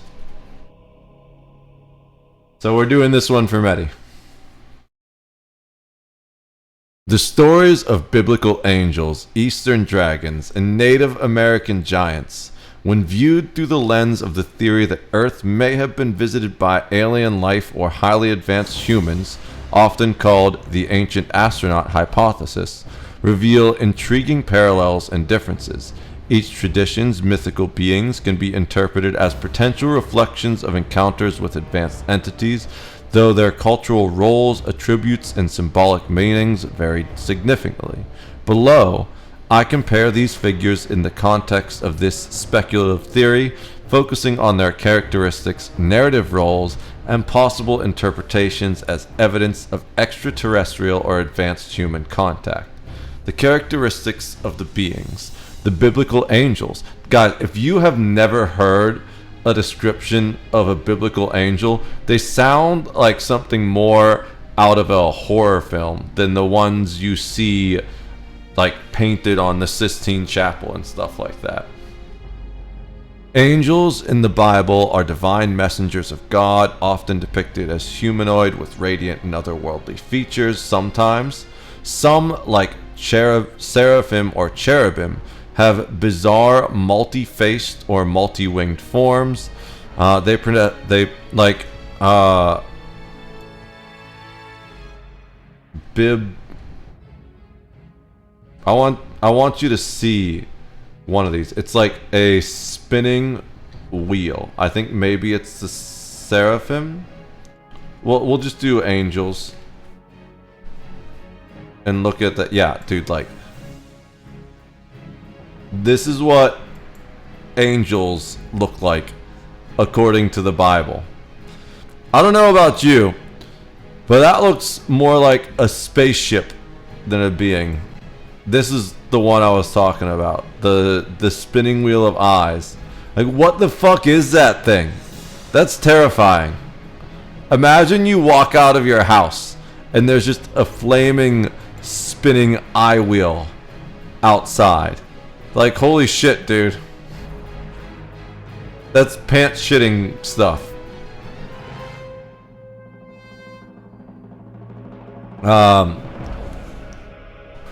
They possess supernatural abilities such as flight, instantaneous travel, delivering divine knowledge, or wielding destructive power.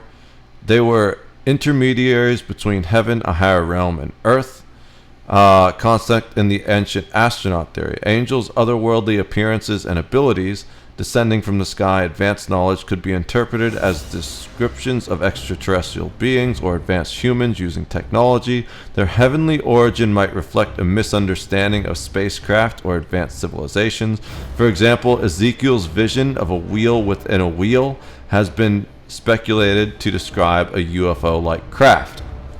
Eastern dragons. In Eastern Asian traditions, Chinese, Japanese, Korean, dragons are serpentine, often winged or cloud-riding creatures with immense power. They are depicted as large, scaly, and capable of shape-shifting or flight without wings.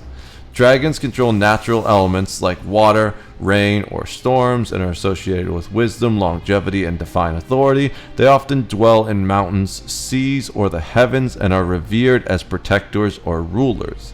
Dragons' ability to fly, control weather, and reside in the heavens could be interpreted as an advanced technology, weather manipulation, or aerial vehicles. Their shape-shifting or serpentine forms might reflect alien physiology or misunderstood technological constructs. The reverence for dragons as bringers of knowledge or civilizations aligns with the idea of advanced beings imparting technology or culture. Now, the Native American giants. Various Native American tribes tell of giants often described as towering humanoids with great strength. Some, like Si-Te-Ka in Pai Tui lore. I have no idea how to say that. Forgive me if I butchered your history. Are cannibalistic, while others are wise or creator figures. Giants are associated with extraordinary physical power, sometimes linked to the creation of landscapes or ancient battles. They are often depicted as living in remote areas or underground, with some stories suggesting they predate modern humans. Giants could represent memories of physically distant extraterrestrial visitors or a lost race of advanced humans with superior size or strength. Their association with ancient structures might suggest advanced engineering skills. Stories of their conflicts with humans could reflect resistance to or competition with these visitors. The narrative roles. Angels serve as god emissaries, delivering messages, protecting humans, or executing divine judgment. They often appear suddenly and inspire awe or fear.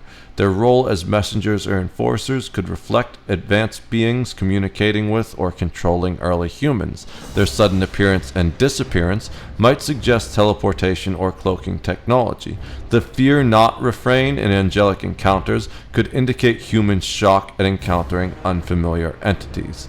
Eastern dragons. Dragons are often benevolent or neutral, acting as guardians of natures, rulers of realms, or symbols of imperial authority. They interact with humans by granting boons, teaching wisdom, and punishing disrespect. Some myths depict them as ancestors of humanity. Dragons' roles as teachers or rulers could represent extraterrestrials or advanced humans guiding early societies. Their control over natural forces might symbolize advanced environmental technologies. The idea of dragons as ancestors could hint at genetic engineering or interbreeding with advanced beings. Native American giants. Giants are often antagonists or ancient inhabitants who shaped the world before humans dominated. Some are creators or culture heroes, while others are defeated by human ancestors. They are tied to the land and its ancient history. Giants might represent a pre-human or extraterrestrial civilization that left a lasting impact on the landscape. Their defeat and myths could symbolize humanity's triumph over or displacement of these beings. Their underground dwellings might suggest hidden bases or advanced technology. Possible evidence. Descriptions of angels' advanced abilities and their association with the chariots of fire or glowing objects align with modern UFO imagery. The detailed mechanical-like visions in Ezekiel resemble technological constructs. Angels are deeply embedded in a theological framework, and their stories emphasize divine rather than technological origins. Lack of physical evidence weakens the alien hypothesis. There is a famous quote, though. I forget who it is. Maybe it was Einstein or Benjamin Franklin. It was someone way smarter than me, to say the least. But they said, any sufficiently advanced technology would appear as though it were magic. Like, imagine showing a lighter to a caveman, or an ink pen to a guy that writes by chiseling stone. Magic.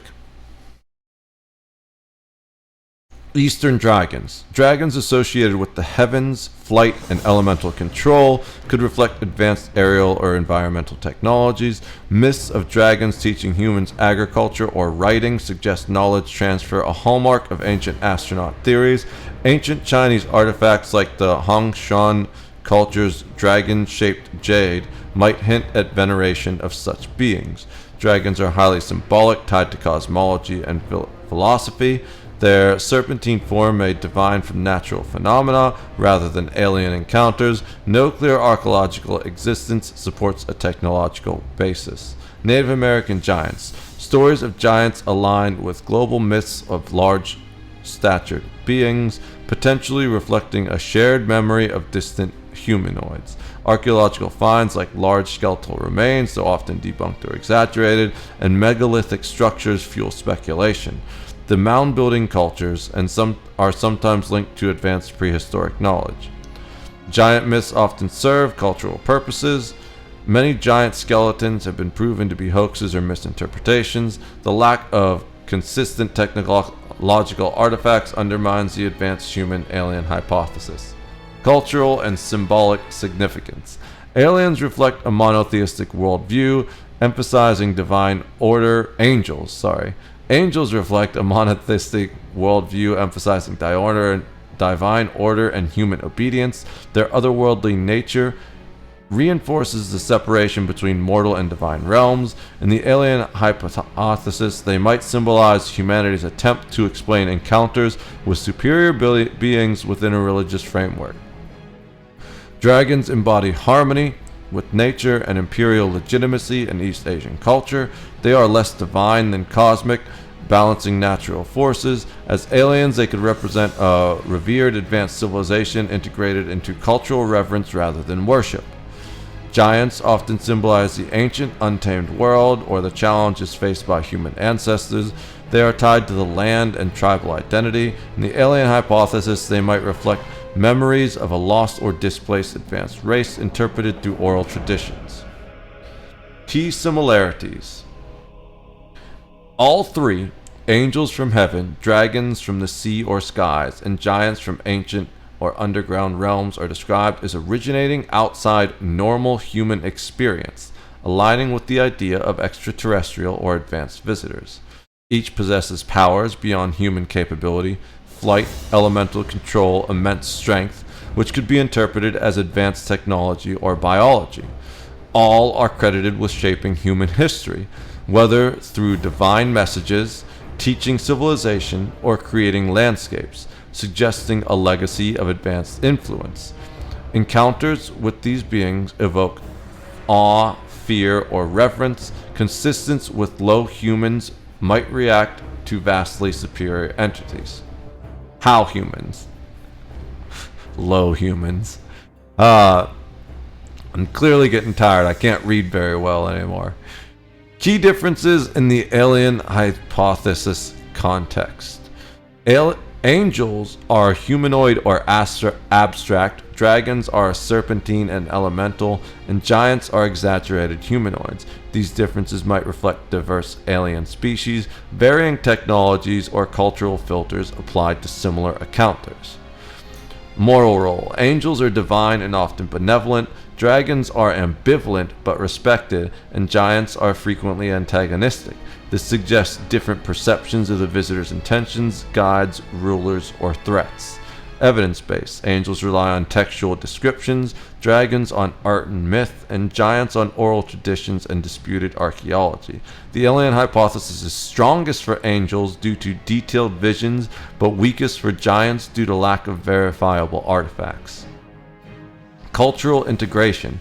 Angels are central to a religious cosmology, dragons to a philosophical and imperial one, and giants to a tribal land-based narrative. This affects how each culture might have interpreted advanced visitors. Conclusion. In the context of the ancient astronaut theory, biblical angels, Eastern dragons, and Native American giants can all be interpreted as cultural memories of encounters with alien life or highly advanced humans. But the evidence is speculative and highly filtered through each culture's worldview. Angels align closely with technological or divine visitors due to their detailed otherworldly descriptions. Dragons suggest advanced beings integrated into naturalistic and imperialistic frameworks, possibly as teachers of civilization. Giants point to a lost race or antagonistic visitors tied to physical landscapes but with weaker archaeological support. While the similarities in their extraordinary attributes and societal impacts fuel hypotheses, the lack of concrete evidence and the symbolic nature of these myths make definitive conclusions impossible. Each tradition offers a unique lens on how humanity might have interpreted advanced entities shaped by its cultural and historical context. Nice. Nice. That was a cool little thing. Alright. Let's go. I'm kind of tired, but I also kind of want to go get my Void Walker. Let's see if I can pull it off. The Void Walker is just right outside the city. So let's go pop that. Do I have any potions I want to pop? I have a bunch of random stuff on me. Well, I have a swiftness potion. I have armor scroll. I can sell the extra band-aids. I don't need a whole bunch of band-aids. Greetings, traveler.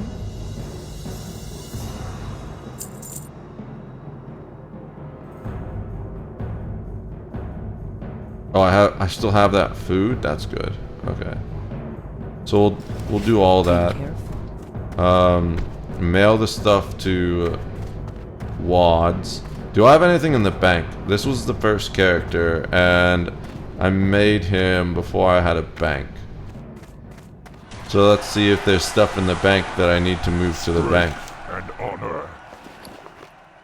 No, just the rod. I can make another one of those. Alright. So we'll mail... Ooh. I forgot I sold all that stuff. Alright. How much do I have now? I have half a gold. We will mail these things. Keep the rest, I guess. Towards. And then if I need them, I can send them back.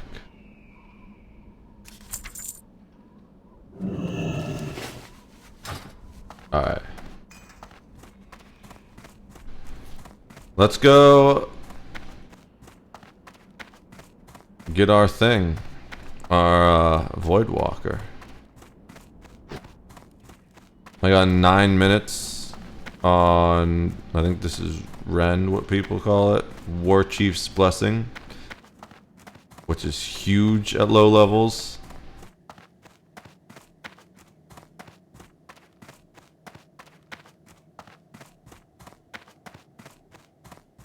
We've got a swiftness potion if shit hits the fan.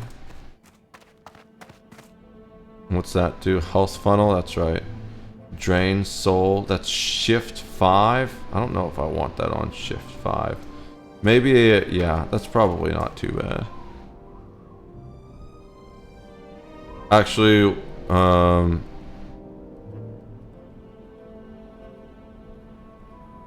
yeah, shift 5 is the one. Alright. I'm kind of nervous, to be honest. Like, the guy said to come back here at level 15, so it shouldn't be too bad. The issue with this place is I'm going against other warlocks with void walkers. So, like NPC warlocks with void walkers. So whenever I attack one of them, I have to fight both. And I don't have banish yet. See, it's warning me about the void walker minions. We have 2 quests in here. And look at how many people die in here. It's insane. It's just a massive red blob. The most dangerous spot on the map.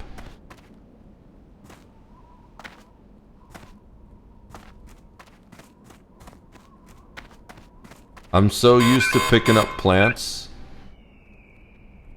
Fileweaver Scorn.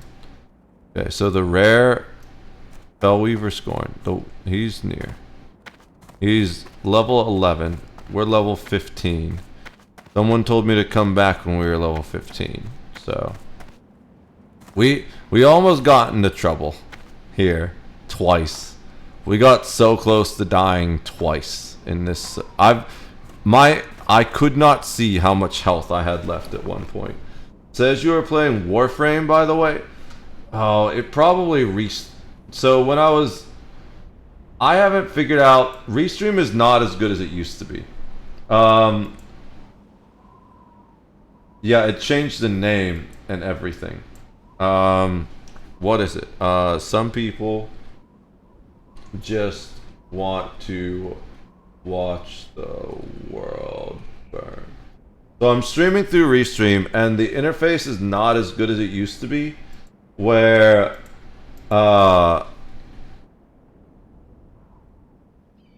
can't figure out how to set individual titles or the game category, and it keeps changing whenever I start the stream.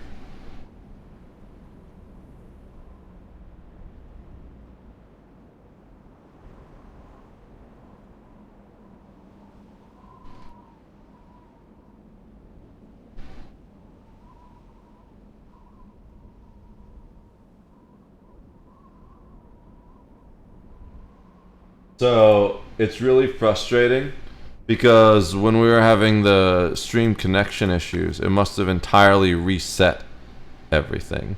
We have our really sticky glue if we want to run into trouble. Wait, what happened to our health stone? Did I accidentally use that? I just conjured a health stone. Where did that go? whatever. I should have sold my meat. Let's eat food so we can get that buff. We've only got 5 minutes on Ren, which kind of sucks, but maybe we can get there in time. We're gonna do that for that buff. Yeah. Alright.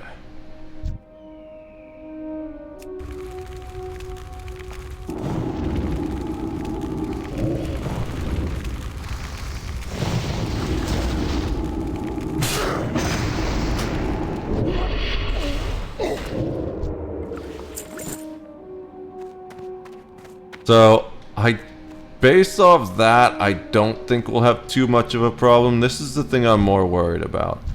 These guys. So, I think we take the caster out first, because if we kill the minion, he just summons another one.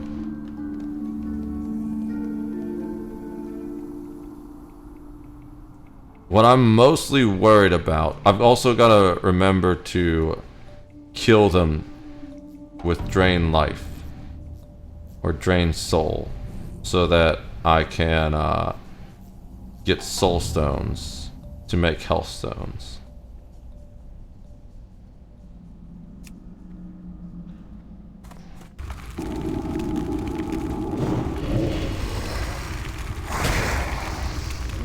Okay, I've got the Void Walker on me, which is what I want.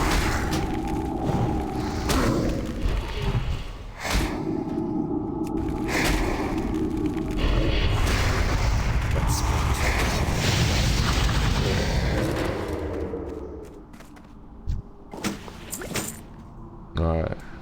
What are these guys doing here? They're just gonna follow me?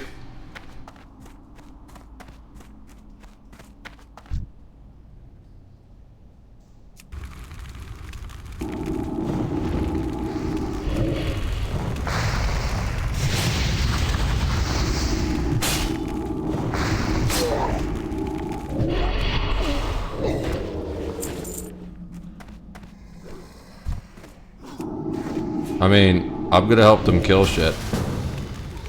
They're gonna invite me to the group. I'm cool with that. Let's go. Makes it easy. I'm gonna let the guy with the shield take the lead.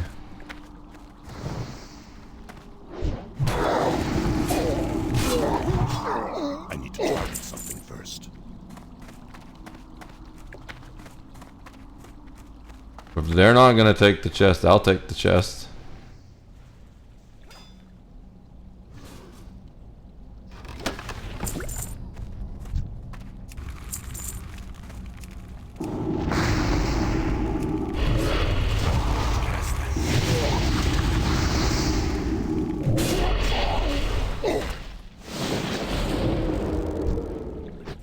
Alright. Catching up. I need something right here, but it's not here. It's up top, maybe? Burning Shadows. I don't know where to find that. Where the hell are these guys?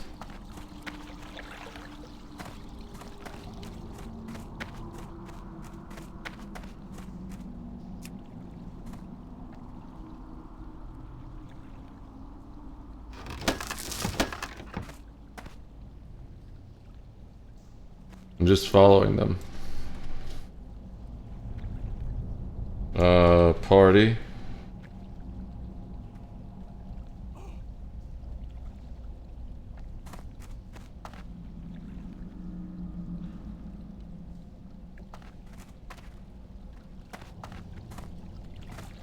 Are we still fighting stuff? We can come back and do things later. I mean, cool.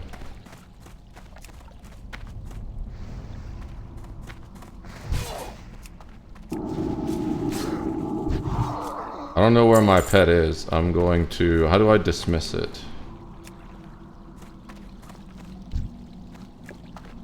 I don't want it to aggro stuff as it's running around. And that's how you pool the entire cave.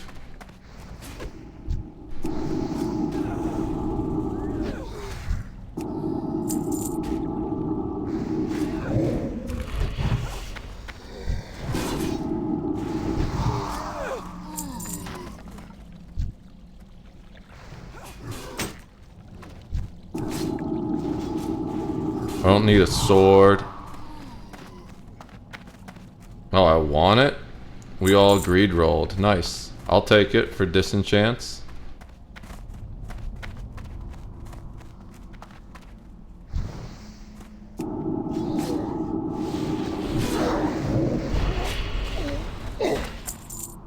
Where'd my threat meter go?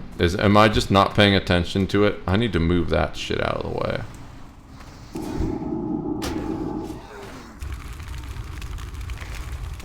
Okay, yeah, I do have a threat meter. It's just... I forgot it was there.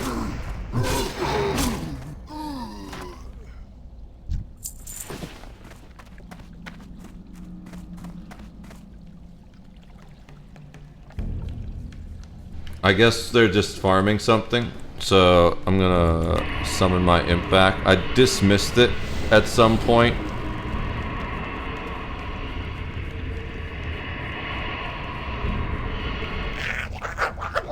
So that it didn't aggro things as we were running around. I'm talking in party instead of walking. I hate it doing that. That's how you die, man. Where is this quest here? It says there's a quest here, but I don't see it. Okay, guys in combat.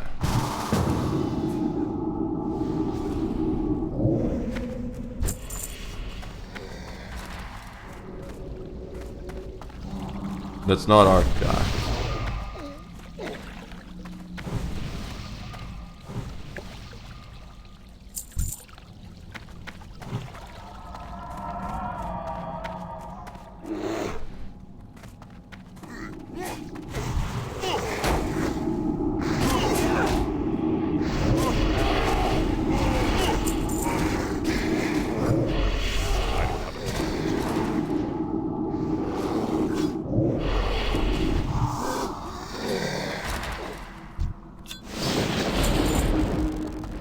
There we go.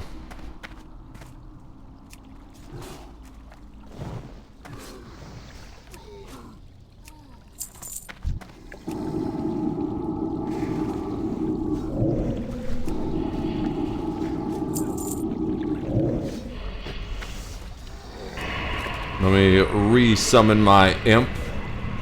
Yeah. So I forgot to finish that, I think. So the thing with the restream is, for whatever reason, because the last game I streamed using Restream was Warframe, like years ago, when I was originally streaming Warframe. Whenever I start a new stream, it just always resets it to Warframe, which is kind of frustrating, to be honest. Well, I should start the quest, right? There's a quest item. Is that the quest? Yeah.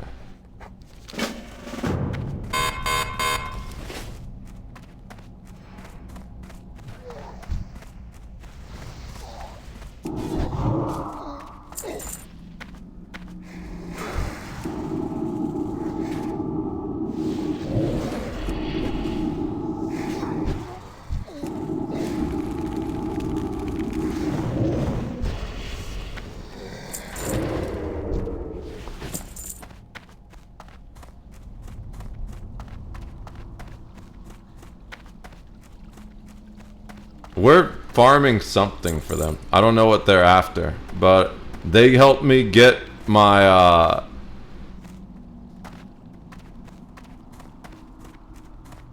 Voidwalker tablet. So I'm just sticking here, helping them farm whatever it is they're farming.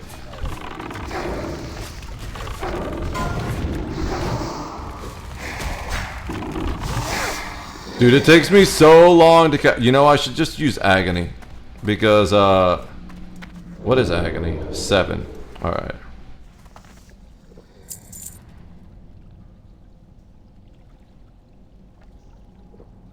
Because agony's instant.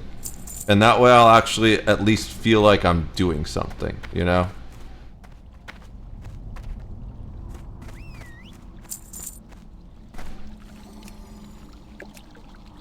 Oh, damn it. I didn't need to dismiss him. He actually jumped down. Whatever.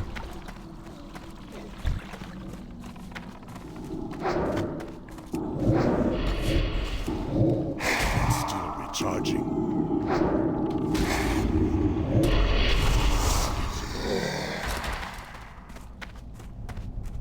Just running in a giant circle with this whole group. Cleared out the whole area. I wish it was easier to see who was on my squad. We don't have... Normally when I'm in a group, I have my group set raid icons for team members.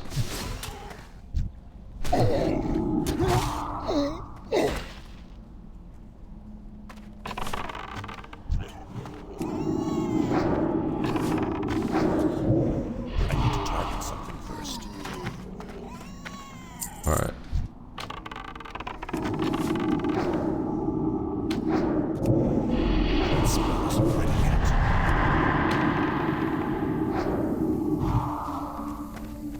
I didn't mean to fear it. I hit the wrong ability.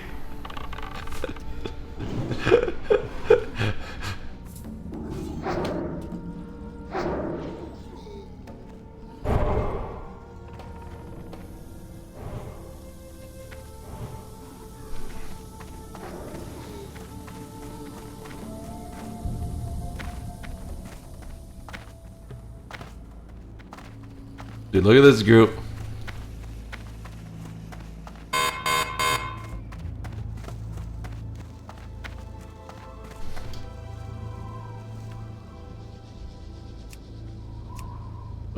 Leave party. What a cool group. See, that's what I love about WoW, is especially hardcore, right? It's because you know everyone... Not everyone. There's always that random fucking piece of shit that's just trying to get people killed. But everyone in that group, at least, was just really cool, really chill, all trying to stay alive and not die in that fucking cave. And it started with 2 dudes, and we ended with 6 dudes. And that's just really cool. And look at this person, just sitting here throwing buffs up. I wish I had buffs to give them back. I should get some soon. I think. Do warlocks even get buffs like that? I know I get my self buff. I got my demon skin. I can give hellstones to people. Dude, I forgot to kill things for hellstones. Let me get hellstones. Like, so I don't forget. Because who knows where I'm going next. I need to find something I can kill. About a modeled boar. Let's make sure we're not just fighting solo. I don't think a level 8 beast is going to be much of a threat to us. But you never know. Then what's the ability? Shift 5 is the ability to kill it.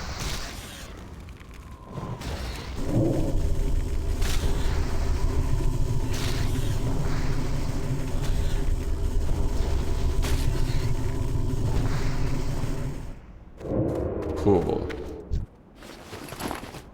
Wait, did it not count? Why didn't it count?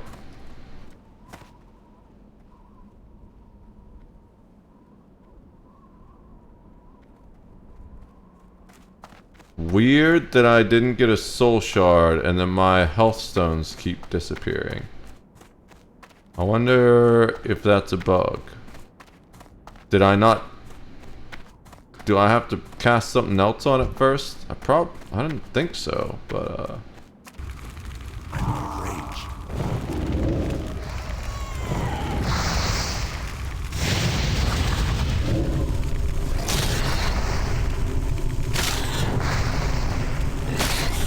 Oh! I think I know what happened. Maybe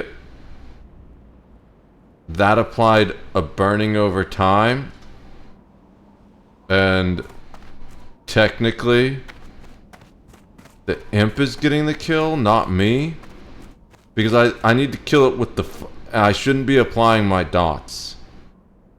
Let's see, does that... No, it just deals damage. I shouldn't be applying my dots because I need to kill it with the final blow for this, I think. No, it just says if it dies while being drained. Weird. I'm just going to kill it straight up and see what happens.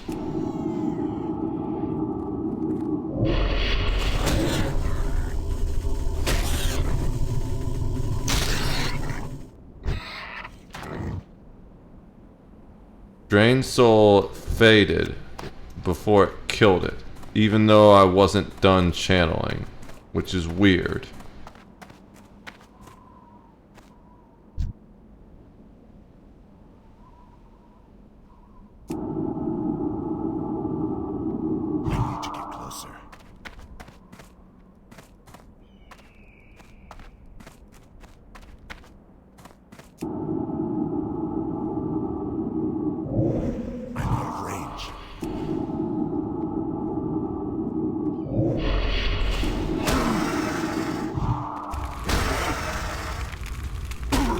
Oh, I've got thorns.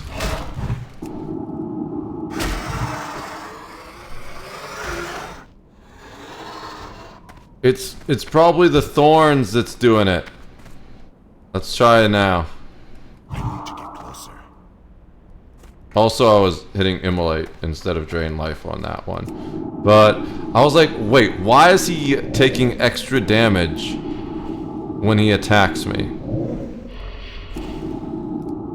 I probably shouldn't have cast that one. Let's just Drain Soul. Oh wow, that channel didn't last very long.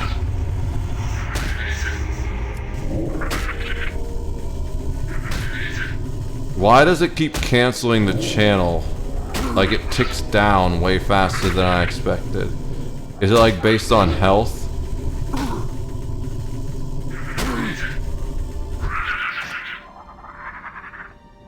I'm not generating health stones. Or soul shards. I don't get it.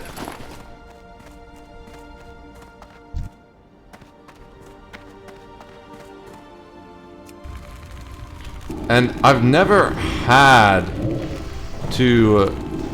oops, not fear.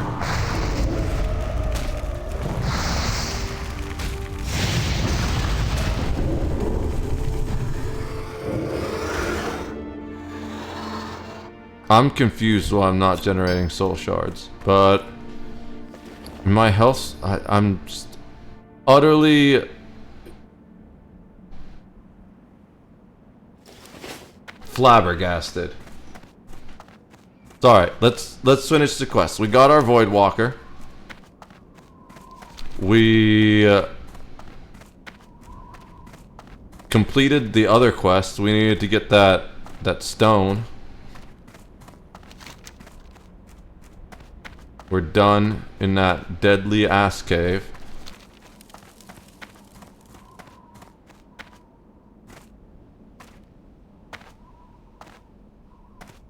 I'm really curious as to why I'm not generating soul shards.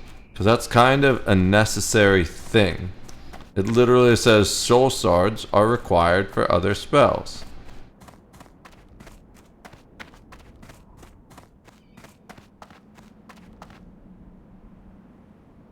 Oh, it has to yield experience. So maybe they were too low level. Hey cat, what's up? They might have been too low level to yield experience or honor, and that, if that is the case, then they don't generate a soul shard. That makes sense. Alright. So all of this stuff is in the base, in the Shadow Snatch. I don't think I really have anything. Oh, I want to sell all the random food. Oh wait, no, that's crafting stuff. Never mind. We'll mail that to our alt, our bank. Anything worth using?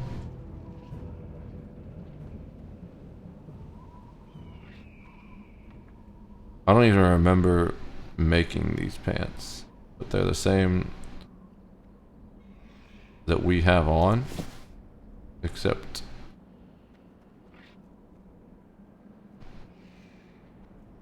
they were made by us, so we'll wear them because we made them ourselves. They're more fashionable. Ow, cat! That went right through my jeans and into my knee. Greetings. Well, we're gonna disenchant that for sure. Sell all the rest. Keep all the crafting materials. Go in peace. Oops.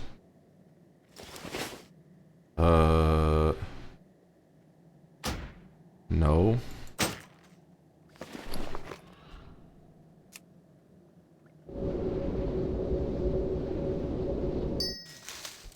Alright. So we do enchanting and tailoring on this character.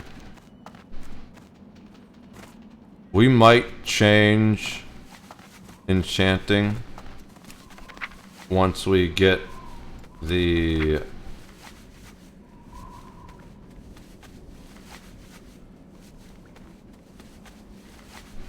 whatchamacallit.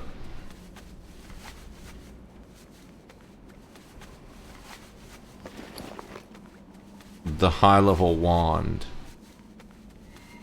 But I'm not sure. Maybe we just keep doing enchanting. Kitty cat. Alright, we're gonna keep the bandages. We need those. But the rest of that, we sell to the bank. Well, we don't sell, but we send to the bank.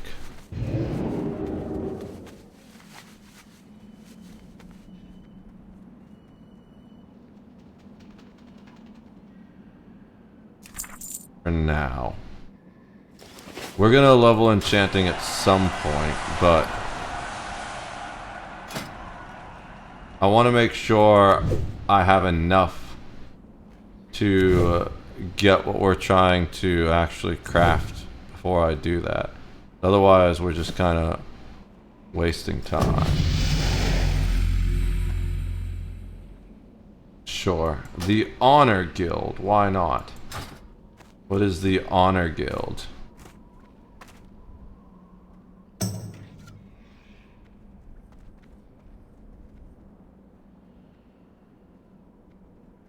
We'll salute the Honor Guild.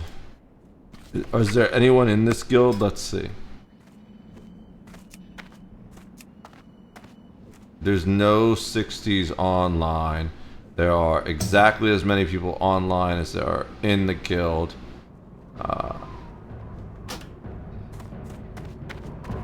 It's not a major guild. It looks like it just got started. Sell our extra bandages that we just made for a little bit of cash on the side. And then let's go dive into the Shadow Snatch. Wait, there's a quest here? Hidden enemies, slain. Oh, is that? That's like one of the portal things, maybe?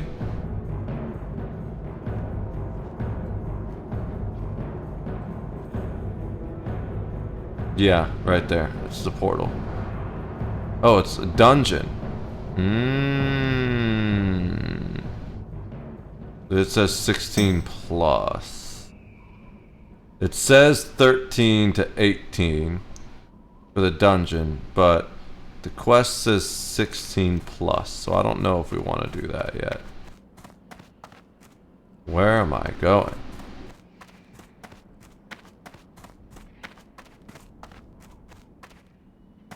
I don't know how I feel about running dungeons with randoms, especially on the main character that I'm really trying not to have die. If it were like one of the alt characters, I wouldn't care too much. But I feel like on the main character, I really only want to run dungeons with friends.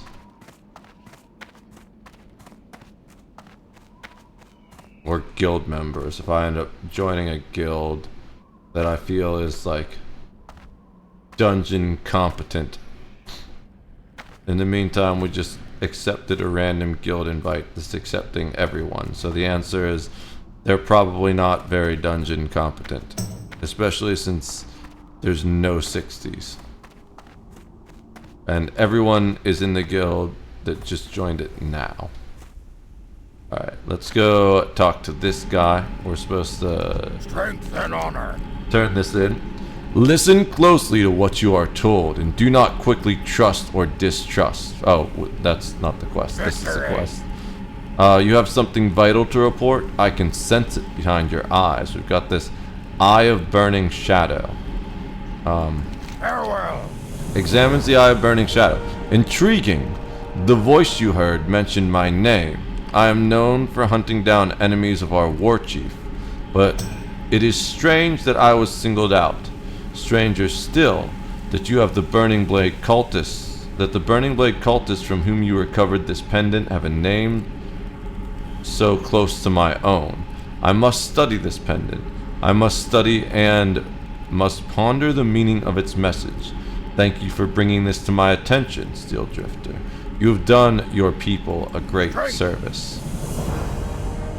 Alright.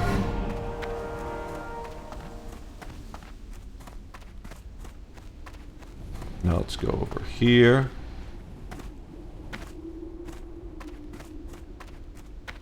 And talk to Gunrul Bloodeye. And we get our Void Walker now. Do you have the tablet of Virga, Steel Drifter? If not, I do not wish to speak with you until you do. I do, actually. Good.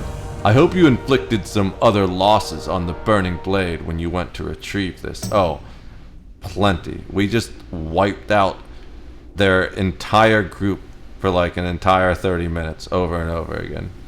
They have been a source of great annoyance for the war chief, and a great blight upon warlocks as a whole. For the Horde. Now observe the tablet of Virga, for it contains the glyphs you will need for the summoning. Take them to the circle in Nero Fireblade's tent on the other side of the cavern. There you will be able to call for the Void Walker. You must defeat it using whatever physical and magical means you have at your disposal. When this is completed, return to me with the glyphs of summoning, and I will demonstrate how you may bind the creature to your will. Using the glyphs of summoning, summon that subdue a Void Walker. Okay. Go forth to victory.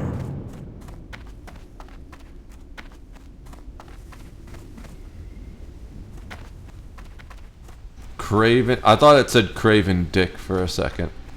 I was like, what a name. So we are in the summoning. I think I can use my normal dude to hopefully help me fight it. We're about to find out, unless it gets dismissed.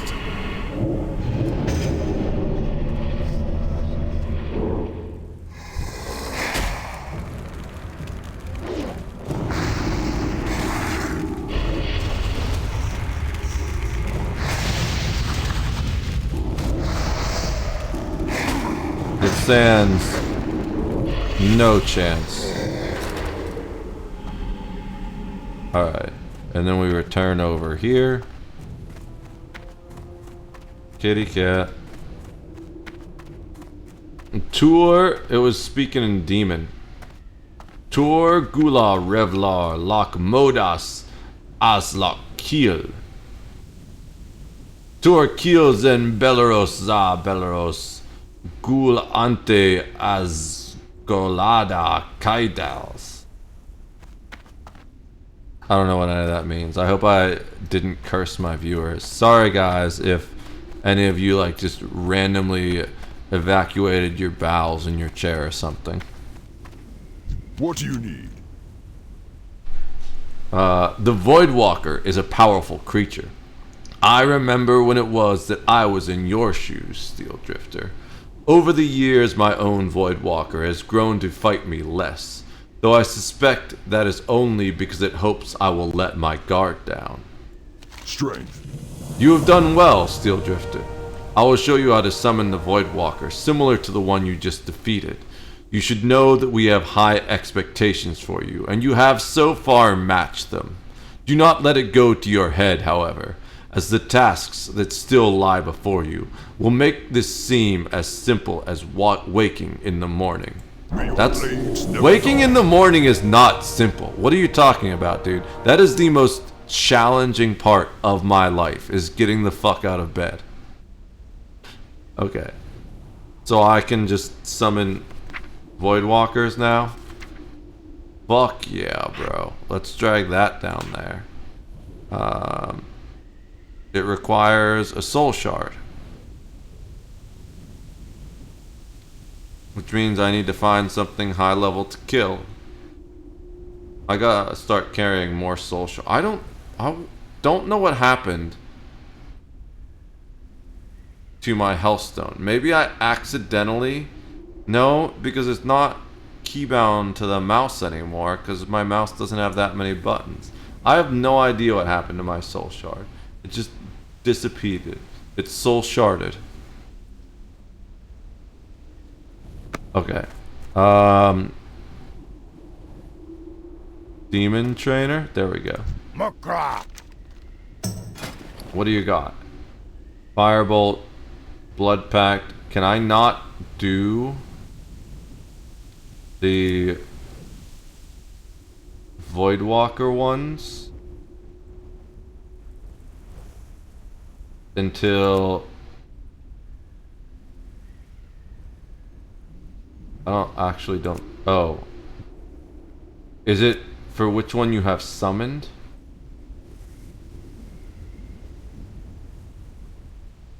No, okay, I'm not high enough level. I need to be one higher level, I think. See if there's any rank ones. Yeah, the first rank one I see is right there, which I need to be level 16. So you can summon the Voidwalker before you can teach it any additional abilities, which I think was the same as the minion. But I need to kill something to... And it can't have a grayed out name, I'm assuming. There's nothing else that needs to be done in here. So... Where are all of my damn quests? I think they're all in the Barrens at this point. I don't think there's any left. That was the last one I had in Dorotar, correct? Besides the donation of wool. We got all these Barrens quests. So let's go out the Barrens door. That's probably... I think we can go this way. I've never left out of the Barrens entrance, actually. Because every time I came back from the Barrens, I just took the flight master, but there's things we need to kill for the quest right outside. I wonder what my Voidwalker's name is going to be. So apparently in Classic you can name hunter pets, but not your warlock demons, because they just name themselves. They have a name when you capture them. And it always has the same name, because it doesn't actually die, it just gets dismissed. My imp is called Rulpep. I kinda didn't like that name at all at the beginning, but I've grown to appreciate Rulpep.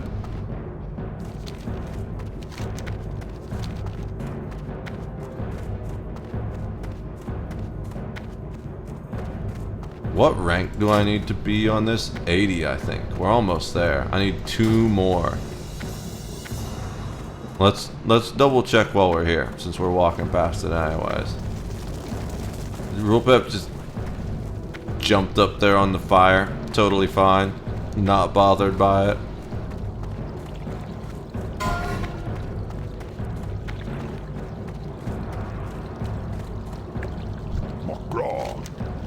I require training. So anti-venom is 80.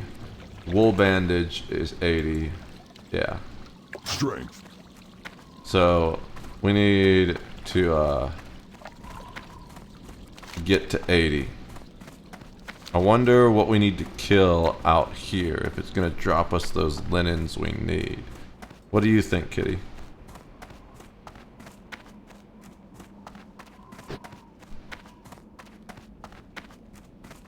So that guy likes snakes. I don't want a snake. How much does the snake cost? How you do it, man? It's not worth it right now. That's a lot of silver. Let's be with you, man. I don't even know what I should get as a pet, to be honest. Like a pet, not a combat pet. I don't want the cockroach. The snake I could do. There's gotta be like a good warlock themed demonish pet though, right? Oh no, we lost Mark of the Wild. We still have arcane intellect though. Which is cool, because that makes us do a little bit more damage as a caster.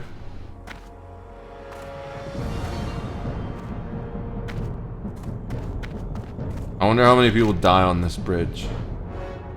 None compared to the other bridges. Oh, because there's water beneath it.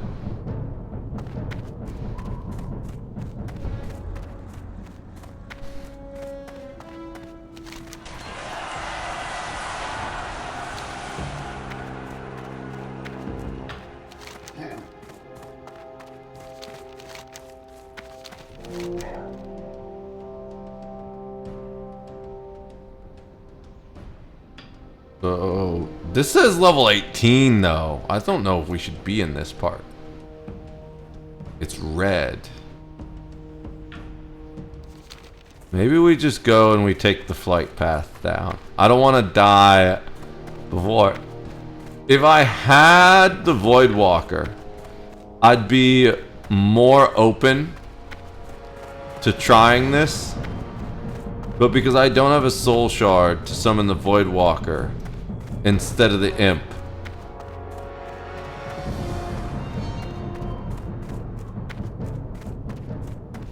and the imp can't tank at all, and that's like a level 18 area, I'm not convinced.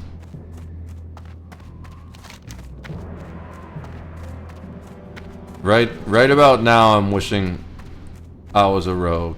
I really missed that sprint.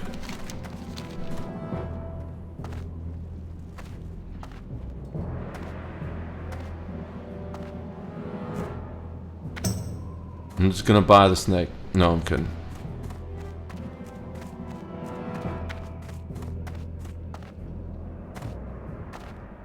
Kitty cat.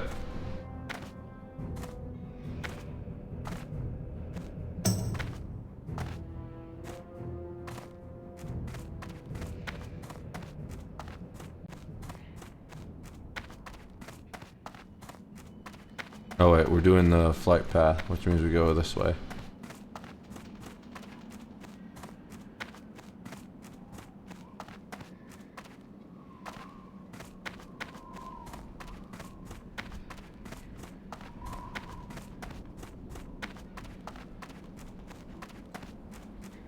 Loktar.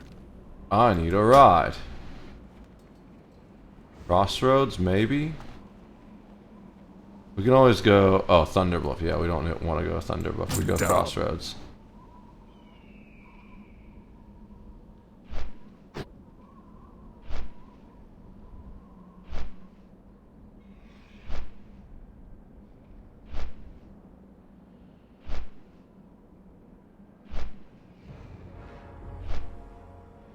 We're flying the path we would have walked. That's pretty funny. Are we gonna get a safeguard warning? Oh, we're not flying over the things we were gonna fight.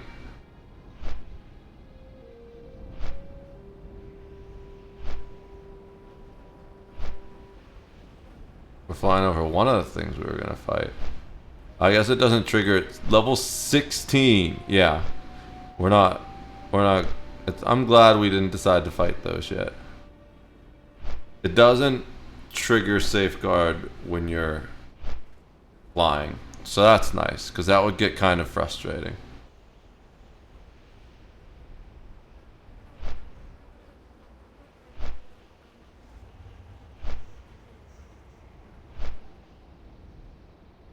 Kitty cat.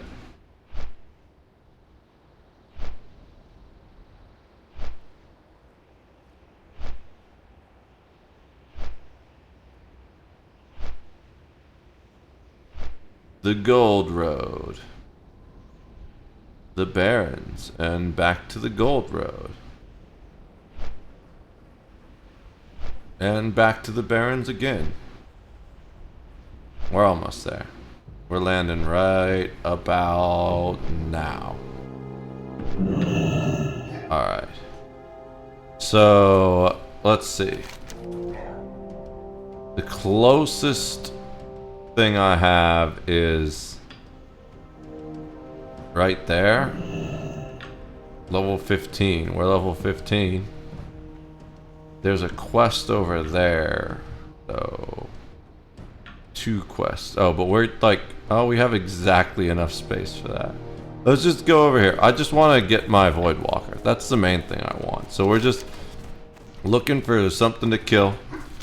And there's things over here that we have to kill for a quest. So that's what we're going to do. How's my bag space looking? Good. We don't really need to pop any of the random buffs. But we'll refresh our armor.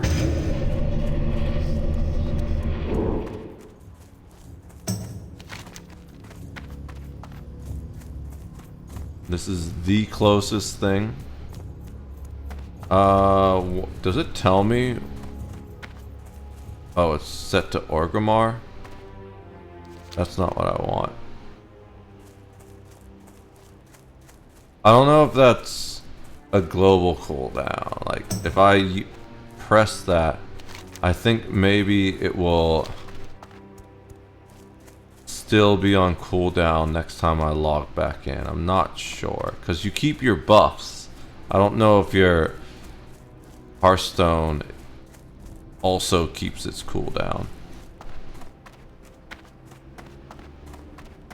And your abilities. I could do it as a test, but I'd also probably forget whether or not I cast it. Alright, here we go. We can kill this and get things for it, because it's not gray. Where is my dude? Did he die? Or no, he gets dismissed when you fly. That's right. No, I was gonna pull that one. Damn mage. Leave it to a mage. I better not pull multiple. They're standing next to each other. This is bullshit. He took the easy one. These two just don't want to leave the fire.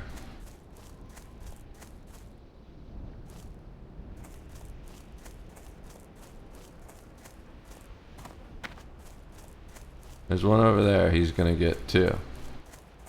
What about this one by the entrance here? Can I pull him safely?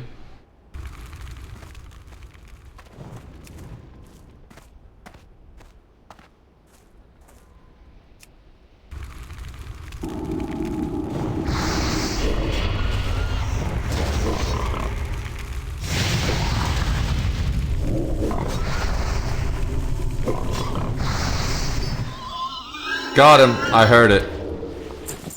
Alright. So, do I need to...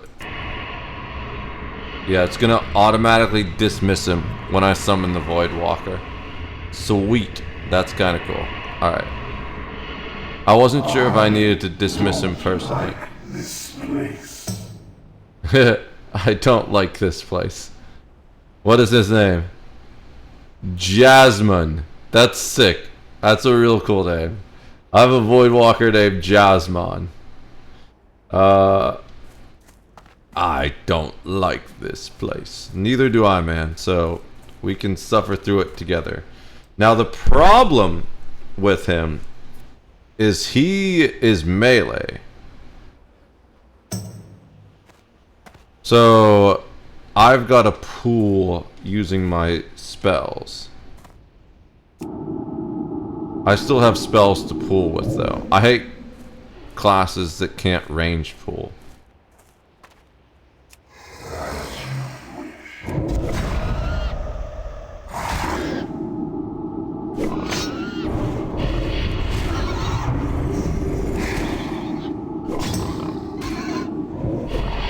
He has more health than I do. I'm so glad I have a Void Walker now. That makes things so much better. A Void Walker with taunt. Let's go. I need to kill how many of those things? Oh. I need to get drops from them. No, it's not even. Oh, these aren't even the Razor Mains I need to kill. Damn it.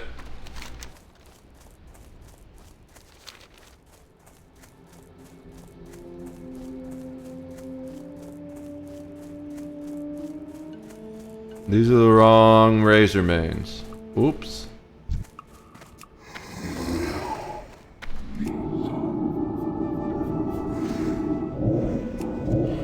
That's the wrong curse. Okay.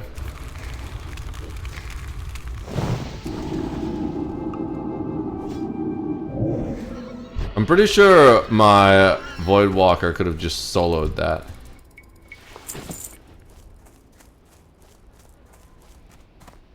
So level 11. Can I even get... Okay, I can. I want to just let the Void Walker beat up on it. What level is the Void Walker? I guess his level levels with my level, right? Yeah, he's level 15.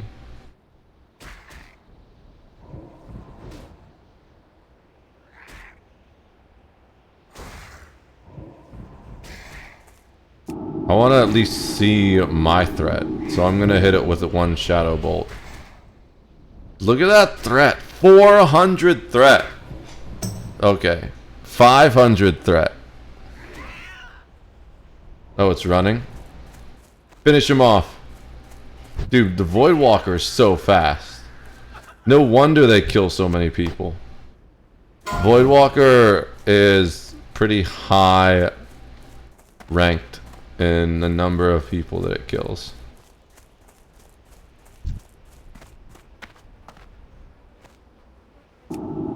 Oh shit, that guy has a pet. I have a pet too, but there's two of them walking inside of each other? Wait. That's just... Okay, it was just the names. And it says his pet. What level are they? Level 7 beast. Level 11. Okay, we're fine. So we're gonna have my Void Walker go after his pet. And I'm gonna go after him.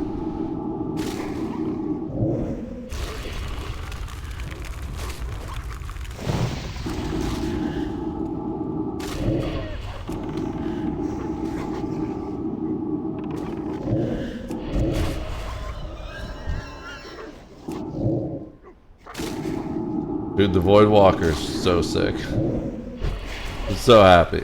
Alright. We got a banana! I hope you're having a great morning so far. What's up, Snow Ninja? Morning! I've been going for a while. I'm actually thinking of maybe going to bed soon. How are you doing? I'm having a great morning. I finally got my Void Walker. Level 15. I have my Void Walker. He's super strong. He can just face tank these things on his own. How are you doing? Glad to see you in chat as always. He's fighting a lash tail. Yeah, we'll have him go just fight this razor mane by himself.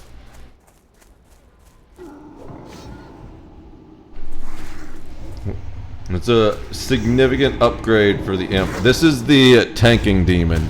It taunts. So especially if I like let it get threat first, now I can just pop all my damage on it, and there's no way that I'm gonna get aggro, and it's super tanky. And then we just crush things. Oh, I should be killing things with drain life though, so we ensure that we get the I need more soul shards to make sure I can always summon him.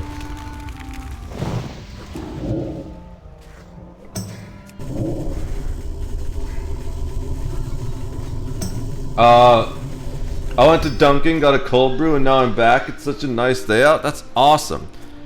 I have to do a PvP tournament thing in my Star Wars role-playing game, and I probably should have went to sleep about 2 hours ago because of that, but I've had some interesting conversations today. Betty got us talking about God and then aliens and spaceships and the Native American giants. So we've had some fun conversations today. They're a lot more fun than the conversation yesterday. The conversation yesterday, I spent like 3 hours ranting about the Constitution, and that was exhausting. But today we just had some fun, lighthearted conversations. So it was a nice little break. Although I did a little bit of ranting about some stuff during the Phil DeFranco, but it wasn't like yesterday. Alright, let's make sure we set our Hearthstone here, because I didn't have the Hearthstone set here. It was set to Orgrimmar. Walk with the Earth Mother. And let's tell me about the dungeons I could explore. Ragefire. Yeah, we're not gonna do that yet. Go in peace. Let me browse your goods. I don't want to really do dungeons with randos. Ooh, those are an upgrade. Winds be at your back. Oh, I got some. I think that's probably enough to get me.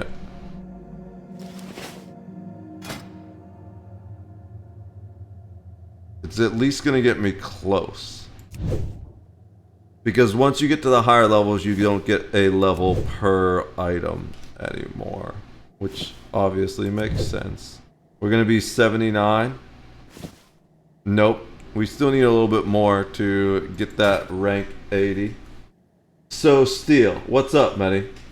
Yeah, it was a good rant, though. I'm glad you enjoyed it. Alright. Let's... I have just the thing for you. Be careful. I have one soul shard, but I don't have a health stone. I still don't know what happened to that health stone I had. Kind of annoying. Can I take... Yep.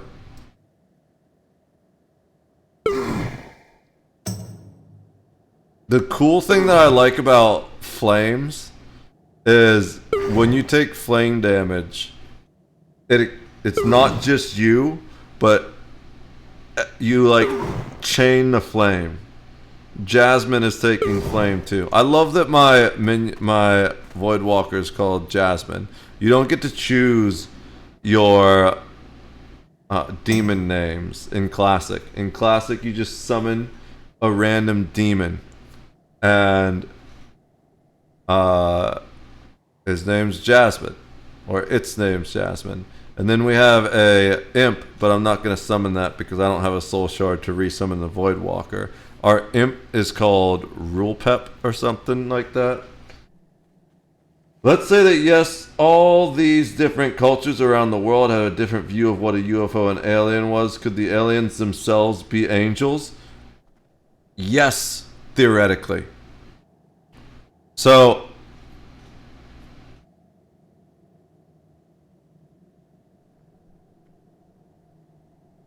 that's getting really complex, right? Because part of that question is what or who is God? And there's lots of possibilities. One, and like what Abrahamic religions believe, and I think that most people have in their head when you say God, is some cosmic, otherworldly entity that exists as an energy. But what we mean in like the most literal sense is the one that created us. Well, what if we were created by another alien race? The same way we, through like genetic manipulation and stuff, the same way we've created dog breeds, then theoretically those aliens could be representatives of those races and would in fact also be angels. For me, if there's a God, it lives in a fifth or a further dimension. I believe God exists in all dimensions. What if we are inside a video game? They found many portals and they all look like glitches in video games. Maybe not a video game, but something like it. Who knows? So that's called simulation theory. The theory that the universe is a simulation and not actually true. I don't think that it's possible, right? It's entirely possible. And even if it is a simulation, it's still true to us. You know, we exist within the simulation, so the simulation is our reality. And is it possible to leave the simulation? Probably not, because that guy's playing rock, paper, scissors with the innkeeper, I think.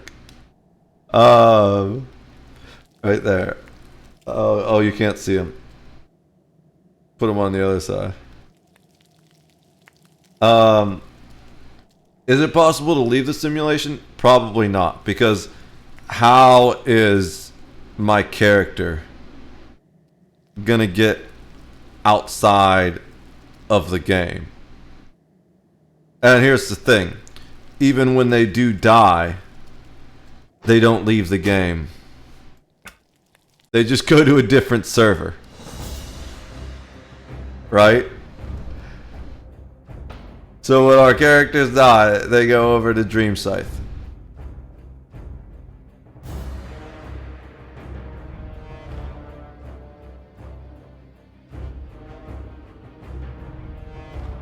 This one, which is the one that I'm actually mad about. I was kind of annoyed about the hunter. Oh wait, did the shaman? No, it was the hunter that I was mad about, I think. Yeah, this troll. This was going to be my potion maker on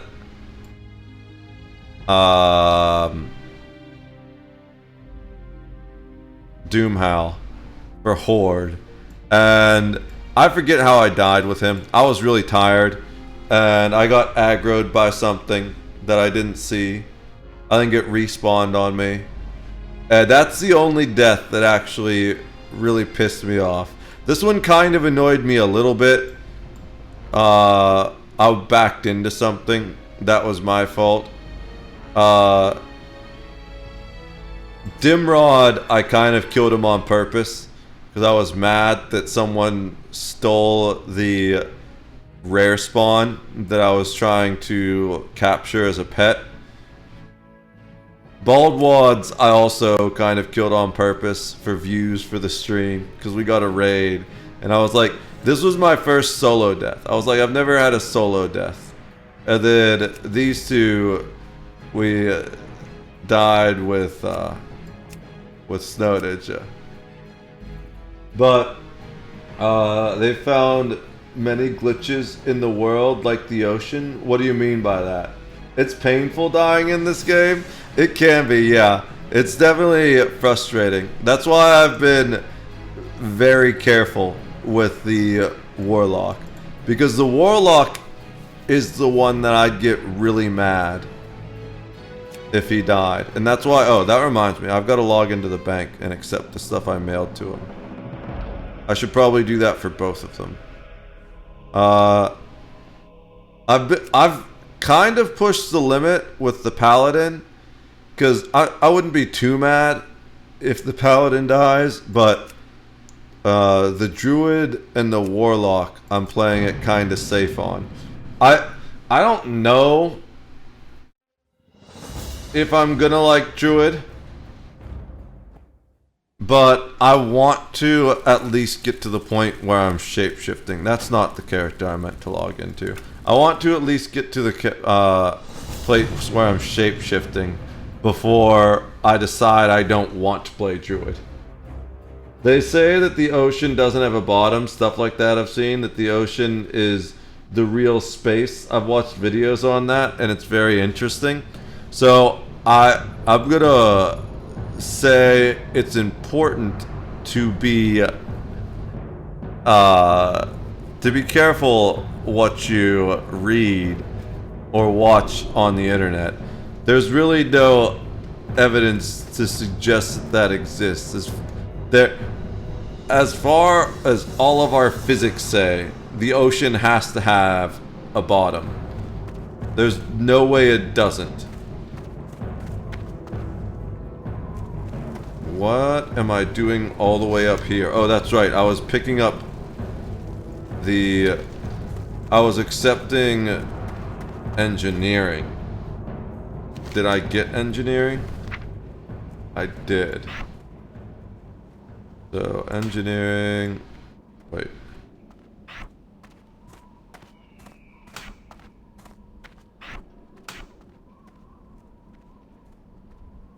Then we got...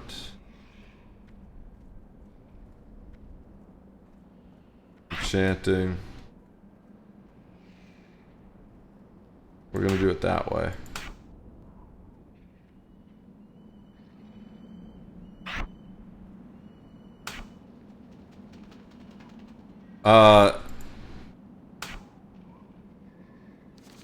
Now, I think it's entirely possible there's things living in the ocean that we've never seen before. But the ocean definitely has a bottom because the Earth is round, right? And so eventually, even if you keep going down as deep as possible as you can into the ocean, you're gonna come out on the other side of it. You'd come out on the ocean on the other side. So even if there's theoretically no bottom to the ocean, which doesn't really make sense because of physics, it's the Earth, water just isn't dense enough to give us the mass that we have. We think that there's a thin crust and then a layer of magma, and then I think another layer of magma, and then there's basically 2 layers of pure iron. One which is super dense, just like a giant iron ball at the center of the planet, and then one which is not quite as much pressure on it, so it's still liquid and it kind of rotates around the iron ball at the center, and that's what gives us the electromagnetic field that prevents us from getting utterly obliterated by the sun's radiation.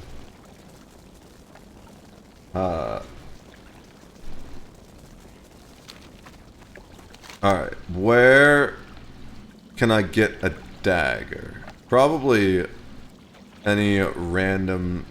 Well, the general... No, not the general store. I feel like there's gotta be...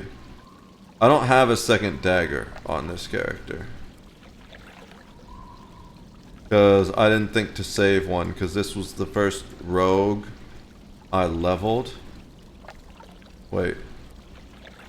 Do I have things that I can pick up there? I don't think so. This was the first rogue I leveled. So, since I didn't think to... I didn't know that I would get my passive I need to target something at, for dual wield at 10.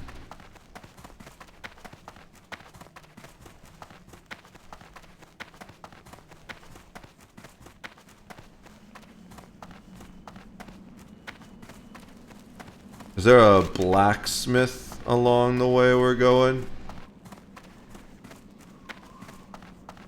No, it's back the other way probably.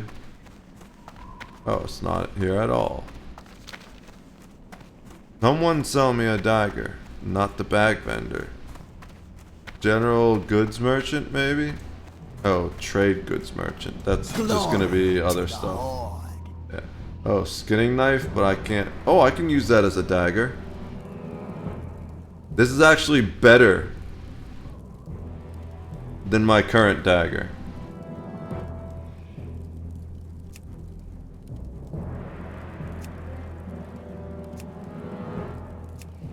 Just buy your skinning knife. For the Horde. We'll equip that. But we should probably switch. I don't think it matters which is which. But I could be wrong. There's often an offhand penalty.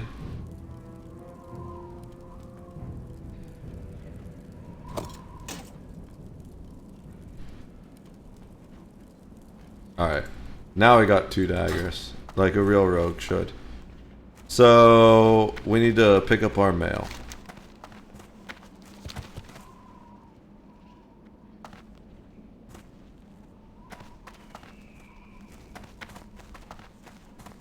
Down this way. We're not really leveling things on this character yet. We're gonna level the other characters.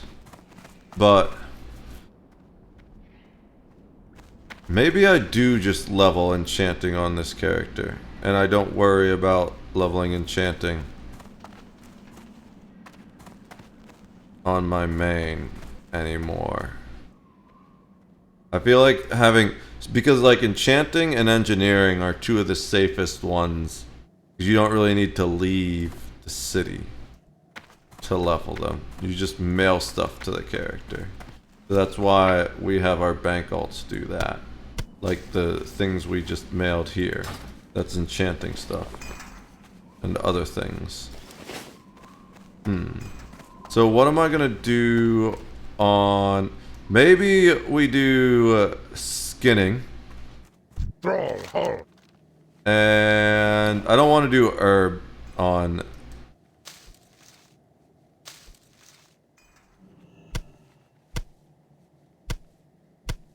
I'm gonna run a bank space. I can disenchant that though. Do I have an enchanting rod? No, I haven't made one yet. I need to go get a copper rod to do that.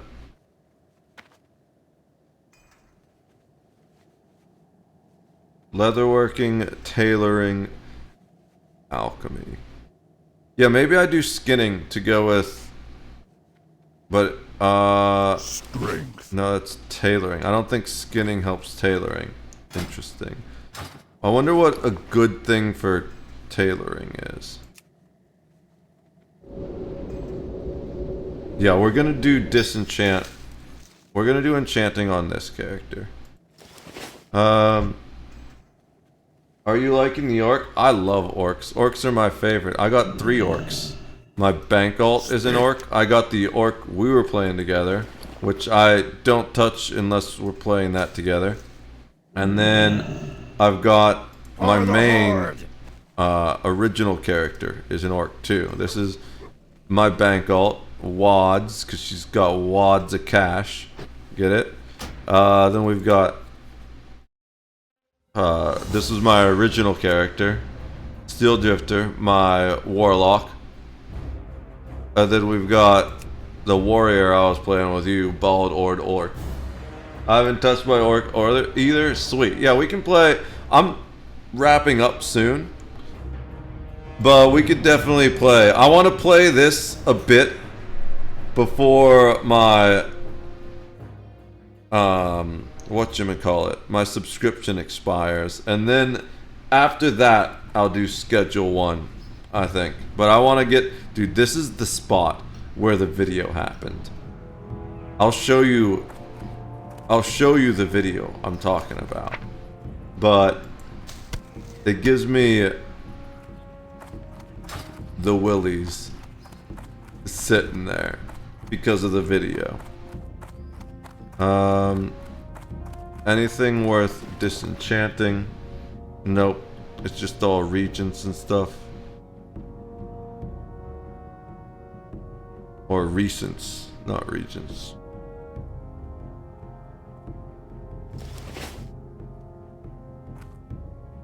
You need something? Alright. So... oh, we're gonna sell those probably. Those will sell for a lot. Oh, they didn't sell.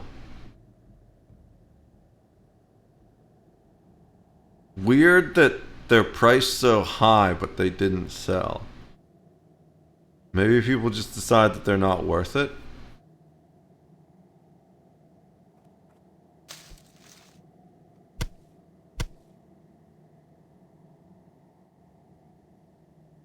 I'm gonna put them on the market again. I don't... does it cost money to put them on the market?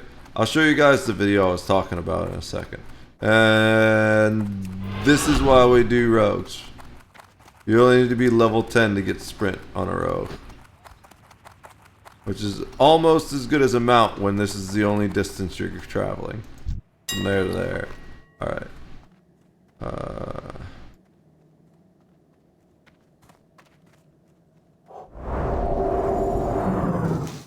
Damn it. I just ate one.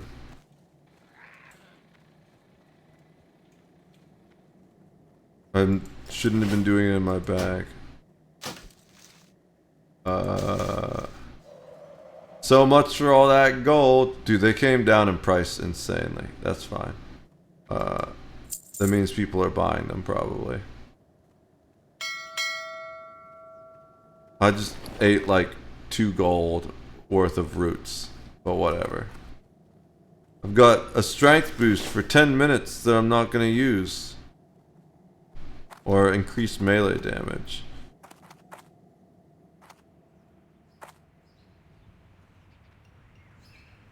There's a certain item that if you drink it, it kills you.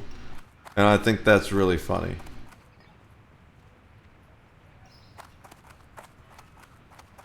Because, like, it was designed, of course, for, whatchamacallit, people to be able to res. So, it's part of a quest, and then I think you're supposed to resurrect afterwards. But the item, I made a new one to play with Wong, and I died. I always die with Wong. Wong lets me fight hard enemies by myself, and it gets me killed. I'm sure. Yeah, the game is very difficult solo. That guy's got a glowing sword. What level is he? 50. Makes sense. Alright. So, we accepted the mail. The mail expires, so I wanted to make sure we do that. I think there was something else. Oh, I wanted to show you guys the video. Let's go find that video.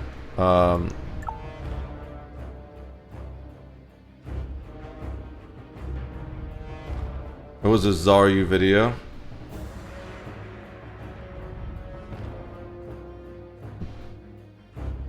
Bank. Alt. Yeah, this one. So, that spot... oh, that's not what I was looking at. So this is the one I was looking at. That spot I was just standing at when I spawned in, it's that exact stairwell. I literally logged out there, and that's why I walked into the inn. I don't want to log in and just immediately have this happen to me. Grief method. Imagine having epics and gold on your bank alt. Wait, what? Bank alts griefed? No. Bro, I have 300 gold or so on my bank. There's no way. What the hell's going on?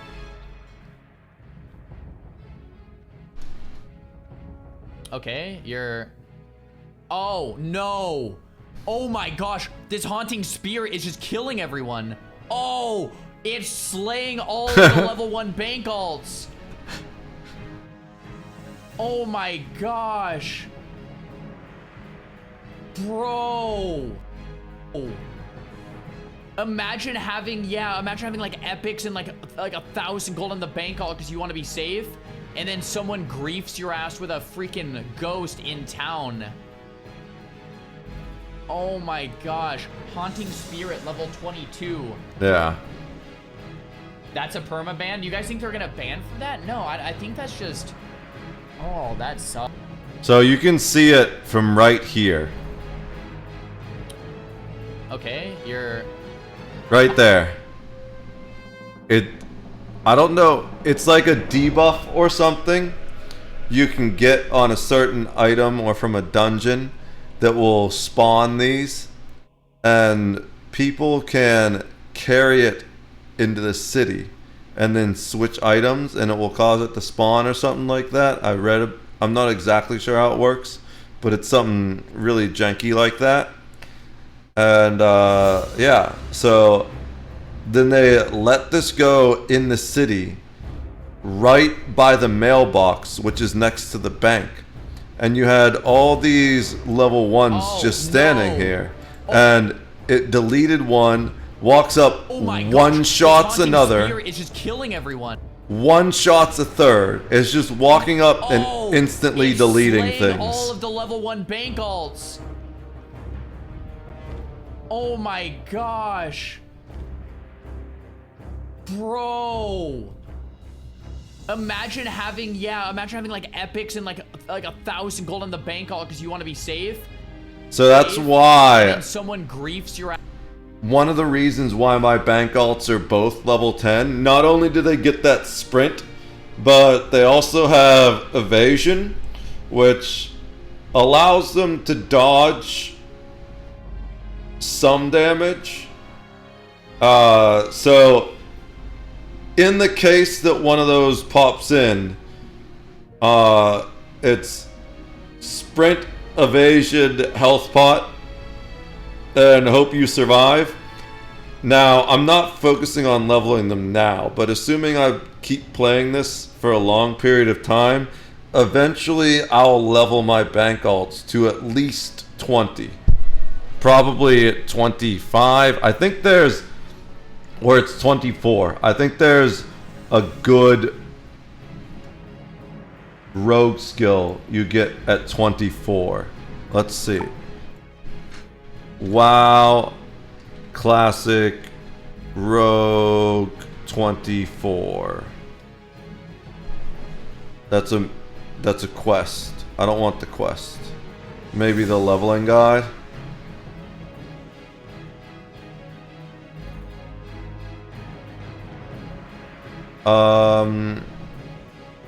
Oh, these are quests. Those are items. I want abilities. That's not very helpful.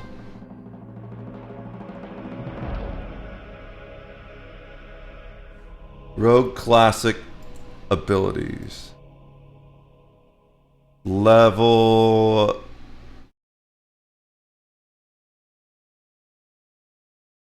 (22) you get Vanish. Okay, so it's 22. Distract and Vanish. Throws a distraction, attracting the attention of all nearby monsters for 10 seconds, usable while stealth. But Vanish is the important one. It allows you to disappear from sight entering stealth while in combat, and for the first 3 seconds after vanishing, damage and harmful effects revealed will not break stealth, also breaks movement impairing effects. So I'm going to level my rogues to at least 22 as my bank alts. That way, in addition to having the evasion and sprint, they have vanish, and they can just disappear if someone starts griefing shit. Plus, they'll have more HP. But the question is how to level them. I guess when I do level them, I'll have to temporarily mail all the stuff to one of my other characters. Like, I'll just mail it to my 60. Because I'm probably not going to waste time leveling them until I have a 60 on that side. Alright. Let's see what we got here.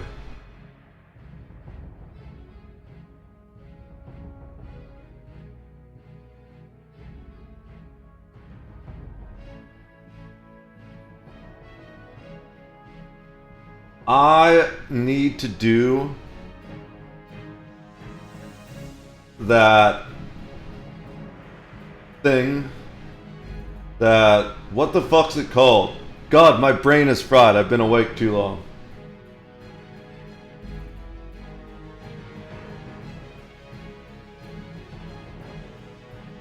I need to do that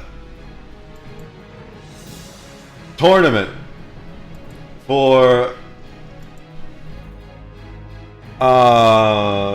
my role-playing game in a few hours, so I'm gonna try and get a few hours sleep. In the meantime, guys, we're gonna drop you off at LOL Wendy, who actually raided me last time. Maybe not last time I was playing WoW, but during a previous WoW stream. So please go in and show some love to Wendy. Really cool, chill streamer. Talks lots about spirituality and uplifting and bettering yourself. I will be live again tomorrow, probably. Like, I'm just gonna be live every day until Saturday. So thank you all so much for stopping by. I really appreciate it. I'll see you guys for the next one. Peace.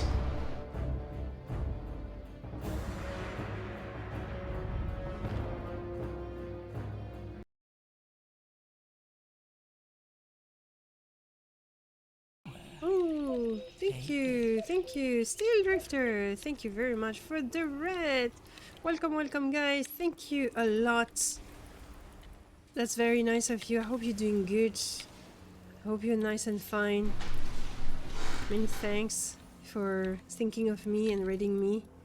I do apologize for staying concentrated. I'm doing a level 9 key. It's not a 10. I lied earlier. It's a 9. But it's already, you know, pretty good. Feel the steel. Thank you.